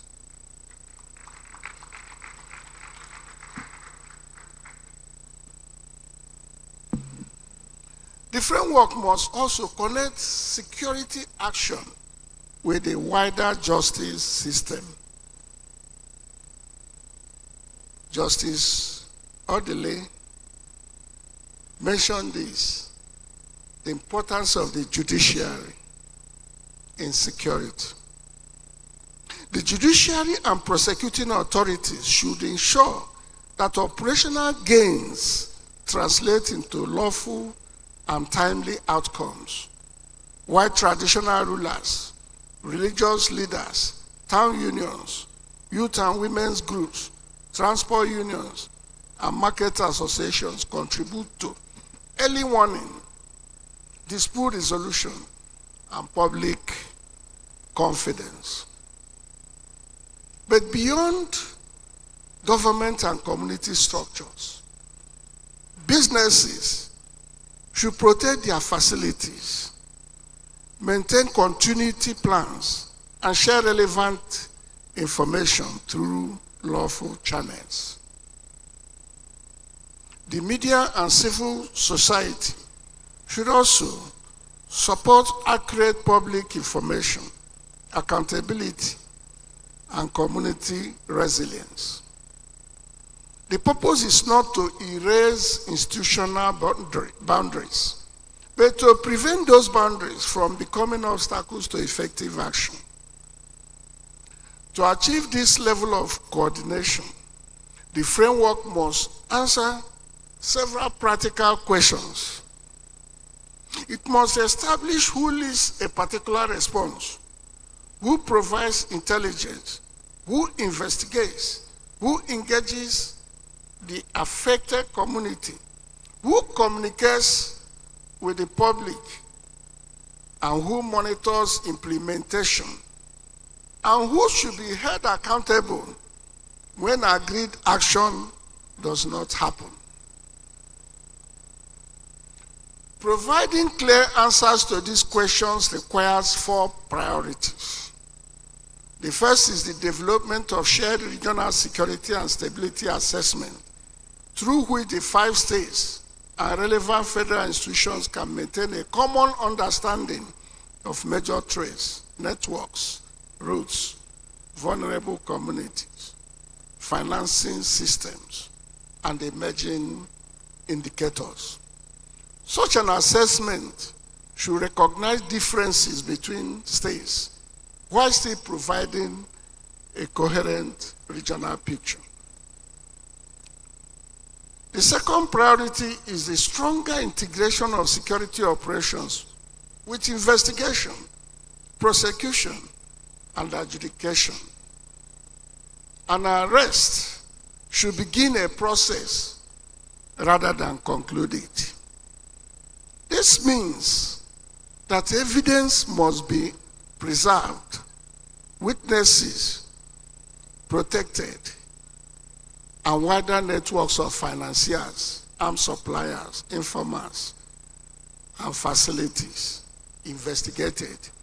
In other words, when arrest is made, it shouldn't be celebrated until we get to the root.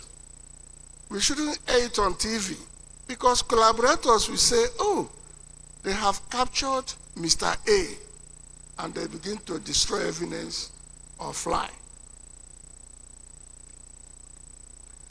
The third priority is the establishment of structured and continuous community engagement. I'm happy that the SA to Mr. President on Community Engagement Southeast is involved in this initiative. Thank you, Madam.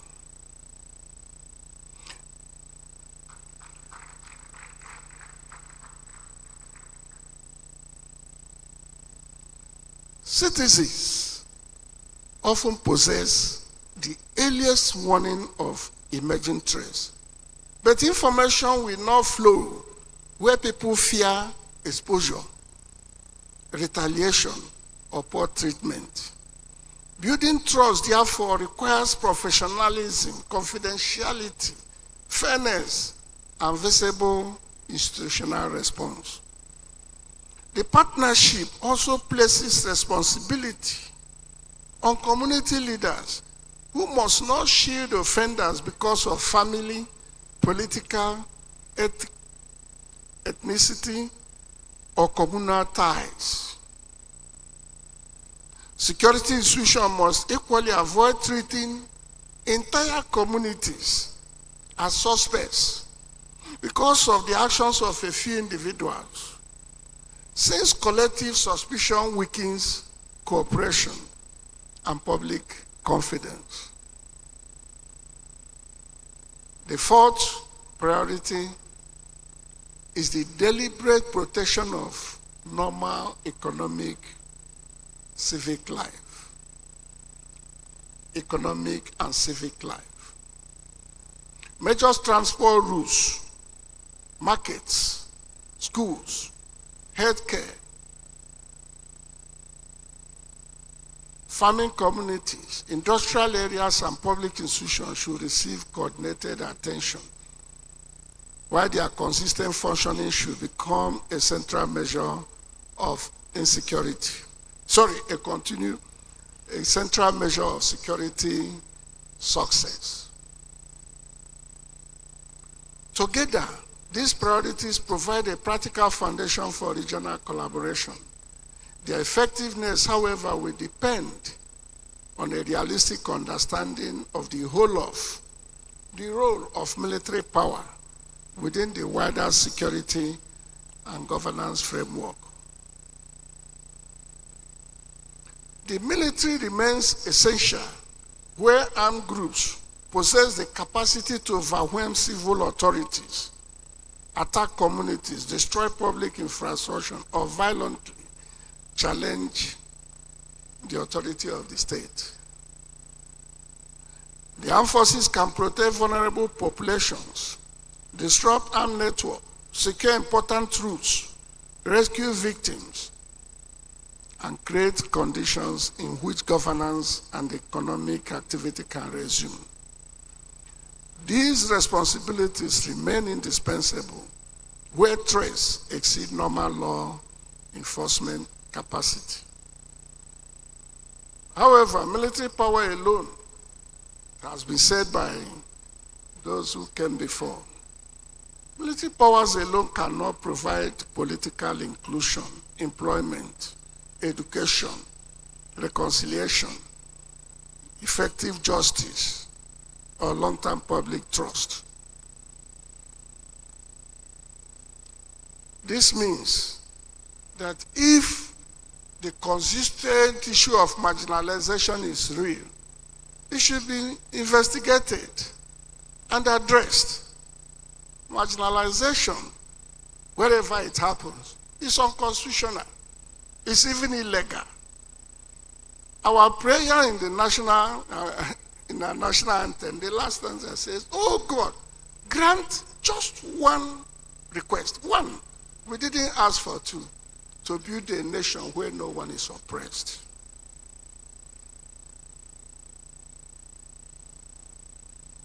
Once an area has been secured by the military, the police must maintain law and order.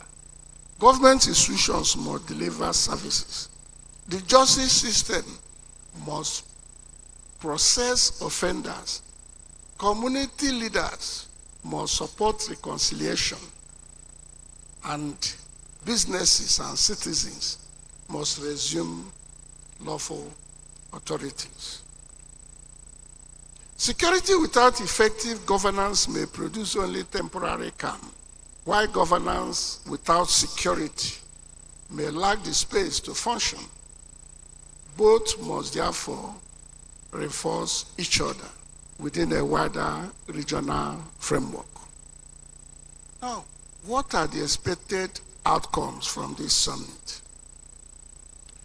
The success of this summit can be measured by what institutions and stakeholders do differently after this gathering. I can say one or two things we must do differently. There are rules linking states within the Southeast that have remained under siege by criminals. We should take over those rules, reconstruct them. And like the case I cited earlier, if the roads are not reconstructed and made motorable, even the military trying to keep peace will continuously be endangered. They are like traps. They are like ambush sites. Such roads should be identified and quickly made motorable. A major reason for regional collaboration is also to cut enormous costs and resources involved in security. I want to commend all the governors of the Southeast for committing so much fund to ensure peace. But I believe that collaboration will spread the cross and avoid duplications and unnecessary waste. It's expected that collaboration would extend to joint procurement of identified common user equipment, such as drones. One of the speakers earlier also mentioned drones. Such mobile drones should be the mobile type that can be moved from one point to the other. In the military, we call it economy of effort. Collaboration should also strengthen the relationship between security operations, investigation, and prosecution. Priority economic corridors and critical infrastructure should be identified for coordinated protection. Arrangements should also be established for credible and timely public communication. Each agreed action should have a responsible institution, supporting partners, realistic timeline, and measurable indicators.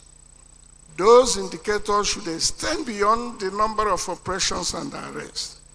They should include reduced attacks, kidnapping, improved freedom of movement, regular school attendance, increased market activities, successful prosecutions, and stronger public willingness to provide information. Without responsibility, timelines, and periodic reviews, collaboration may remain an aspiration rather than an operational responsibility.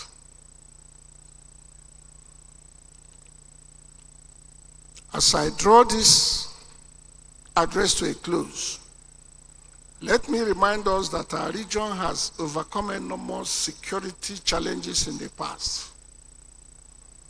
It rebuilt after a devastating civil war through resilience, enterprise, and collective determination. That same spirit remains alive today.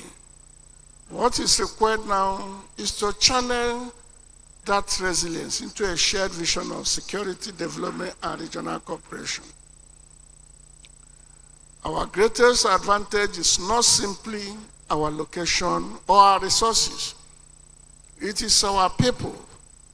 And when government, security agencies, traditional institutions, religious leaders, the private sector, and ordinary citizens begin to move in the same direction, insecurity rapidly loses space in which it thrives, as we all saw during the fight against Osikam.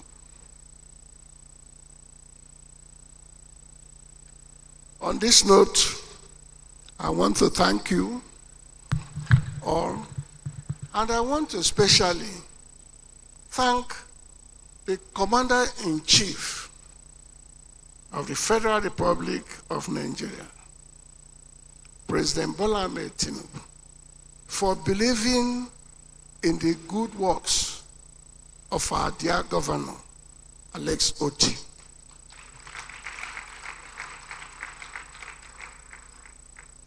In all major occasions we have had here, including my birthday, he sent representatives. Long live the Federal Republic of Nigeria. Long live Abia State. Thank you and God bless. Thank you very much.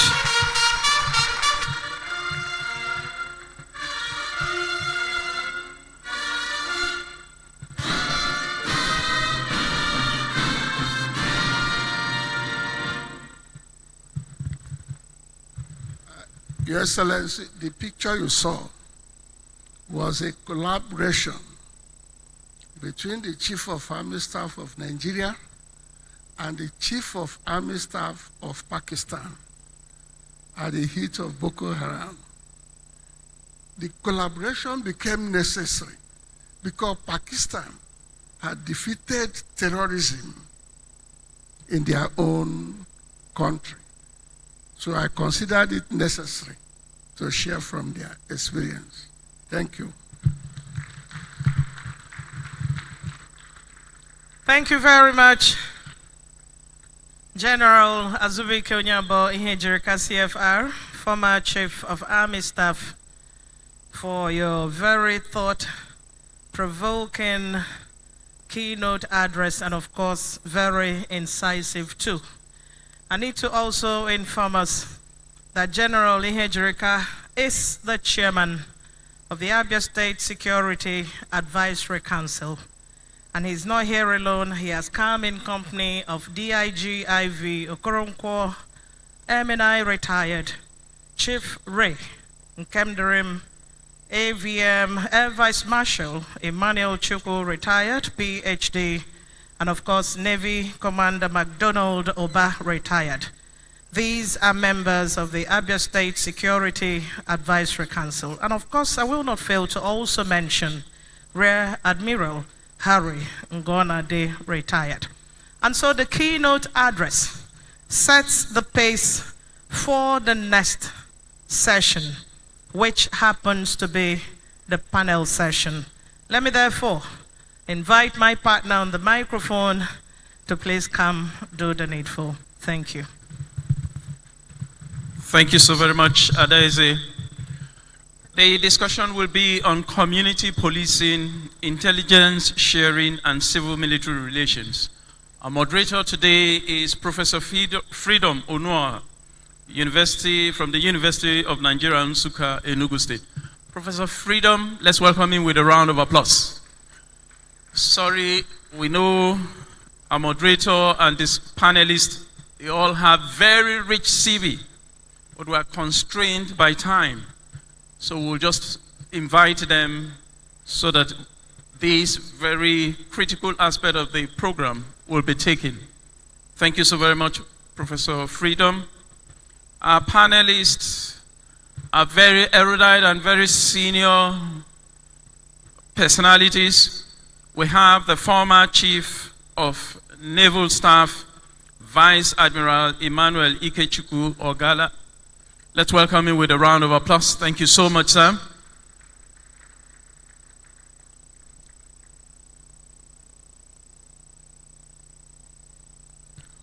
All the way from the National Defense College, it's our very esteemed Air Vice Marshal E.O. Chukwu, retired but not tired. A round of applause for him.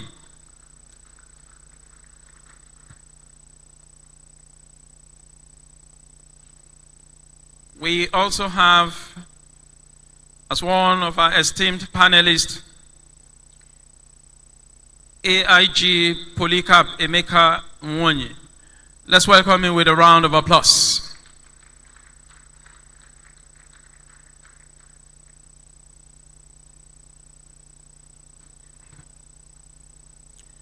Chief Nwabweze Njoku is also a panelist. Let's welcome this elder statesman with a round of applause.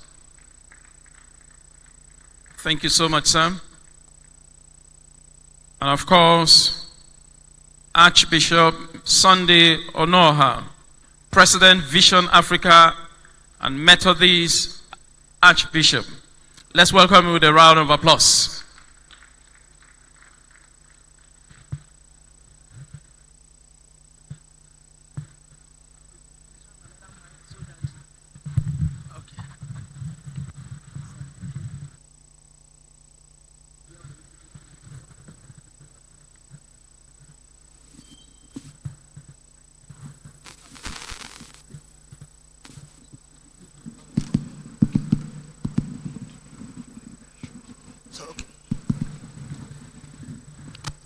The special guest of honor, Your Excellencies, distinguished ladies and gentlemen, it's my honor and privilege to welcome this exceptional combination of expertise to throw more light on a critical issue, building on the presentations, the goodwill messages, the synopses that we have all listened to in the past 6 hours. My task is very simple. just to pick their thoughts, and I'll try as much as possible to be democratic. But because the time is fast spent, I will also rely on my element of dictatorial tendencies to stop them when they overshot their time. So by way of progression, we are going to give 5 minutes to the panelists for their initial thoughts, particularly in the areas that border on their contributions to addressing this issue. We have also listened to our former presenters, drawing the fact that the Southeast have recorded major, tremendous progress in terms of restoration of peace and stability. And so the task before these panelists is to give us a sense of idea on how we are going to consolidate on the progress thus far. And so on that note, I want to first turn to my left, to the immediate past chief of naval staff. Sir, you've had the opportunity of staying in that pinnacle of military leadership, where you have also interfaced with civilian masters as well as your military colleague. And we are also alive to some of the contributions of the military in trying to stabilize this region. You know, leveraging your experience, sir, what do you think are the measures of which we can adopt to continue to strengthen that interface between the military and the civilian counterparts, particularly the governors at the subnational level, and to sustain the progress we have made in the Southeast in terms of the restoration of peace and stability? Okay, thank you very much. I would like to stand on existing protocol. However, please permit me to recognize our chief host, the executive governor of Abia State. I also want to recognize particularly someone I call my father, General Icc Umuahia. I call him my father because his son was my classmate in the Nigerian military school. Let me also recognize my former boss, the Honorable Minister of Defense, General Wabi Musa, and all other eminent dignitaries that are here. You have asked me a direct question, but before I go into answering that question, I just want to give a brief overview of what forms the crux of what we are discussing today. Today we are talking about the Southeast, and we're also talking about security. So I would like to look at those two perspectives. Of course, when we talk about the Southeast, we are talking about those who are presently inhabiting the Southeast region of Nigeria. And these are the people we generally call the Igbo people. The Igbo people by nature and by tradition are known to be a very resilient group of people with strong spiritual and economic background that has been the basis of the sustenance of security in the East. I won't talk much about that because of time. Now, what we are facing now, what I call the manifestations of insecurity in the Southeast, happen to be an outcome of some of the failures or degrading institutional values and degrading family values and economic values, which has been the basis of the strength of the Southeast in the past. And this has manifested into what we are talking about today, which are kidnapping, economic crimes, and sabotage, and more seriously, the issue of secessionist agitation, which is what some of the youths of today see as a way out of the problem. Firstly, it is really not going to be the way out. Today, the Southeast is facing what I can describe in a single word: irregular warfare. It is a warfare by other means. Irregular warfare like insurgency and terrorism. That is the summary of what we are facing today in the Southeast. So we have to first of all look at what are the causes, what are the remote and immediate causes. Like I've said, breakdown of the family values, moral and traditional values of the system, which has sustained us in the past, leading to what we call the get-rich-quick syndrome, which prevails these days. Breakdown of the economic system, the apprentice system, which has sustained the Igbo man in his businesses, which made it for him to be self-reliant. Many people are deviating from that in the present time. And this has directly led to the high unemployment and other social vices. Now, the way forward, what do we do? Before we know what to do, we have to first of all look at the concept of security.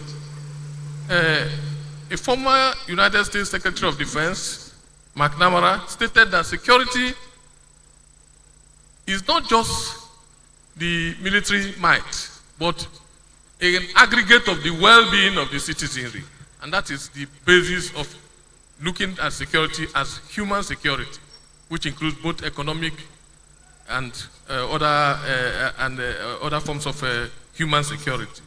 Now, the traditional concept of security, which is military strength, also remains very relevant, because in the cases where we are having a breakdown of law and order, we need that aspect to be able to sustain this. So the Human Development Index of the population, to a large extent, determines how we can describe that particular population as being secure or insecure. And this is the area where I particularly want to commend the administration of President Bola Ahmed Tinubu, because he has seen that he cannot provide what we call provide for the security and well-being of the people without addressing the other issues.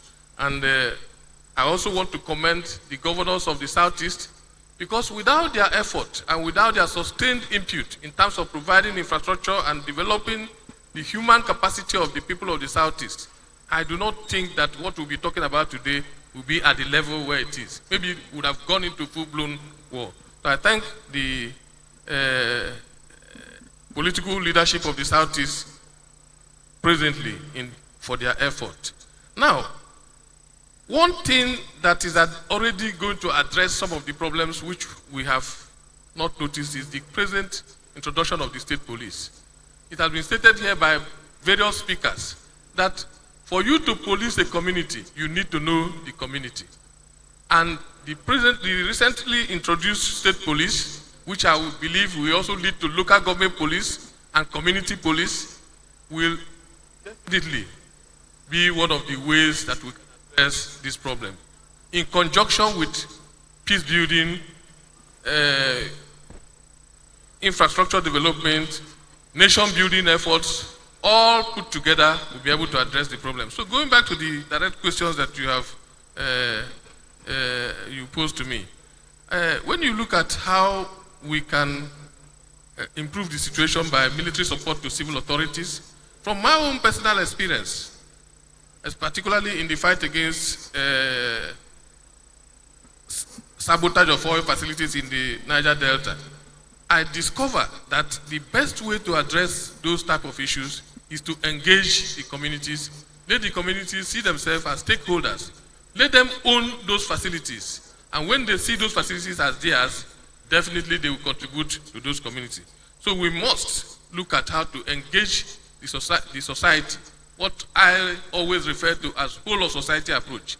Let every member of the society see himself as a component part of the securing this nation. The issue of state police, which is already in the pipeline, is one big aspect also. Now, training is key also. We must train our security personnel and everyone who is going to be involved in security. We must train them in human rights principles and how to make sure that the community also see them as protecting them rather than fighting them. By so doing, the populace will join hands with the authorities and with the security agencies to address the insecurity problem we are facing. Thank you very much for that. Thank you, sir, for those very incisive comments. I will not attempt to summarize some of the points you have made, but just to highlight the point that community engagement is key, to any sustainable security intervention. And so building on that, and I think it sits well into the next comment or question I would like to ask. AVM Chukwu, you've had the opportunity of serving in the military, and I also understand that currently you serve in the Abia State Security Advisory Council. Given your experience in terms of operation and then at the level of strategic advisory, what kind of measures do you think we can institutionalize in terms of a model that we can use in the Southeast to sustain community partnership in security governance in the region? to ensure sustainable peace.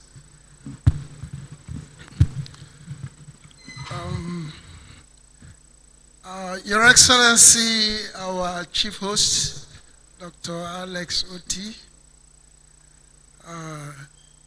let me stand on existing protocol, even though I've noticed after standing on it, I still acknowledge some other people. Let me acknowledge my big daddy, General Ikewachukwu, my mentor, General Yejirika, my good friend and classmate, the Honorable Minister, and then of course, the Minister of Communication and Information. You're welcome. Ladies and gentlemen, distinguished guests, I am Air Vice Marshal Chukwu. I've been asked to recommend a model that would carry along the community in community policing. But before I do that, let me just assert something that I think is very important. Sir, the convener and Your Excellency, the Executive Governor, thank you so much for this summit. I just want to say a lot has been said here, sir.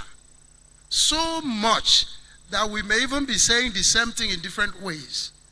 I want to underline the need for collation of all that has been said here. I understand there's going to be a communique, but a communique sometimes is released in a haste. This will require proper articulation and then in-depth analysis to come out with the best way to go about it. Having said so, sir, I also want to state that according to General Clausewitz of the German army, he said, before you can win a war, there is what he called the trinity of war. In other words, the government that is going on this war, the military that is going to fight, and the people must agree. There must be unity. And for that to happen means this thing you are pursuing must be justifiable. Of course, it's not only in war, it's also applied, in this case, operations other than war. Which means even in this community policing, it must apply. In other words, that we are fighting insecurity is a just cause. And I want to believe overwhelming population of the Southeast or any country will be in support. And then to carry the soldiers or the policemen or whoever is going to be involved must be well trained and equipped so that he will have the morale to fight this just cause. And that lastly, the community must see that these people are fighting for them. And for that to be, this fighting force must be a friendly force. And that means in recruiting them, they must be well-disciplined and well-trained people. Not those who will abuse the power given to them to protect the people. Having said so, sir, let me say that the various speakers here, especially the representatives of the governors, have given us their various models. I want to acknowledge the fact that the Southeast has been recognized as the most peaceful, even from the graph shown there. But I want to go a step further. The finding has also shown that out of these 5 Southeast states, Abia State is the most peaceful. I want to commend His Excellency, and he's leaving no stone unturned. And probably I'm letting a cat out of the bag. Very soon you will see Air Force in this state. Thank you, sir. Now, having observed that Abia State is the most peaceful, I want to recommend Abia State model. There are other models, but your circumstance, from region to region and from state to state, your challenge, the various challenges are different. But what suits Abia State has been put in place. And I think our culture seems the same in the Southeast, so it could work. Even if it doesn't work for all the states, when we come together we may come up with a hybrid that would work. And what is this Abia State model? We have our Homeland Security. We just established the Anyoha Vigilante Group. And then we have a control center, a call center, where you can call a number 112 or another number which is 080-0123-5555. And then you receive a response. As you call that number, the center will geolocate where you are. And then a response will be given to you. Whichever nearest vigilante organization is, the one nearest to that location will send a plainclothes personnel who will verify, and they are tracking. Because we want to avoid a situation where that call will be a booby trap, where they will lure you out and ambush you. And once it is authenticated, then action will start. The kinetic will be deployed. But then, if you don't have, in fact, if you have an Android phone, you can even snap and send. It will be uploaded. There's an app you will download to enable you upload it. If you don't have an Android phone, your phone call is enough. And the response team will swing into action. So I want to recommend that model. And like I said earlier, for it to work, the principle of see something and say something has to be applied. And for the people to be willing to render information, they must be protected. They want to be sure that you are not going to divulge information of who gave you this information you use and from which you drew your intelligence. That is the one I am recommending. And to even enhance it, maybe the central government, the federal government can help by providing tactical equipment like MC Catcher and drones. Even the forest guards, they will need drone. This is what I recommend, sir. And I think if we do this and we carry the community along, we're going to do better. Thank you so much, sir.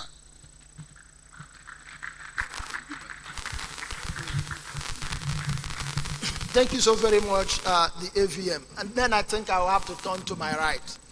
AIG Emeka, sorry I have to use your first name. I'm sure you have listened to the immediate past chief of naval staff underscore the centrality of community engagement. But more importantly, I think AVM Chukwu built on that and emphasized the importance of community perception. So the community have to see the force providing security as a just one. Given the experience where we have issues that has to do with breakdown of trust between state security forces, for example, the police, and the local residents, particularly in the height of separatist agitation. What effort is the Nigerian police taking to rebuild that trust, which will be key to having a positive perception from the community, and then serve as a basis for them to contribute and supply information and intelligence that will enhance effective policing and security provision in the Southeast? Thank you very much. The day far gone, and first of all, let me commend our amiable host, the Governor of Abia State, His Excellency, Alex Oti Ofar. Having said that, first of all, let's appreciate Mr. President for giving that innovation that there is an important need, having realized that crime is local. So is the issue of tackling it, which is security. It should also go local. And by that virtue, he pushed on.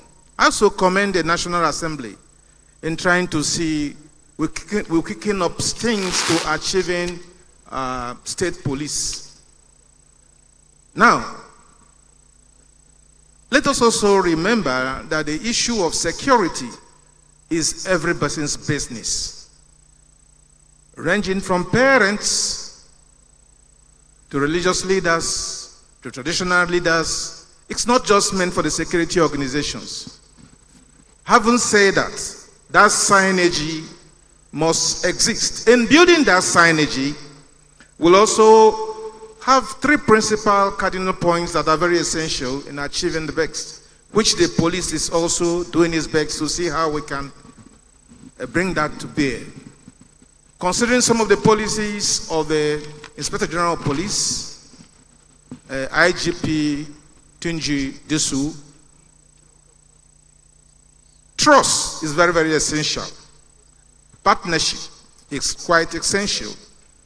Prevention is also very, very essential. And building security network is also very essential. In the area of trust, before you can build trust, because it's not just delivering, in deliverance, you need both the kinetic and non-kinetic. But even the people you are dishing this action to, or these professional activities to, need to have confidence in what you're doing.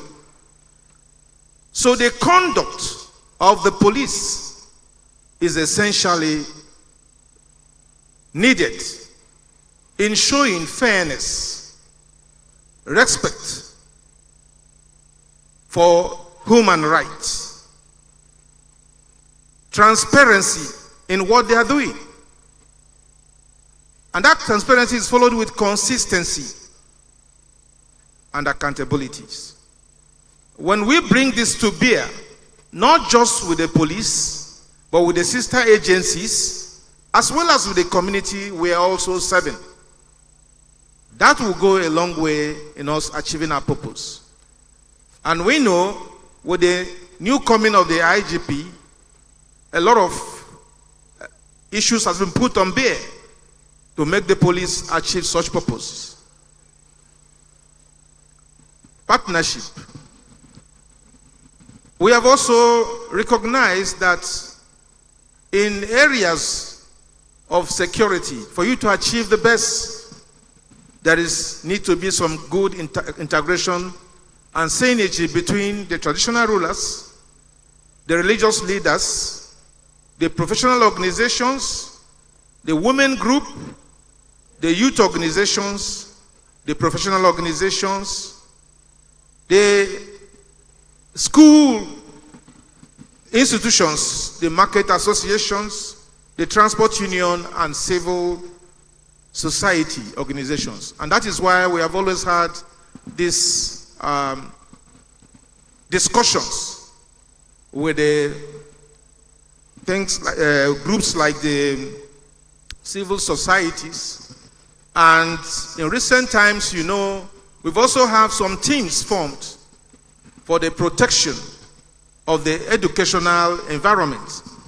Even though what people realize is the ones that happened, the ones that are prevented, you don't know. But virtually, it could have been worse. It could have been worse than what we are seeing today, but for the presence, which is also proactive, of the law enforcement agencies who are attached to some of the schools. These issues of kidnap and the rest would have gone higher than you are expecting. In the areas of preventions, there is a need for public awareness, youth engagement, early conflict mediations, social integration programs, as well as community outreach. And that we have done using most of our CIB groups and other specialized groups within the Nigerian police force in recent times. We also have the fourth area which we talk about building security network. And that does exist between sister agencies in the areas of what we call, when we have joint operations, also identifying local safety concerns. What is the security need of a riverine area may not be the exact security need you might also need in the non-riverine areas. So you find out what is the basic issues on how to tackle it on those security places. Just like we have had getting the specialized groups that can man, like the maritime police and the rest of them, being retrained in managing some of the violent crimes within the riverine areas. We also have some of the issues of promoting peaceful conflict resolution, and that is where I also tell you that the police is doing its own best in it. Virtually, if most of the cases that is reported to the police or criminal cases are all the cases charges to town, 1/4 of it, the court of law cannot even handle it. Not to talk about the prison, the correction services. But I can assure you that virtually over 3/4 of the cases are handled by the police using the process of ADR, alternative dispute resolutions. And these are all efforts we put up. And I think with the coming of the state policing, which will also trickle to possibly even local government policing, as a matter of fact, it will be a very important time for us to have a proper synergy, because having that knowledge, that local knowledge, is an advantage at the end of the day. So, so far, so good. The IGP has put up a lot of strategies towards those issues. And I think that with the Southeast trying to start up this initiative, and I can assure you, even before this initiative came on, I think the IGP has been working on that, and the challenge he gave to this particular topic that was brought today led to him starting up a production and a publication of the book.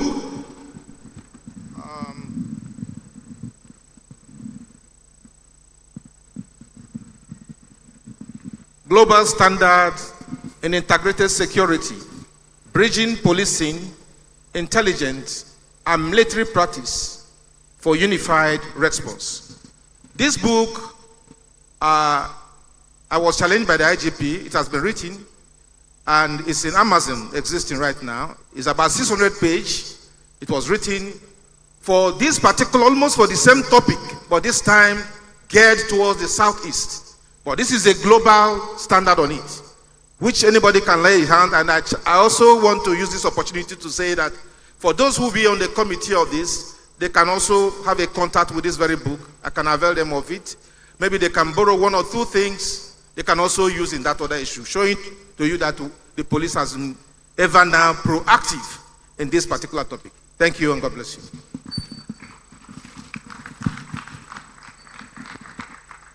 Thank you so very much, AIG Polycarp Emeka, for those interventions. And I'm actually very happy you actually underscored the point that professional and accountable policing is one that is built on respect for human rights. And that really leads me to the next question, which I would like to pose to Chief Mwabweze. Am I correct?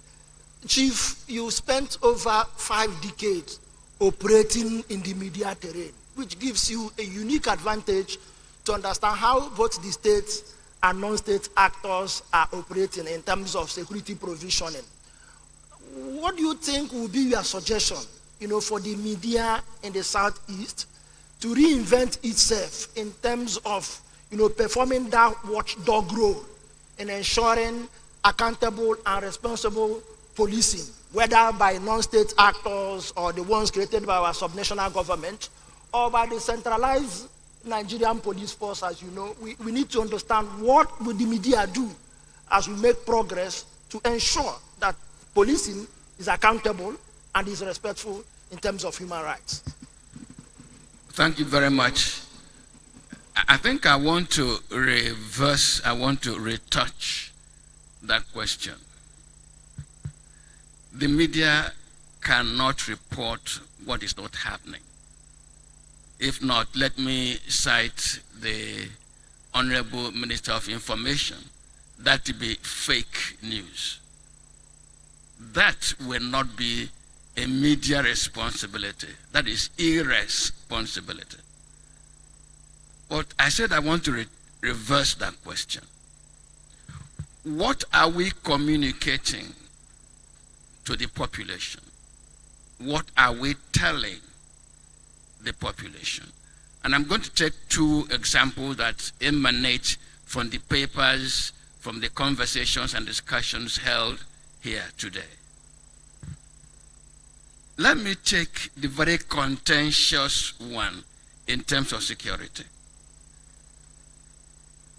IPOB, ESN, and their capacity to attract useful conversation and youthful interest, the uninformed youth interest in the Southeast. Is it impossible, and I'm going to pose this question to the Office of the National Security Advisor, is it impossible to deconstruct IPOB? Because with communication, IPOB can be deconstructed. The political class that goes in the political trench to convince us to elect them or not elect them, can't they make it an open conversation? An enclosed conversation makes IPOB to go clandestine. IPOB today is a clandestine, proscribed organization. So they communicate in the dark. They communicate via illegal channels. They put out information that we now have to react to. Can they not be deconstructed and their conversation made open and either give lie to it? And I'm going to give an open example. The executive governor of Abia State has been getting very rounded applause since we came here today. Why? Because we're running it open. Everybody knows what he's doing. Everybody sees what he's doing. If he's doing the wrong thing, or if what he's doing is wrong, people will know and they won't give him applause. Why are we not conversing about IPOB as a wrong step, and why is a wrong step? Why do the politicians from the Southeast not come out openly and say it's a wrong step? If they think it's a right step, why don't they come out and open it up? Now they allow the uninformed, the illiterate, pardon me calling them illiterate, I hope I apologize to them if they think they're not illiterate, and those who don't even understand governance, to take up that conversation and make it attractive to the boys who are willing to be doing what they are doing. So why can't we challenge that conversation? That is one. Secondly, the communication, the political communication in the South, and I'm going to take a street example. For those of us who don't understand Igbo, I must apologize because I'm going to use a street language in the Southeast. And now by government talk. Anochalia, baby hagaheme. Is it the language that makes for open communication and creates understanding and recruits the youth into the activities of government? I'm pushing the factor of communication because that is the basis for young people to make up their minds on anything. And unless you confront that negative communication with the right one, we get the result by getting right now. And we need that result. And so the governance structures in the Southeast must reconsider communication and ask How do we confront the insecurity that is driven by what people are told? Somehow, in the Southeast, gossip travels further, quicker than even what you have in your phone. If I leave my village, if I leave here and go to my village and confront people in conversation, the kind of things they tell you, they talk about, you can't even believe they exist on earth. Government in America, government. Why? Let me leave government alone. Let me go to security, please. The conversation with security. And I want to take on our police. With all due respect. Why is it so difficult? It has become so difficult for people in the Southeast to trust our police. Why? And I'm going to give us a personal experience, just in case those in police authority could profit from it. Less than 200 meters from my own house, there's a primary school. During a break period, the children came out to play. And a 5-year-old boy who came out from the nursery section of the school didn't come back. The boy had been spirited away and didn't get back home. People saw that child leaving the school. People saw who conversed with him, and people saw how he missed. And we reported to the police. The thing got to area command. Those who insisted on that child being found, this is more than 5 years old now, ended up being locked up at area 9, zone 9. The community, those who speak, ran away. How does a community develop trust, therefore, in that kind of system?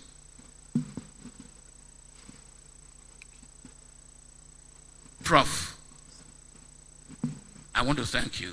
There's still more to talk, but there's more time to talk. Thank you very much. Thank you. No, not now.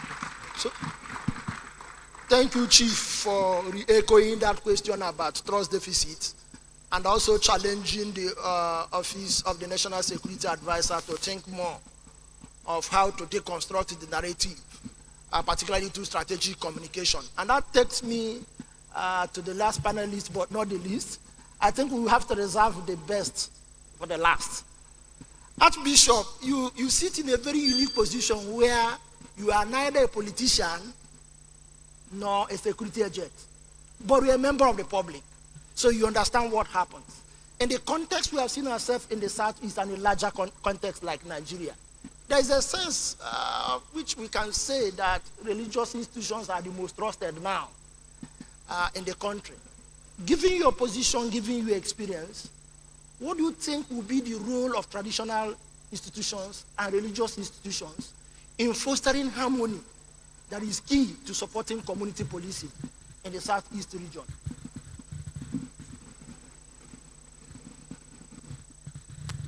Testing. Thank you, moderator. Your Excellency, our governor, who has been so patient and so kind, relaxed, and patiently sitting down. Your calmness of the spirit and patience is yielding fruit. Let's put our hand together for our governor. Thank you very much. God bless you. Moderator, I think there is a missing link. When we were in primary school, and basically everybody here who understands Igbo will join me in this little song. Eziomume, eziomume, eziomume, yire eziomume dikuwe. ezi omume, ezi omume, ezi omume.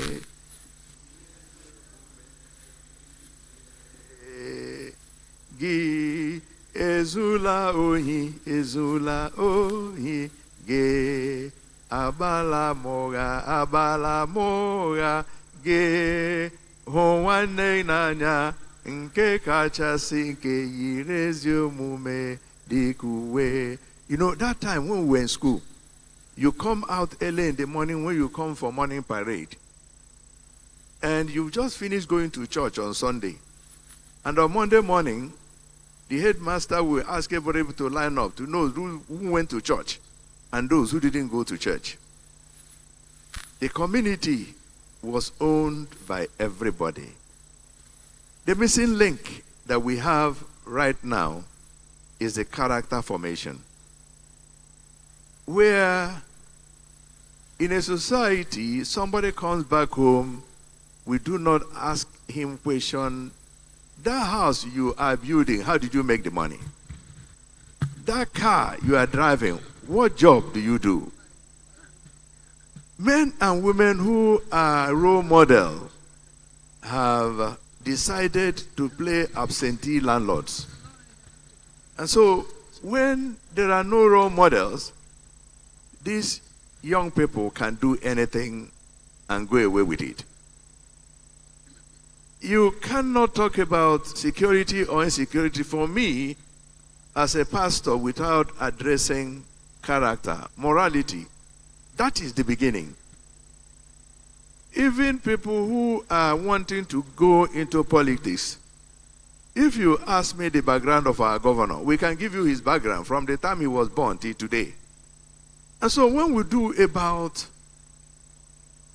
and talk about people coming to take responsibilities in our society, what is their background? What kind of leaders do we have to provide leadership for those that will take over from us? Unfortunately, you talked about traditional rulers. You talked about religious leaders. What kind of people are our traditional rulers giving traditional title in the villages? Men of questionable character.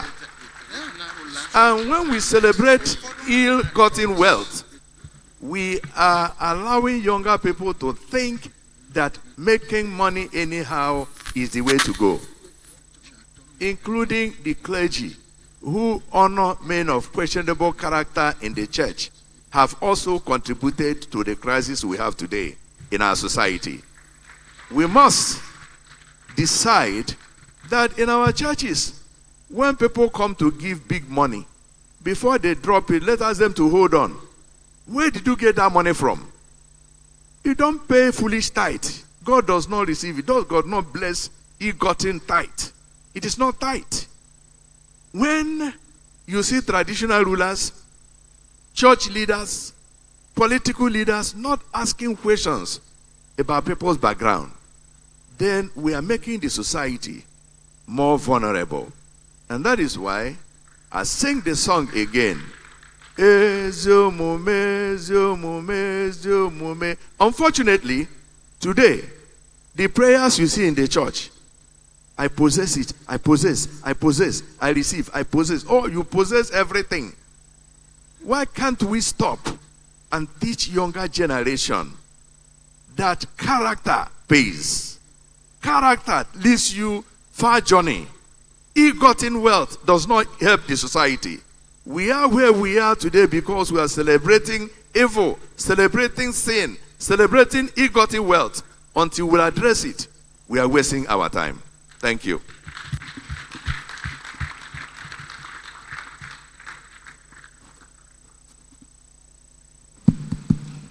Thank you, Archbishop, for that very rich and morally resounding intervention.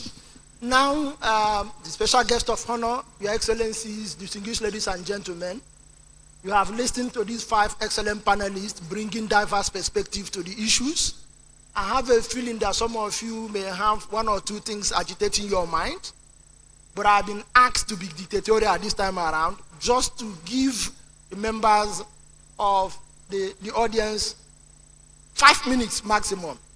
First 3 persons to indicate interest, I will give you the microphone. You can make your comments, you can question them, you can also make suggestions. The whole idea is that we are no longer here to talk about problems. We are more interested in finding solutions for durable peace and stability in the Southeast. So, indicate by raising up your hand, and so that I select the first 3. So the mic is close to you, so we operate by a principle of proximity. I will give you the floor first. Is that the speaker? Okay, then I will take the speaker. I am trying to be gender sensitive. So if there are any woman raising their hand, any woman raising her hand, I am not seeing too far, so please wave your hand if you are a lady. Okay, if you are desperate to ask your question, assume to be a lady and wave your hand. Let me give you the floor. Okay, the person behind, yes, you. So after you, the mic migrates to the speaker, and okay, so we'll give you the privilege of the speaker. So let's make it 4. So after him, it migrates to my brother in red cap. Then you give the speaker, and then the last person there. So please tell us your name, your affiliation, and then go straight to your point. Good afternoon, everybody. Your Excellency, our amiable Governor, Alex Oti, OFR. Let me stand on the existing protocol. I am Chief George Ukafo, the President General of NATO Clan Development Union, Umunochi local government. Recently, I went for something at Nkwago to see the DPU. And I met him discussing with some people, some of our brothers from the northern side that are rearing cows, and some of the natives from Isuochi. And where they have problem is a security problem. And the DPO, having known me as a retired police officer, a former PPRO to Zone 9, he invited me to be in their midst. I was with them. The problem centered on the dust being raised by farmer rearers clash. And then after we heard how the whole thing happened, and we discussed much on it, the aim of that jaw talk was how to contain an impending doom within the local community because of the cleaning of the cows. And we were able to really douse the tension and settle the matter amicably to avoid possibility of retaliation that could cause colossal damage. Now, finally, that matter was resolved, and that goes to support what the DPO, the AIG has just said. What I want to ask is, how do we continue to sustain such dialogue between our northern brothers that are carriers and the local communities that are harboring them, so that there will be lasting peace, and then we will be able to have security within our locality, just like the governor had built a strong security in Umunochi that makes us to sleep with our 2 eyes closed. Thank you.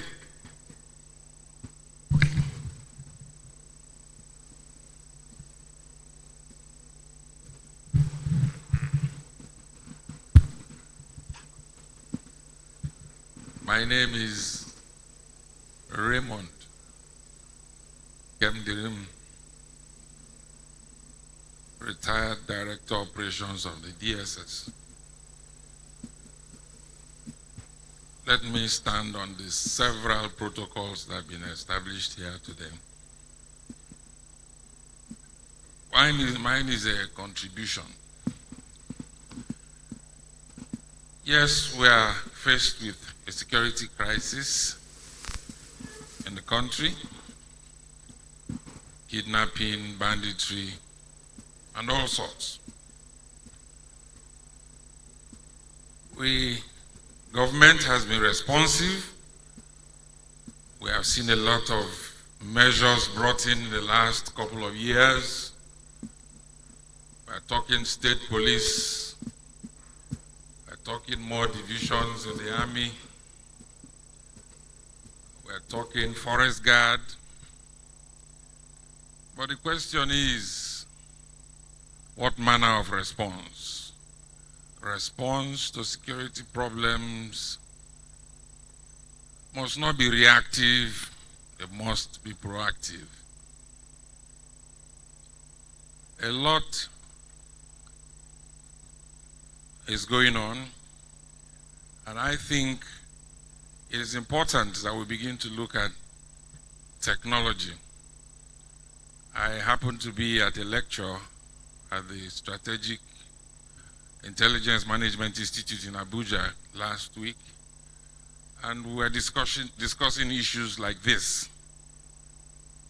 Yes, we talk soft power, we talk non-kinetic measures, but at this time, our house is on fire. So it's important that we prorate the measures that we adopt. We must place more emphasis on what gives us immediate results. Now, when Boko Haram became an issue 2009, 2010, the nation had no capacity to monitor even telephones of these terrorists. As such, we are having bombings every day, almost all the time in Abuja, the United Nations building, police headquarters, military barracks, this day office. It was just, these bombs were just going off frequently. But immediately capacity was acquired to monitor the communication of these terrorists. The incidences of bombing in Abuja reduced drastically. Now, I think it is time we look critically at the technology we are deploying. It's painful when I hear of these ambushes in which generals are killed and all of that.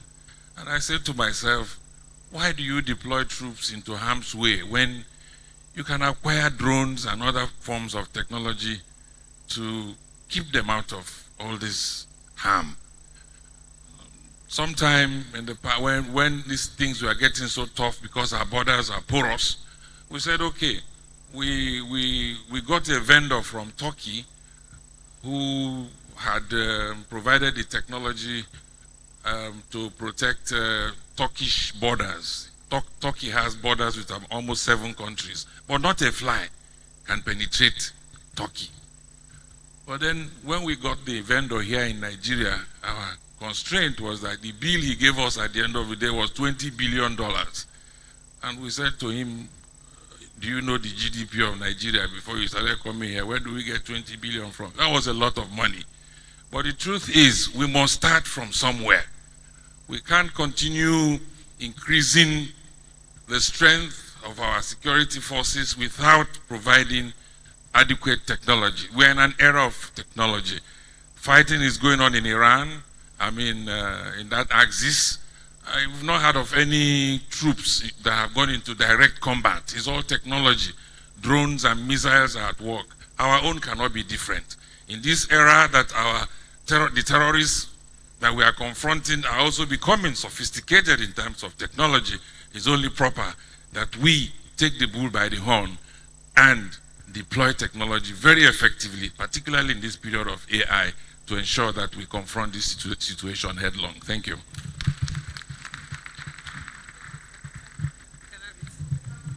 The mic to the speaker, please. Okay, please. Can you have the voice first?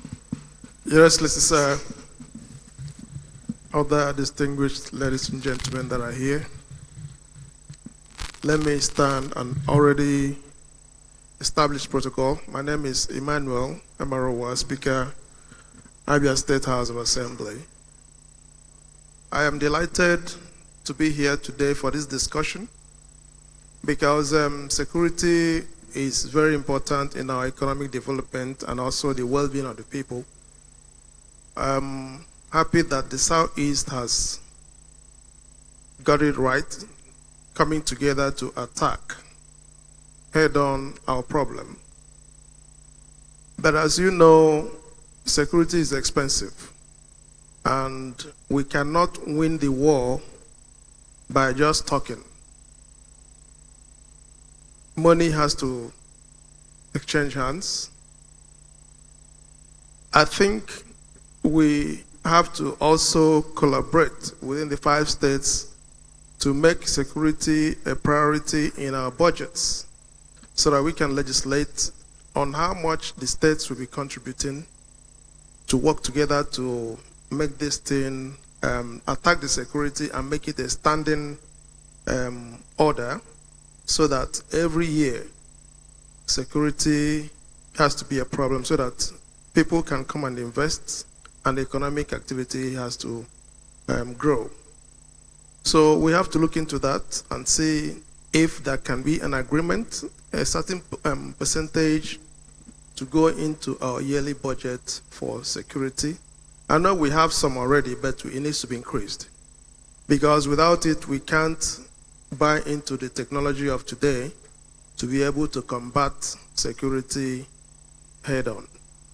Another thing is to also incentivize security, because if there's a crime that is hard to be cracked, once you incentivize it, people are willing to come and give information.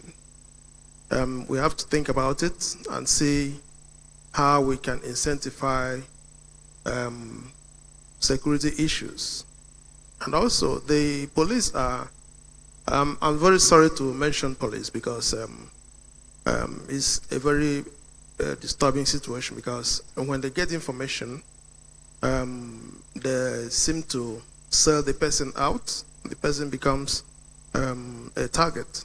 So we also have to look into that and see if there can be anything to be done also to legislate and legislate for punishment, but you don't have to give false information anyway. So there has to be punishment on either side so that you are sure of what you are saying and the police will not betray you. If you are traced to be betraying people, then you face the music. In Abia State, we have a law that says if you kidnap, it's a death penalty. That law is still existing, but we have never used it because it has not been necessary, because we find the culprits before the time comes. So that is my short contribution to this discussion. Thank you very much.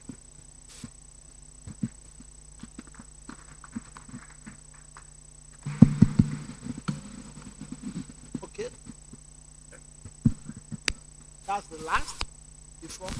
Your Excellency, the best performing governor of our time, Dr. Alex Chioma Oti, OFR. Your Excellencies, distinguished security chiefs, keynote speaker, ladies and gentlemen, let me, as others have done, rest on the already established protocol. The day is fast spent. My name is Chief David Oba Onoha Bodex, Labour Party senatorial candidate for Abia North Senatorial District. Permit me, first of all, to sincerely commend His Excellency Dr. Alex Chioma Oti, OFR, the Executive Governor of Abia State, for hosting this timely and all-important Southeast Regional Security Summit. It is a demonstration of visionary leadership and a recognition that security is the indispensable foundation of peace, development, and prosperity. With your kind permission, I would like to respectfully pose 3 strategic questions to our distinguished keynote speaker and panel of security experts.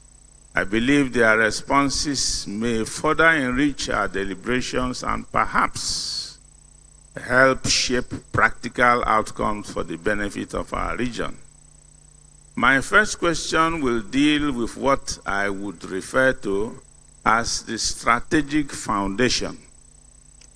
Do we agree that security should no longer be viewed as merely the responsibility of our armed forces and security agencies, but as the very foundation upon which investment, economic growth, agriculture, education, healthcare, and sustainable development depend? If that is our collective understanding, what practical institutional framework should the Southeast adopt to ensure that intelligence gathering, technology, interagency cooperation, and regional collaboration become proactive rather than reactive instruments of security? My second question is on the human dimension of security. May I respectfully ask whether we sometimes underestimate the human causes of insecurity, if unemployment, poverty, drug abuse, lack of education, and hopelessness continue to provide a steady stream of recruits into criminality? Should we not deliberately redefine investment in agriculture, industrialization, skills acquisition, and digital innovation, entrepreneurship, quality education, and healthcare as integral components of our regional security strategy? In other words, should economic planning and security planning now become inseparable? The final question seeks answers to the enduring solution. May I ask what I consider the fundamental question? History suggests that no society has ever arrested its way into lasting peace.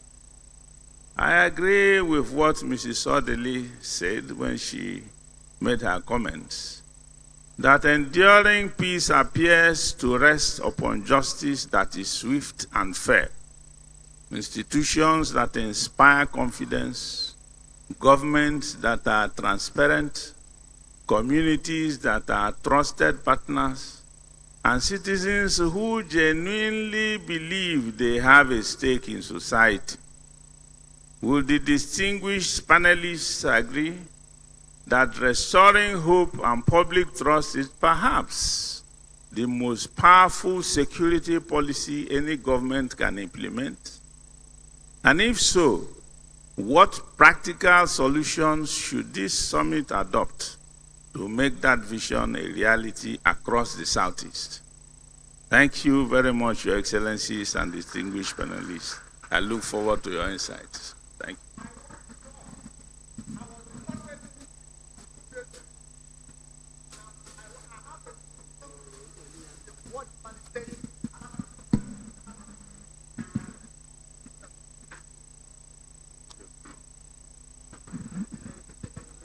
My name is Chief Festus Obochofebu. I will be 80 years, 24th of August 2027. So I'm talking as an elder statesman. The last speaker questions were exactly what I had wanted to talk. So I will take that one by one. There is a solution to all these problems. Luckily, with due respect, I'm sorry because of the way I stood up, I will go back to, I adopt the existing protocols. The governor of Abia State will recall that in 2023, he launched an organic agricultural program, which has not taken up to today. And I think the last speaker mentioned about doing a program, and luckily, whether we agree or not, what we are seeing here in Abia State today is the implementation of Tinubu's aims and objectives. The governor of Abia State did not build all this road with his money. He built these roads through allocation given to Abia State, which we all know that all states were given allocation before our present governor. He came and utilized that money, and that is why we are seeing what we are seeing today. To go back to our security, why I mentioned his launching of organic agriculture in 2023, he said food security. So if the subject matter of this gathering is on security, definitely food takes preeminence in that, in the solution. From my own background, I have to, if some of us were here yesterday, when Olusegun Obasanjo was talking, somebody ran out and insisted on recording what he was saying. It was me. I tried this right now, but I had to lie down, recorded him. Do you know why? I am stating facts. I'm not here to joke. I was among the fighting Biafran army officers. And during our pass out in Owerri in 1970, he recognized me and said, I said, I'm going back to school. So, in this solution. Could you just summarize, please? Yes. Could you just summarize? Yes, please. Just 1 minute, please summarize. I'm already in organic agriculture. I have 300 hectares, which it's not inheritance for that purpose. Could this organization in compiling your list include sponsoring organic agric? With that, you will not see any herdsman in our farms, because organic agriculture is centered on using raw materials, using droppings. And we have a Igbo, which has gone into... Okay, Chief, your point has been made. I captured it here. Thank you. Just to summarize it, organic agriculture, food security, key and central to sustainable security. That's okay. It's captured. Thank you so very much. Please, can you take the mic to the elder, Senator Ike Umuahia? I want to listen to the elder, and once the elder talks, it's unfortunate I'm not going to grant anybody opportunity to speak again. Thank you very much. I want to make simply that the gentleman that spoke about media as a way of solving our security problems, I agree entirely with you. The first tenure of General Buhari as president of this country, I went to him and told him, I said, sir, I may be tired of whenever Biafra was mentioned, people got agitated. And I said, would you allow me and some Igbo personalities call a summit of Igbo to really discuss what Biafra meant? We held this summit at Gregory University. People came from all over the world.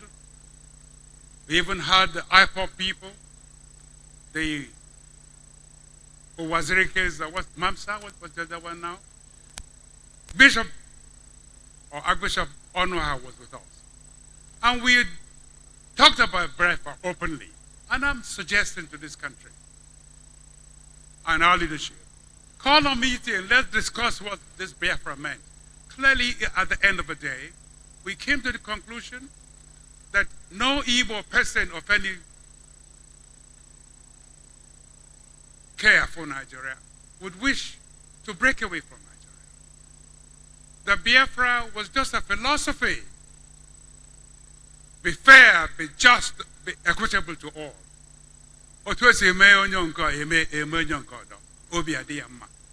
That was it.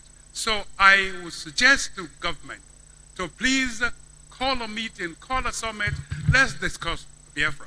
And you will clearly find that Igbos don't want us to secede. All Igbos are asking for, do to me as you do unto other citizens. God bless you.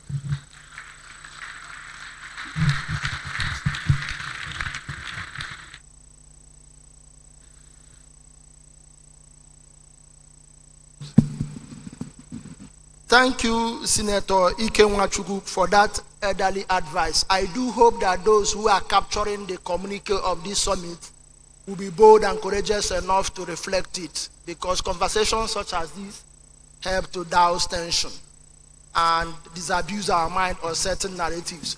So our time is fast spent. A lot of positive conversations, interventions, and reflections have been made. I will not attempt to summarize it, but I will come back to the panelists now and give them just 1 minute, extremely 1 minute, highly measured 1 minute, to give us your final thoughts, particularly in the form of recommendations, and still use that 1 minute, for example, to answer questions that have been directed to you. I understand Chief David raised 3 important questions, and please, panelists, choose any of them at your convenience to address it, but stick to 1 minute. So let me start with the Archbishop.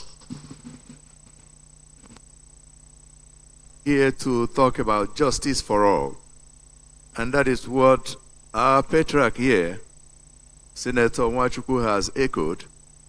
And if there is anything that our people from the federal government will hear from the southeast, is that people of Igbo land just want justice for all.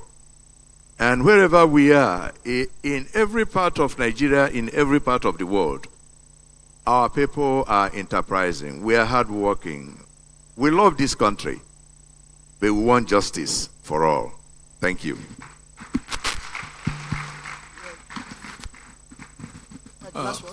Well, let me first of all attend to the question by one of the participants who mentioned about a conflict in an environment where there's a persistence of that conflict.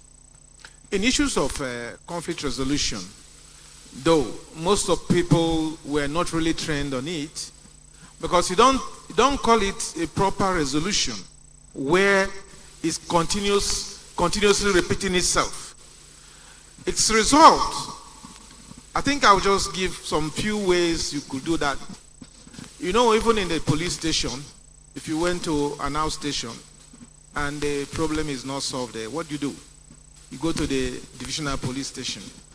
And if it's not solved there, what do? You go to the area command. Why is that applicable? Because it's assumed that if you went to your local government area and the local government chairman couldn't do it, definitely, if you went to the governor, the solution they gave you at the local government area will not be the solution the governor is going to give you. So I think, and let me say another issue. The law enforcement procedure or the judicial system, it's not as if every solution must be, you must use conflict resolution. If you looked when I was discussing here, I mentioned things like, in this issue of sovereign peace, religious leaders, spiritual leaders, and things like that.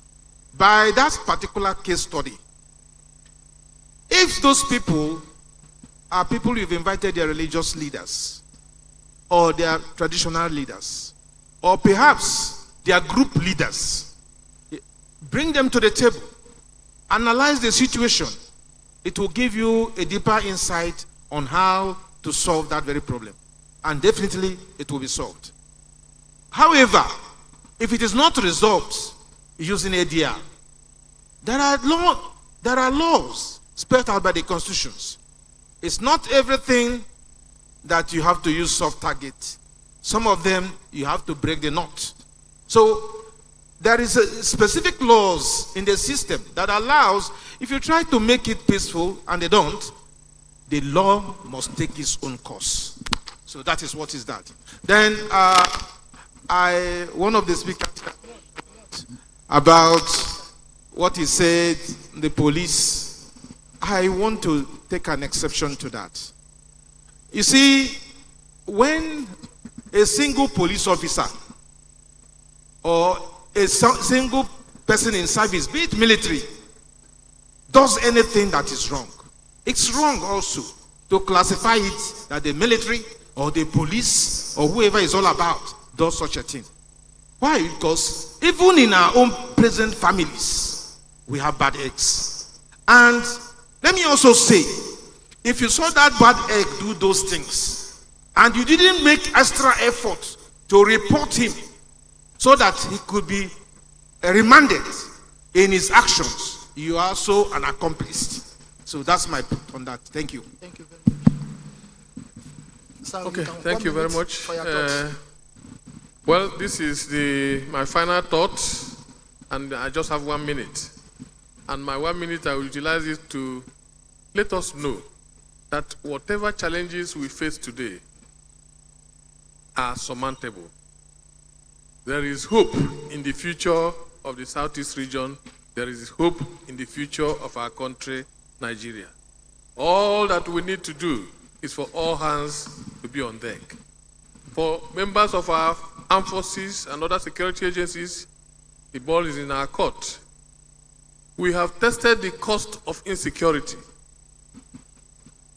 We know that the cost of anarchy far outweighs whatever any particular criminal will benefit from it. So we must have an organized society. We must have a society that is based on the principles of the rule of law. We must have a society that is fair and just to all. But we must work towards it. And the people of the Southeast region, members of our armed forces, should take the first step in ensuring that we achieve the Nigeria that we deserve. Thank you.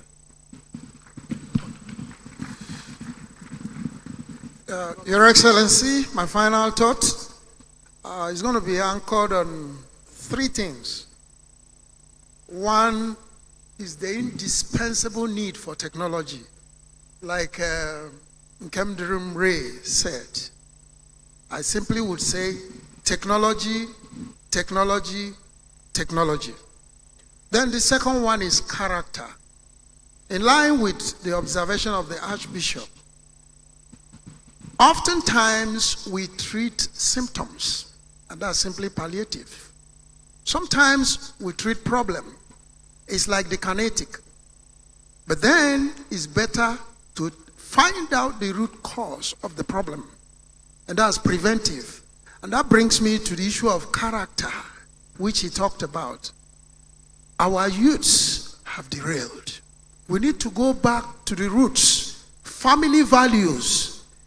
When we were little children, upbringing of children was not for the parent, the biological parents only. It was a communal thing. And if we could invoke customary laws to give it a force of law for people who are not biological parents of children to intervene, that will help us.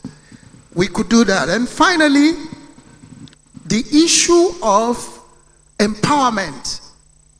An idle mind is a playground for the devil. I remember our cultural apprenticeship. Through apprenticeship, people became something. But that institution is collapsing because we have not institutionalized it. Could there also be a customary law to formalize it so that that could help in making sure that our youths are empowered? Because the youths of any nation is the force, the power of that nation. If you harness them, the nation will move forward. If you don't, they will destroy the nation. And that's what we're passing through. Let me finally thank the Chief of Air Staff. When I was talking about presence of Air Force, I forgot to thank him. Thank you so much. Thank you, sir.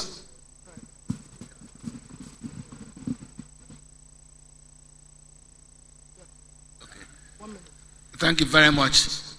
My final words, this charity, I want to begin it at home. And I will beg His Excellency Dr. Alex Oti to kindly tell his brother governors that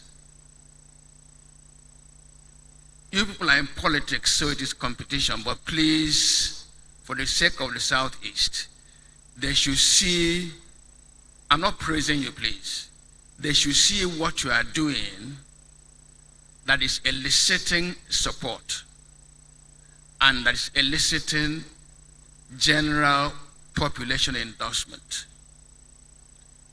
From my reading, it appears that you are running an open, accountable, visible governance.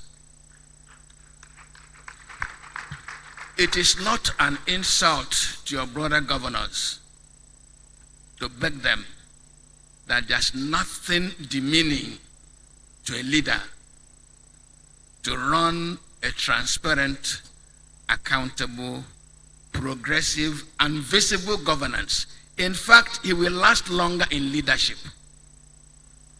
If your brother governors also govern their states the way you've tried to do in these past years, things will be better. Security will be better. Please, you are now the smoke. Take this message to the sky. That is my first intervention. Secondly, sir,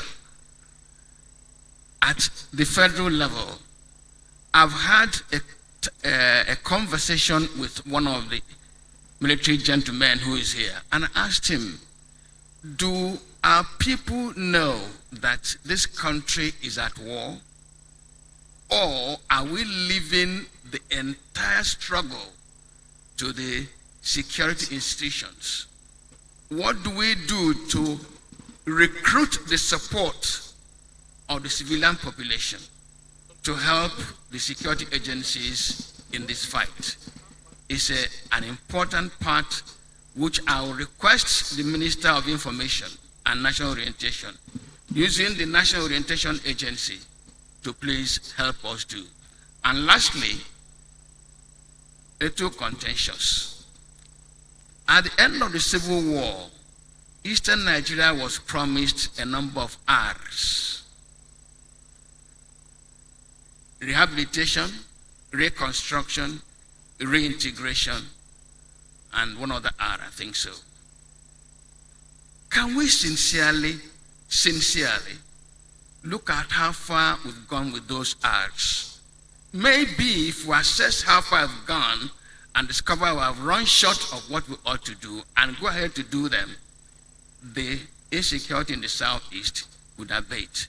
Thank you. That's my contribution.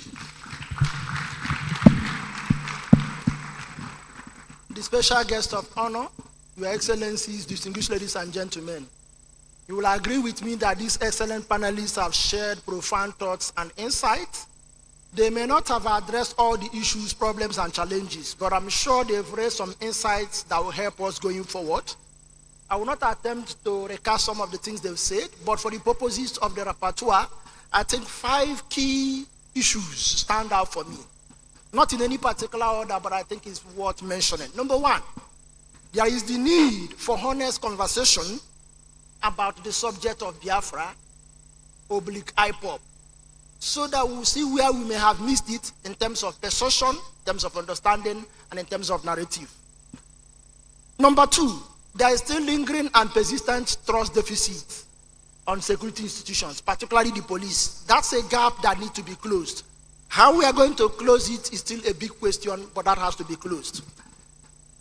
Number 3, the understanding that community engagement is key to sustainable peace and security. And to that extent, positive community perception is also central to local residents complying, conforming, and supplying information to security agents. That's a lot of challenge on their part to win the hearts and minds of the local population.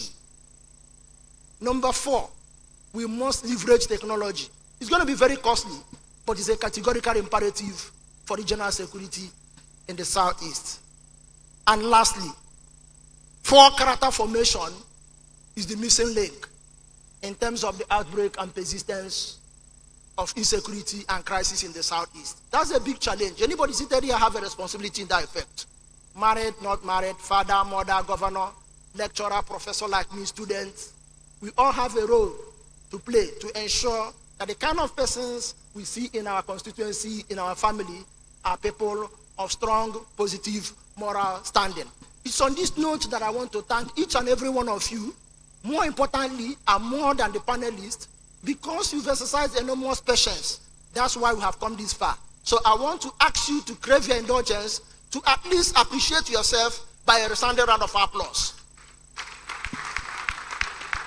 Finally, I also want to thank our excellent panelists for their thoughts and for their insight. May God continue to bless you, particularly as you age, so that you enjoy the rest of your years.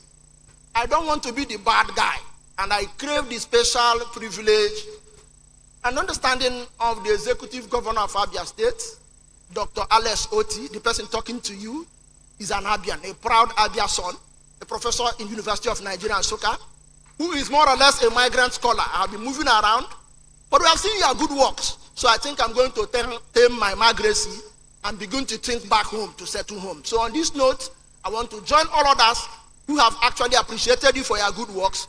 May the good Lord bless you in age, in sound mind, and in good health. I thank each and every one of you for your patience, and for those of you who are coming from Abuja and far and wide beyond the Southeast, our prayer is that the good Lord will lead you back to your various destinations. Thank you for the opportunity to serve you in this panel, and I wish you all the best.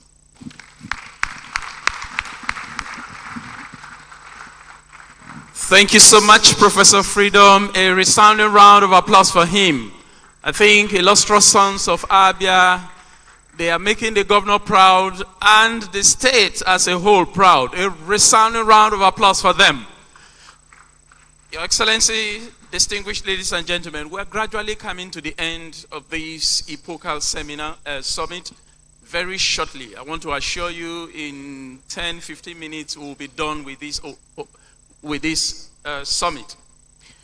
But then the convener will make presentations to our panelists. Immediately after the presentation, we will take just a 5-minute intervention from our veterans, our very senior veterans. They will make a 5-minute presentation, and thereafter the communique of this summit will be read to each and every one of us, and we will conclude. So this is the sequence that the program will take in the concluding segment of this summit. So let me invite our moderator, Professor Freedom Umuahia. Please step forward and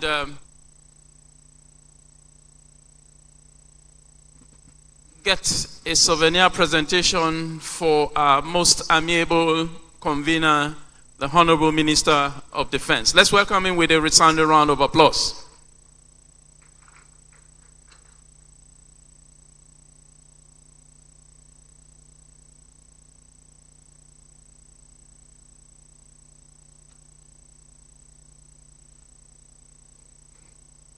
Thank you so much. Next is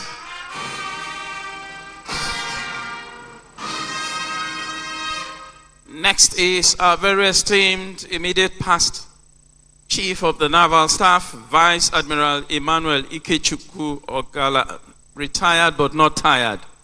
A round of applause for him.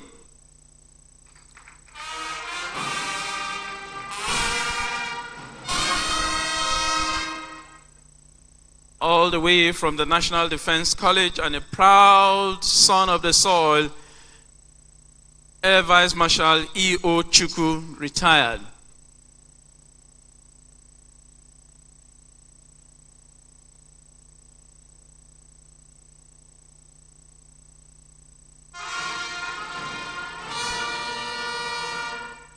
Representing the Inspector General of Police is AIG Polycarp Emeka Nwoye.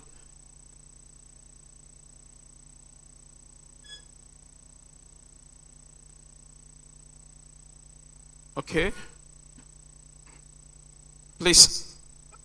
Okay, let's Let me, sorry, I think he just stepped out. Okay, he'll be coming shortly. Let's take the next person. Our elder statesman, Chief Nwabweze Njoku. Let's welcome him with a round of applause. Veteran journalist with over 5 decades of experience. A round of applause for him.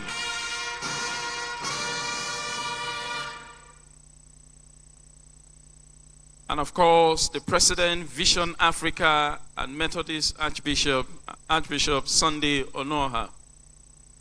Okay.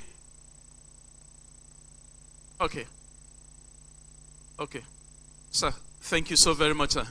A resounding round of applause for our convener.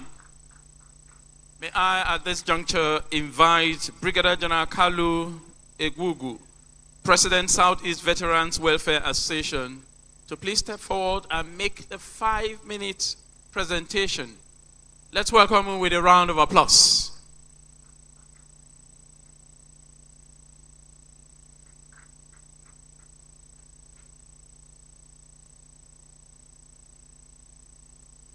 You should do the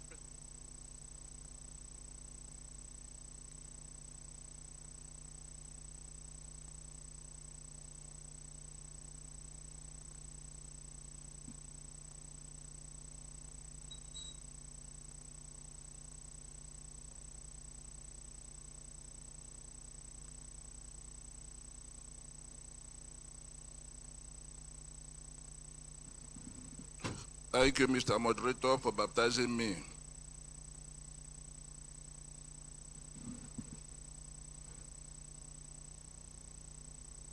I am Brigadier General A.K. Egwagu, MNI retired, President, Southeast Veterans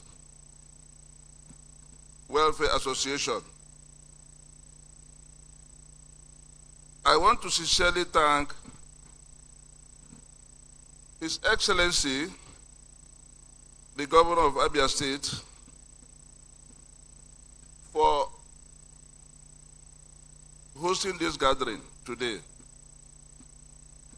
Very senior officers,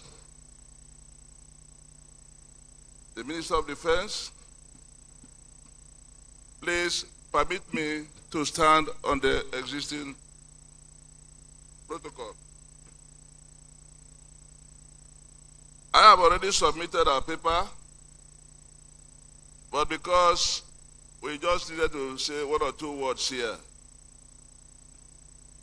And when we are talking of collaborative approaches to strengthening security and building lasting peace in Igbo land, I want to draw our attention to what insecurity is all about. Insecurity is just like death. If somebody dies and is not related to you, you may not feel it much. Same with insecurity. If your wife has been kidnapped, you understand what it is to be kidnapped. If you are in a kidnap den with the kidnappers, you understand it. But when we are not there, we take it the way we are taking it maybe right now. I think if we had been doing this all this while, we won't be in the shit that we are today. Our problem started since 1970, when we fought a war that we didn't need to fight that war. I remember my father told me when he went to collect his money, he had about 10,000 pounds in the bank, and they gave him 20 naira. He came home and he couldn't talk again. The following day he died. Until today, nobody has told me or said, oh boy, sorry, we have been following it, and perhaps if I didn't have a better living, maybe I would have joined the bad boys. But God forbid.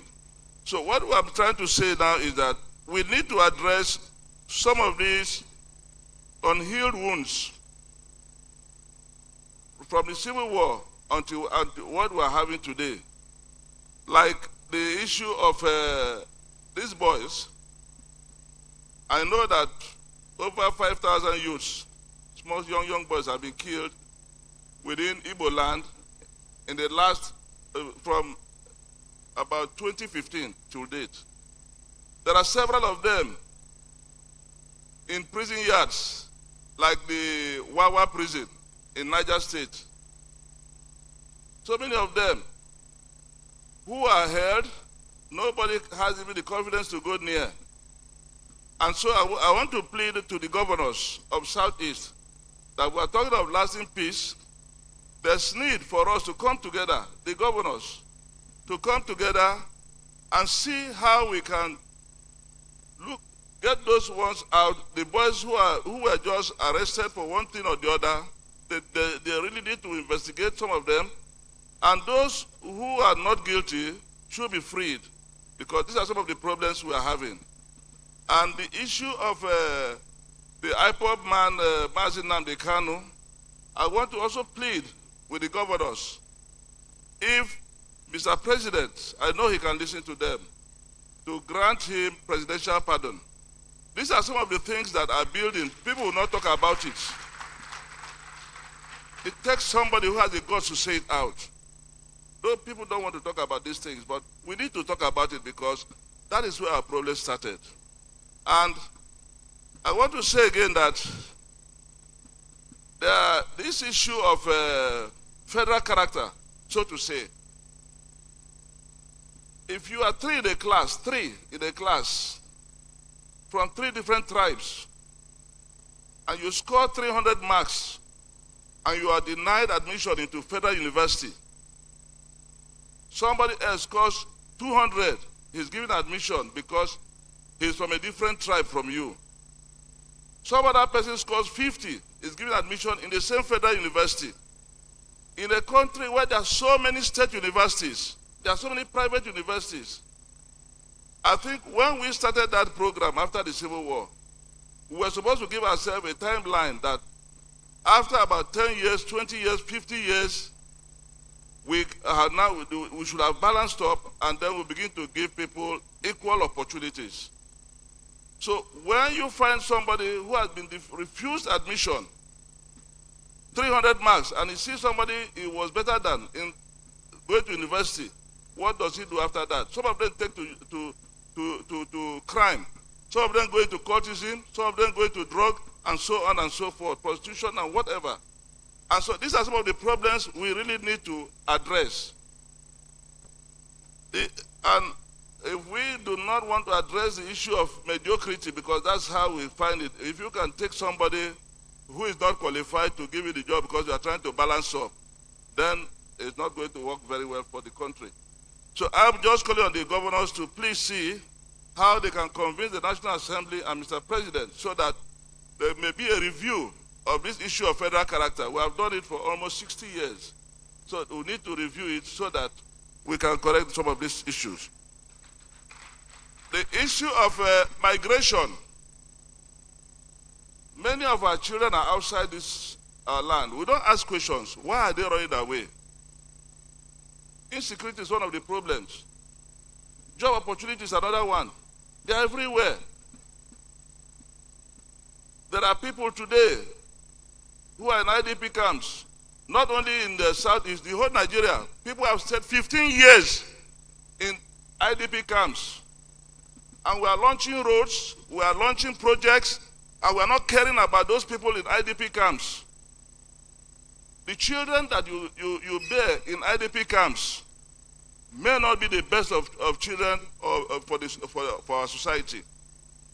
We need to look at what we are going to do with all those people who have been displaced. Is it either by erosion, or by herders-farmers clashes, or by communal clashes? The state governors, the local government chairmen should see to it that there are people who are displaced to come back to their communities. Those who are driven away by erosion should be given alternative land where they resettle. These are some of the problems that are creating the problems we are finding. If you go to Abuja, go to Nyanya, and see the number of people there. They are all left the villages. And if our villages were to be safe for us, I think more than 90% of people idling away in Abuja wouldn't be there. They will be home. Even the traditional rulers who are supposed to be part of the people to give confidence in our communities, they have all eloped. So we need to address these issues. I was thinking that we should have traditional rulers here when we are talking about issue of addressing insecurity in our land. They are supposed to be here because these are people who are supposed to be very close to the people. These are people who are supposed to pass information and intelligence to our security agencies such that those very few criminals in our communities, the people killing people, people making sit at home, what we call sit at home, enforcing sit at home and disturbing the life of people and the economy of the people. Very few boys in the town, you may have less than 50 of them causing problems. The traditional rulers will run away and all the allies will leave, including most of us who are living in Abuja, in Lagos. We have run away from our villages.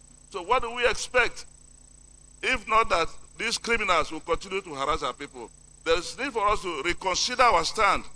We need to encourage those of us who are living out to start coming home too, to mix with our people so that we can be able to correct some of them. These young people need mentorship. We need to give it to them. They need training. A lot of them are frustrated. And so if we come close to them, if we are encouraged to come close, I think the situation will be better. Then the issue of, now there is something happening.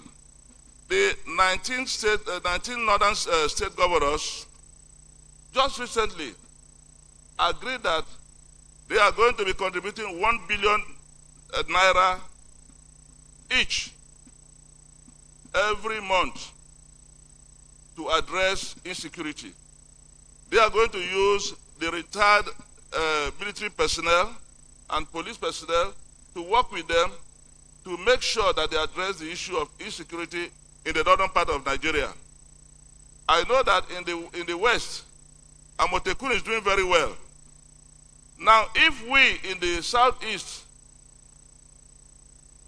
feel that we cannot do anything, we were happy the way we are, I bet you the criminals that will be driven away from the north, when they start clamping down on them, in the next 6 months to 1 year, most of them will run down to the southeast, and they are going to be another problem to us. So I'm pleading with the governors that there's need for them to come together and have a fund and bring us, the veterans who are retired, we have experience, you can use us so that we can work with our traditional rulers and our community policing. We can be the ones who train the people in community policing, and we'll be able to secure our environment better than we have it today.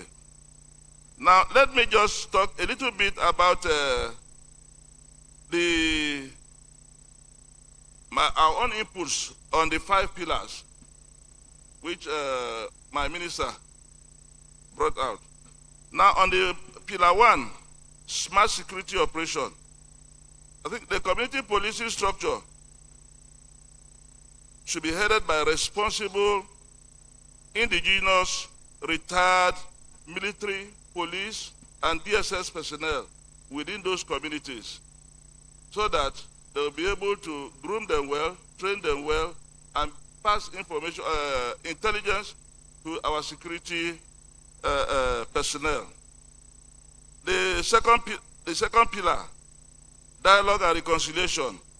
I'm suggesting that members of the Southeast Veterans Association should be co-opted for better results. Then the pillar 3, economic investment and opportunity. Some members of the Southeast Veterans Association who have good knowledge and skills should also be incorporated into the scheme. Pillar 4, real federalism as a peace dividend.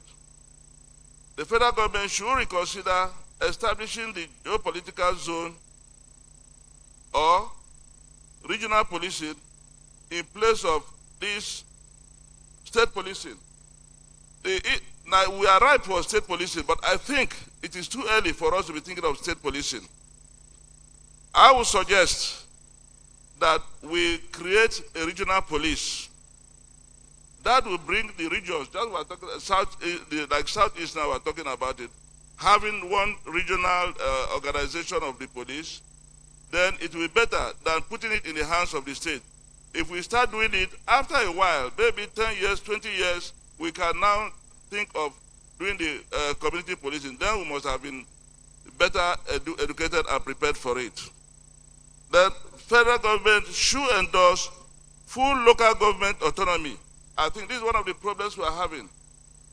Local government chairmen should be given the fund. We cannot be saying we are running 3 tiers of government, and then you be giving money to state governors, and we don't know whether the money gets to the local government chairman or not. I think they should be giving their money. If they don't use it well, they should be sanctioned. They could be punished. So if the local government is operating well, I think most of the problems we are asking the federal government to come into, or the state governors to handle, will be addressed easily. And finally, on the pillar 5, empowering communities and traditional rulers, traditional institutions, I think there's need for us to look at our constitution again. The traditional rulers have a lot of a role to play. But if you look at the constitution, they are just an advisory role, and they don't have much power. I think we have to look at how to take care of the traditional rulers and not those who are making traditional rulers. It shouldn't be anybody. The people must be the people that have integrity should be the ones that you can make traditional rulers, not about money. And they must live within their community. The issue of traditional rulers living in Lagos, living in Abuja, and nobody controlling their local communities, I think we shouldn't encourage that. Then finally, states and local government authorities and traditional rulers should encourage mentorship of their indigent youths. If they mentor them and train them, we can even send them to places like Songhai Farm to train. When they come home, they'll be better off than what they are today. On that note, I want to thank you very much for giving me this opportunity to talk, and God bless us all. Thank you. Thank you so very much. The veterans are saying, here we are, users. Please a resounding round of applause for them. Our convener, the Honorable Minister of Defense, will make the final set of presentations.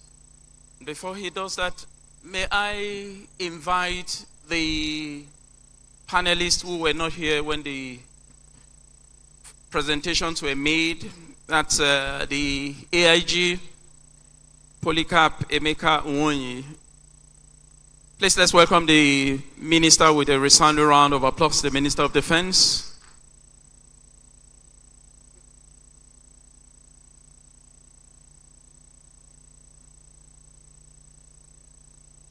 And our very esteemed Archbishop,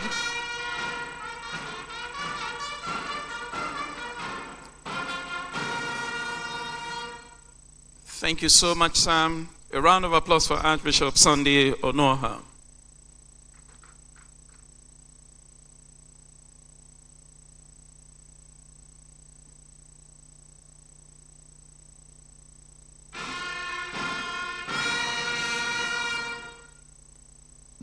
Now, sir, you're making the last set of presentations. A presentation is to be made to our very esteemed elder statesman, General Icc Umuahia, retired. A round of applause for him.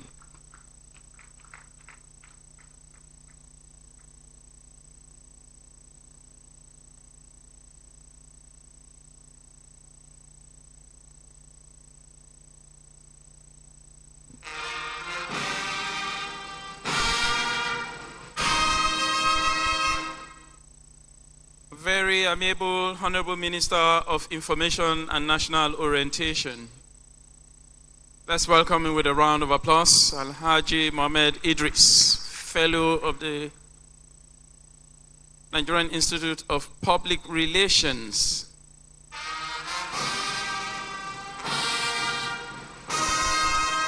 representative of the Honorable Minister of Innovation, Science and Technology, Engineer Ibiam Ogujiofo. Let's welcome him with a round of applause.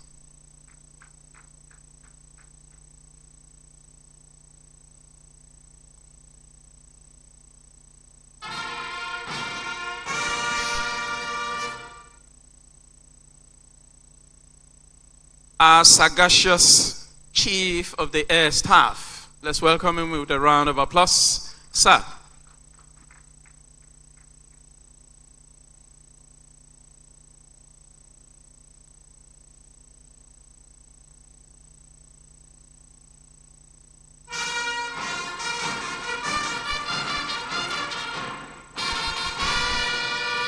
A representative of the Chief of Army Staff, Major General Fada Iro. A round of applause for him.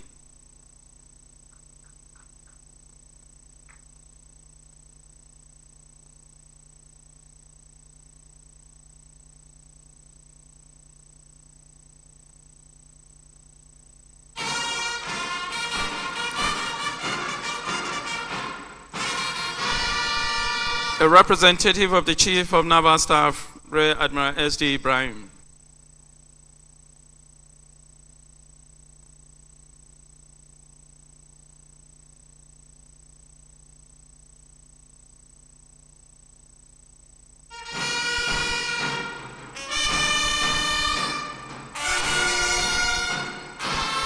The Speaker of the Abia State House of Assembly.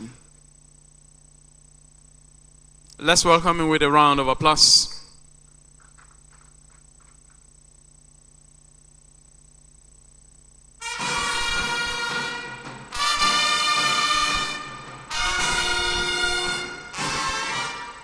Our elder stateswoman, D.I.G. Okoronkwo, retired. A resounding round of applause for her.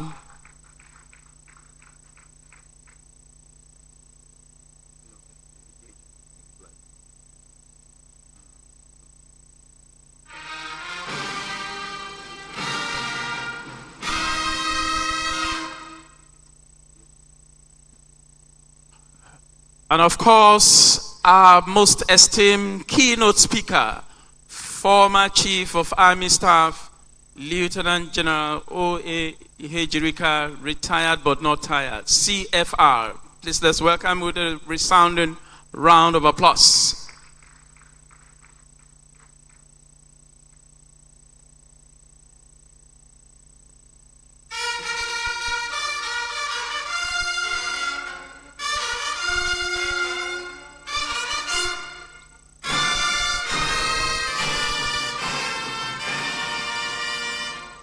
Okay, a presentation to be made to the Senior Special Assistant to the President on Community Engagement, Southeast, represented here by the Senior Special Assistant to the President on Community Engagement, South-South, Gift Jambul.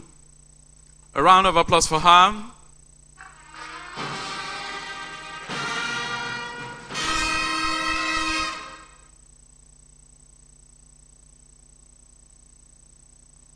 She's been given.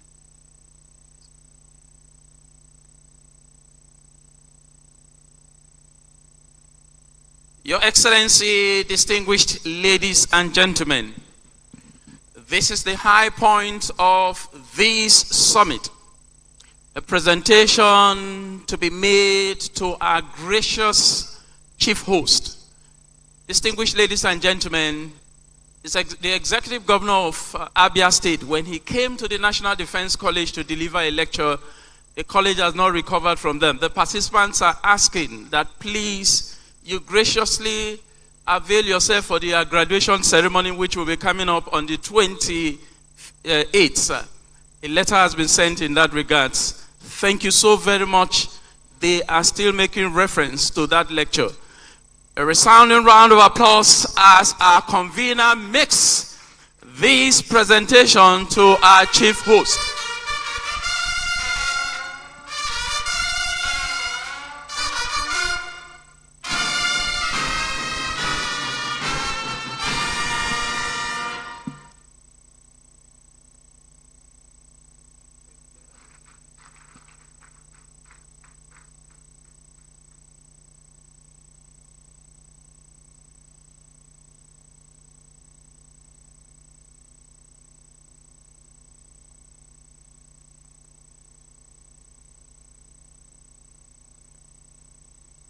Please, all the panelists, presenters, and moderators, please step out and have a photograph. A photograph. All our presenters, the goodwill messages, all those that made goodwill messages. Our esteemed Honorable Minister of Information and National Orientation, our elder statesman. Please put your hands together once again for General Icc Umuahia.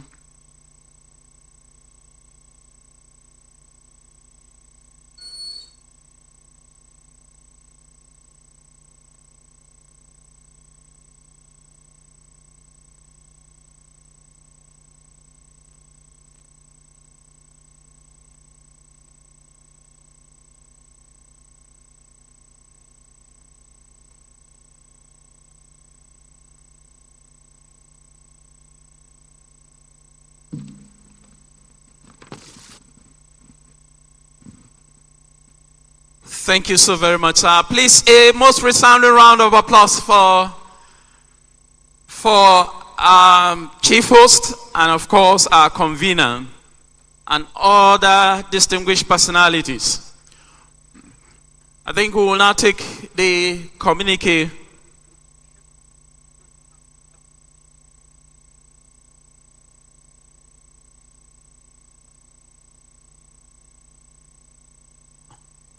So, a photo session? A photo session?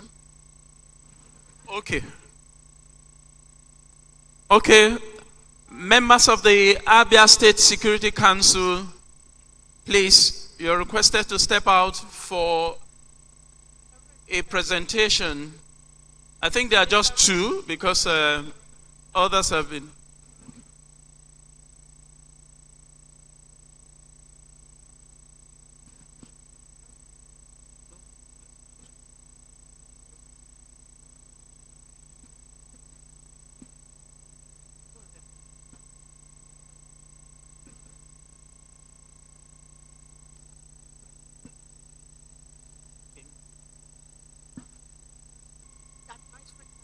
Okay, advisory council members, I think some of them have been the panelists.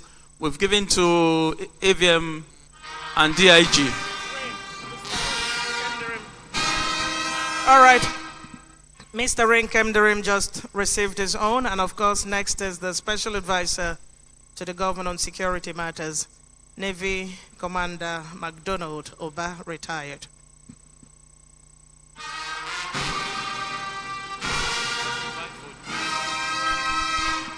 Thank you very much, Honorable Minister of Defense. Thank you. Time is fast spent, and of course, this has been a very heartwarming summit. We've held conversations, and of course, salient points raised and inputs made. But one thing is sure, that some key points will be taken away from this year's first security summit in the Southeast. And on that note, Your Excellencies, distinguished ladies and gentlemen, it's my pleasure to invite for a presentation of the summit communique, Rear Admiral Olu Bankole, retired.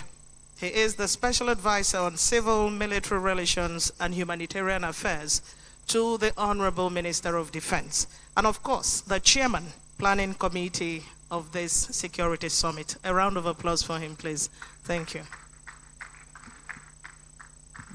Sir, Your Excellency, the Governor of Abia State, sir, we cannot say thank you enough for hosting this summit.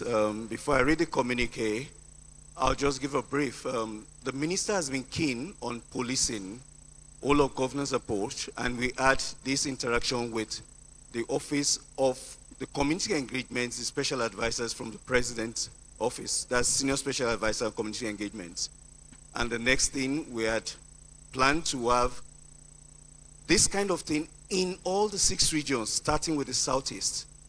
And His Excellency, Governor Alex Uti, was kind enough to host this. Please, let's give him another round of applause. Because of time, sir, I will just go straight to the communique. But I want to note, the minister has mentioned, and also just what General Ikenwachuku said, it's not just going to be a talk show. We are setting up a proper framework that the minister will share with other stakeholders, and we are going to find a way to implement this, this communique. So, introduction, the 2026 Southeast Regional Security Summit, convened by the Federal Ministry of Defense in collaboration with the Office of the Senior Special Assistant to the President on Community Engagement Southeast, was held today, 30 July 2026, at the International Conference Center, Umuahia, Abia State, under the theme, Collaborative Approaches to Strengthen Security and Regional Stability. The summit brought together high-level representatives of the federal and state governments, security and intelligence agencies, the legislature, judiciary, traditional and religious institutions, local government authorities, veterans, security experts, and consultants, the private sector, civil society groups, women and youth groups, the academia, and other critical stakeholders were involved. The summit featured opening and goodwill remarks, a synopsis of the security situation in the Southeast by the National Security Advisor, a keynote address by our own revered Lieutenant General Azubike Ejeka, retired CFR, an interactive panel session, and contributions from veterans and security consultants. The deliberations focused particularly on the security situations in the Southeast and integration of approaches, community policing, intelligence sharing, collaborative responses to strengthening security and regional stability. There were about 25 observations from this on the first go, but I will just skip some to the major key observations that's shown there on the screen. So these are just highlights of some of the observations. The summit observed that although the security situation in the Southeast has recorded appreciable improvement, the region continues to face threats from kidnappings, armed robbery, politically motivated violence, attacks on security personnel and public facilities, illicit arms proliferation, cultism, drug abuse, misinformation, criminal activities within forested areas, and the violent enforcement of unlawful sit-at-home directives. The summit noted that insecurity in the region transcends state boundaries as criminal elements frequently operate across neighboring states, thereby making isolated state-level responses inadequate. The summit recognized that no single government, no single institution, no single security agency or state can effectively address the prevailing security challenges without sustained regional collaboration, coordinated action, and the active participation of all stakeholders. The summit observed that security is a shared responsibility, requiring the involvement of the federal, state, and local governments, security agencies, traditional institutions, religious leaders, town unions, civil society organizations, the private sector, the media, youth and women groups, transport unions, neighborhood associations, and individual citizens. The summit also observed that peace and security are fundamental to economic prosperity. Investment, industrialization, agriculture, commerce, education, tourism, social stability, and sustainable development in the Southeast. The summit noted that persistent insecurity has disrupted commercial activities, farming, schooling, healthcare delivery, travel investment, and social interaction, while weakening public confidence and limiting the productive potential of the region. The summit observed that unemployment, youth frustration, drug abuse, political manipulation, social exclusion, unresolved grievances, and inadequate government presence create conditions that criminal elements exploit for their exploitation ends. Organization. The summit noted the importance of developing a shared regional database. I want to pause here.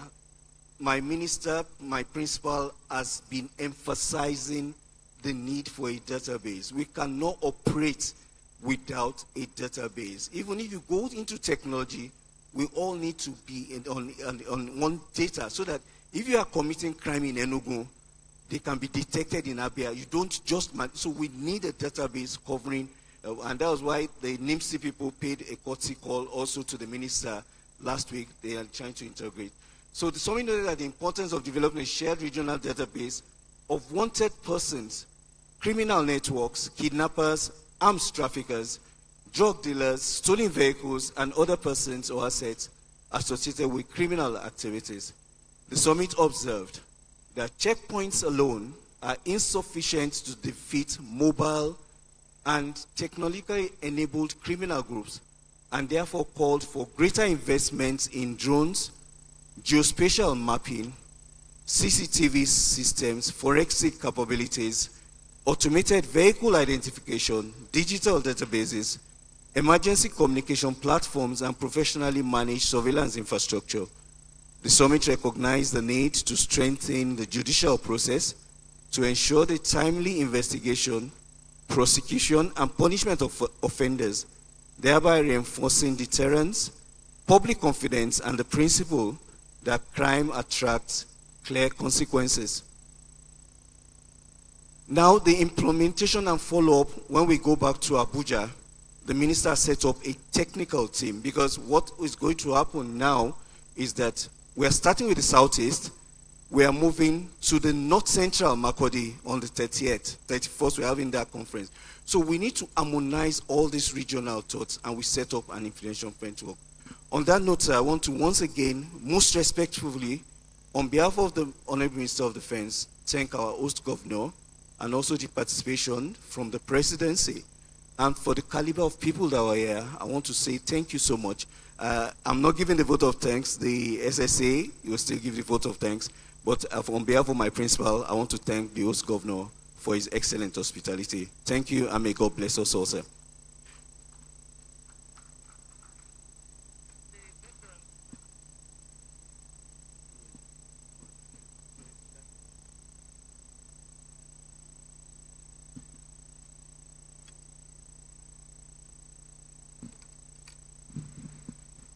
All right, thank you so much, Rear Admiral Olu Bankole, retired. Distinguished ladies and gentlemen, we would have the vote of thanks at this point, and of course, immediately after that, there will be a photo session of the chairman and members of the Abia State Advisory Council with His Excellency the Governor and the Honorable Minister of Defense. On that note, let me therefore, with every sense of responsibility, invite the Senior Special Assistant to the President on Community Engagement Southeast, Barrister Chioma Weze, here represented by Mrs. Gift John Bull. She's also the Senior Special Assistant to the Governor on Community Engagement South. A round of applause for her, please. Thank you.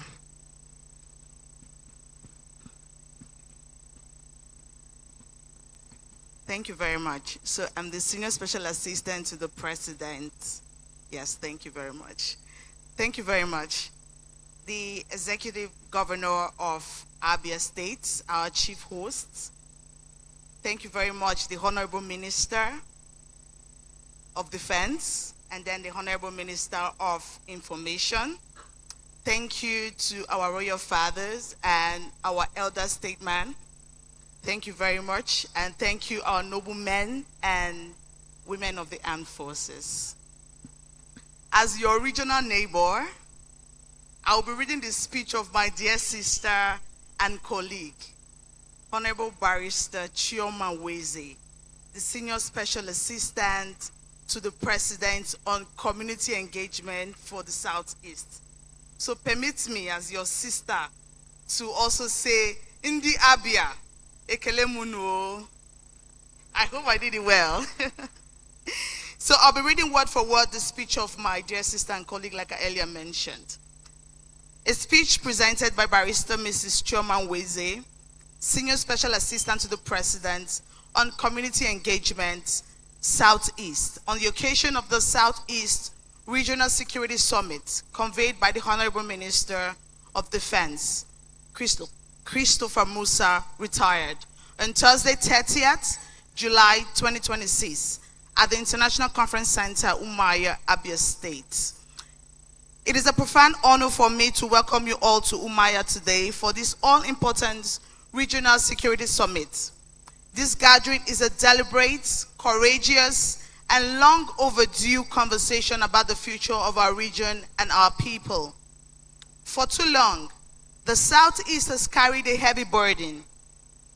We are a people known for enterprise, resilience, and good neighborliness.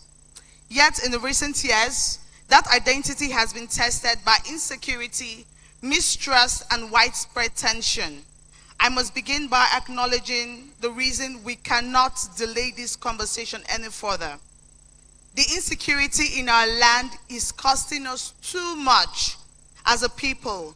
It is not just a security problem, it is an economic, political, and social and trust problem rolled all into one. Years of Monday sit at home started as a protest, but mutated into an instrument of fear and economic sabotage. Travelers were executed, students missed schools, businesses were shut down. Tragically, the associated killings that accompanied enforcement of the sit at home have claimed several innocent lives. Traders, commuters, students, and security personnel. The stories are too many and too recent. We remember with deep sorrow the gruesome killing of Dr. Dora Akunyili's husband, Dr. Chike Akunyili, in the hands of unknown gunmen on September 29, 2021. That single act, like many others, tore the fabric of our communities. It told us that no one, regardless of status or service to nation, is immune. It reminded us that insecurity respects no title. This is not the Igbo way. Igbo do not prosper by shutting down our own markets. We do not grow by burning or turning brother against brother. Your Excellency, this is why the theme of today's summit, collaborative approaches to strengthening security and regional stability. It's both timely and necessary. Security cannot be delivered from Abuja alone. It cannot be enforced by soldiers alone. And it certainly cannot be delivered when communities are afraid to speak or when citizens and states are working at cross purposes. The Minister of Defense, General Christopher Musa, retired, has shown leadership by convening this platform. This summit recognizes a simple truth, which is that the lasting peace is built from the ground up, with communities at the center of it. The objectives before us today are clear, practical, and ambitious. First, to establish an integrated regional platform by harmonizing the security architecture of the 5 eastern states to enable seamless cross-border intelligence sharing and tactical corporations. A kidnapper or gunman should not be able to commit crime in one state and find safe haven in another. Your Excellencies, distinguished guests, the second objective of this summit is to strengthen civil-military cooperation by building mechanisms for community-led intelligence and bridging the gap between citizens and the security agencies. The men and women in uniform cannot be everywhere at once, but every town union, every vigilante group, every market leader, every youth president, every clergyman, and every mother in the village is a potential set of eyes and ears When a community trusts that information will be acted upon and that those who give it will be protected, intelligence will flow. When security agencies in turn respect the dignity of citizens and operate within the law, cooperation will grow. The President's Renewed Hope agenda is built on this principle. Government must be close to the people. In security terms, that means the barracks and the village square must be in constant dialogue. The third objective is to de-escalate non-kinetic drivers of insecurity by addressing the socio-economic vulnerabilities feeding local instability. We must link our security strategy to youth engagement, economic inclusion, and counter-radicalization narratives. Let us be honest. A young man without a job, without hope, and without a sense of belonging is vulnerable to recruitment. A young woman who sees no future in her community is vulnerable to despair. Insecurity thrives where opportunity dies. That is why my office, under the President's directive, is working to connect security with development. We are pushing for more skills acquisition centers, more MSME grants, more agricultural value chains, and more digital jobs in the Southeast. We are also engaging our universities, polytechnics, and trade schools to redirect talents towards production, not destruction. A region that invented the Abia brand cannot afford to have its youth defined by violence. Your Excellency, distinguished guests, I must now speak to us directly as Indigbo to Indigbo. The hardest truth I carry from this office is this: we are hurting ourselves. The killings, the kidnappings, the extortion, and the jungle justice in some communities are being perpetrated by our own sons and daughters. We cannot outsource this responsibility. No, federal intervention will succeed if we continue to harbor, fund, or celebrate criminality in our land. So let me say it plainly, and let it be recorded here in Umuahia. Southeast people, stop killing each other. Stop spilling the blood of your brother because of politics. Stop taking the life of your sister because of ideology. Stop burning the businesses of your neighbor in the name of enforcement. The future of our children is being mortgaged by the violence we permit today. We must reclaim our core values. Igbikwe, pardon me. It means strength in unity.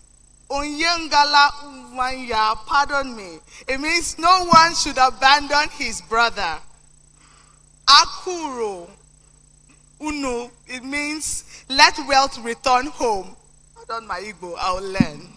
How can wealth return home when investors are afraid to come?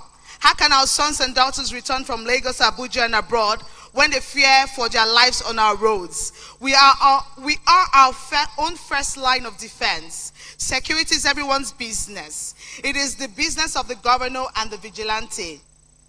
It is the business of the traditional ruler and the Okada rider. It is the business of the market woman and the students. It is the business of the church, the mosque, the town union, and the social media influencer. If you see something, say something. If you know something, share it through the right channels. If you have influence, use it to preach peace. Your Excellency, on behalf of the Southeast people, we thank President Bola Ahmed Tinubu, GCFR, for his commitment to national unity and for giving attention to our region's peculiar challenges. We thank the Honorable Minister of Defense, General Christopher Gwambi Musa, retired, OFR, for convening this summit and for his service to the nation. We also thank the governors of the Southeast for their cooperation and sincere commitment to wrestling the monster of insecurity. In conclusion, let today mark a turning point. The journey ahead will not be easy, but we are Indigbo. We are resilient. We are builders, and together with God and with government, we will restore peace, dignity, and prosperity to our land. Thank you. May God bless the Southeast, and may God bless the Federal Republic of Nigeria. Thank you. Another round of applause. Thank you very much. The representative of the Senior Special Assistant to the President on Community Engagement. Your Excellencies, distinguished ladies and gentlemen, may I therefore invite the Chairman and members of the Abia State Security Advisory Council, General Azubike Onyabo Ihejirika retired, and the indefatigable members of that advisory council. Please proceed, as I also invite the Honorable Minister of Defense. Sir, please join them, General Gwabin Christopher Musa, OFR, and then our dear Governor, the security-conscious Governor of our time, Dr. Alex Oti, OFR.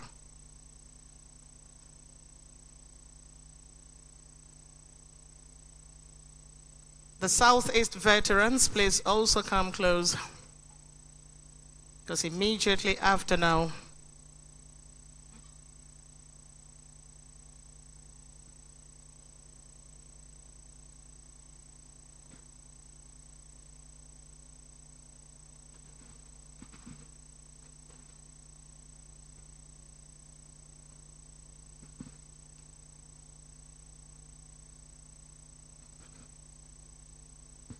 the veterans. Yes, we will. Honorable Minister of Defense, they would wish to have the photo session with you, and they've also requested for, this is the last. After now, the curtains will drop.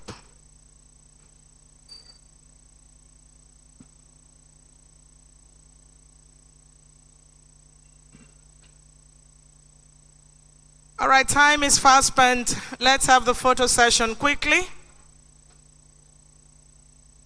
Of course, like we all know, security is everyone's business. Together in synergy, let us join hands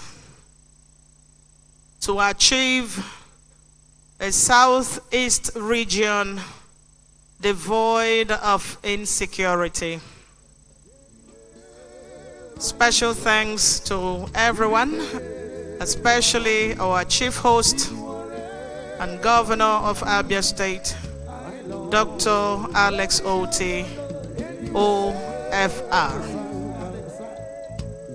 The various service chiefs and honorable ministers who attended this function, we cannot thank you enough.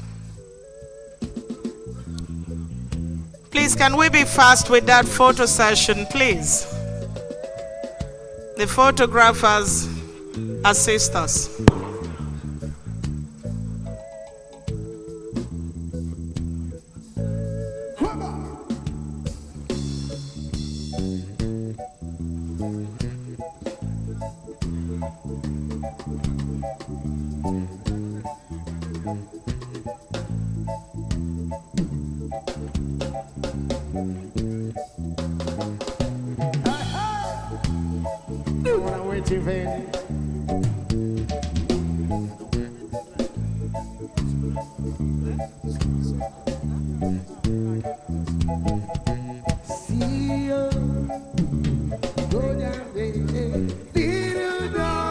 All right, thank you.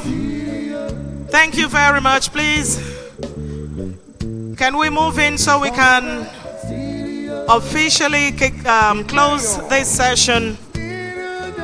Ladies and gentlemen, please, can we move in? Let's officially close. May we rise? May we rise, Your Excellencies, for the Abia and National Anthem.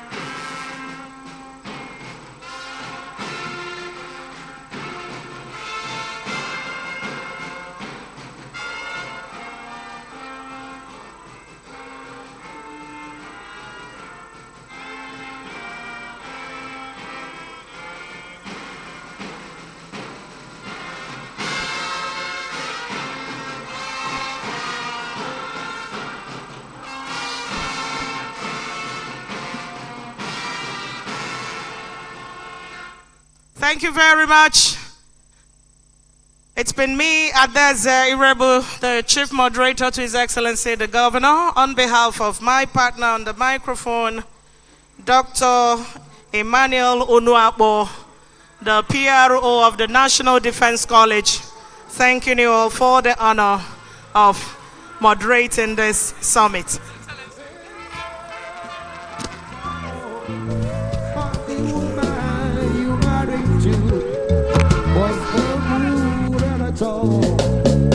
Wherever you are, remember me. In whatever you do, I long.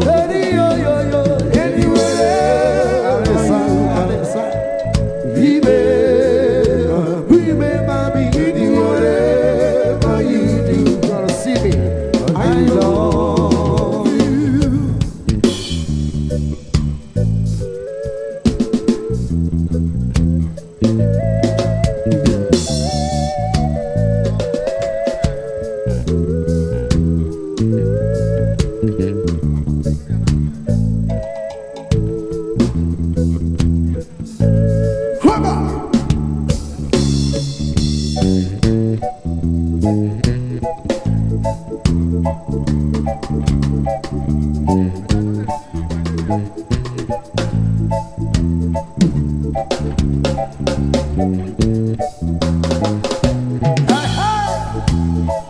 What I'm waiting for.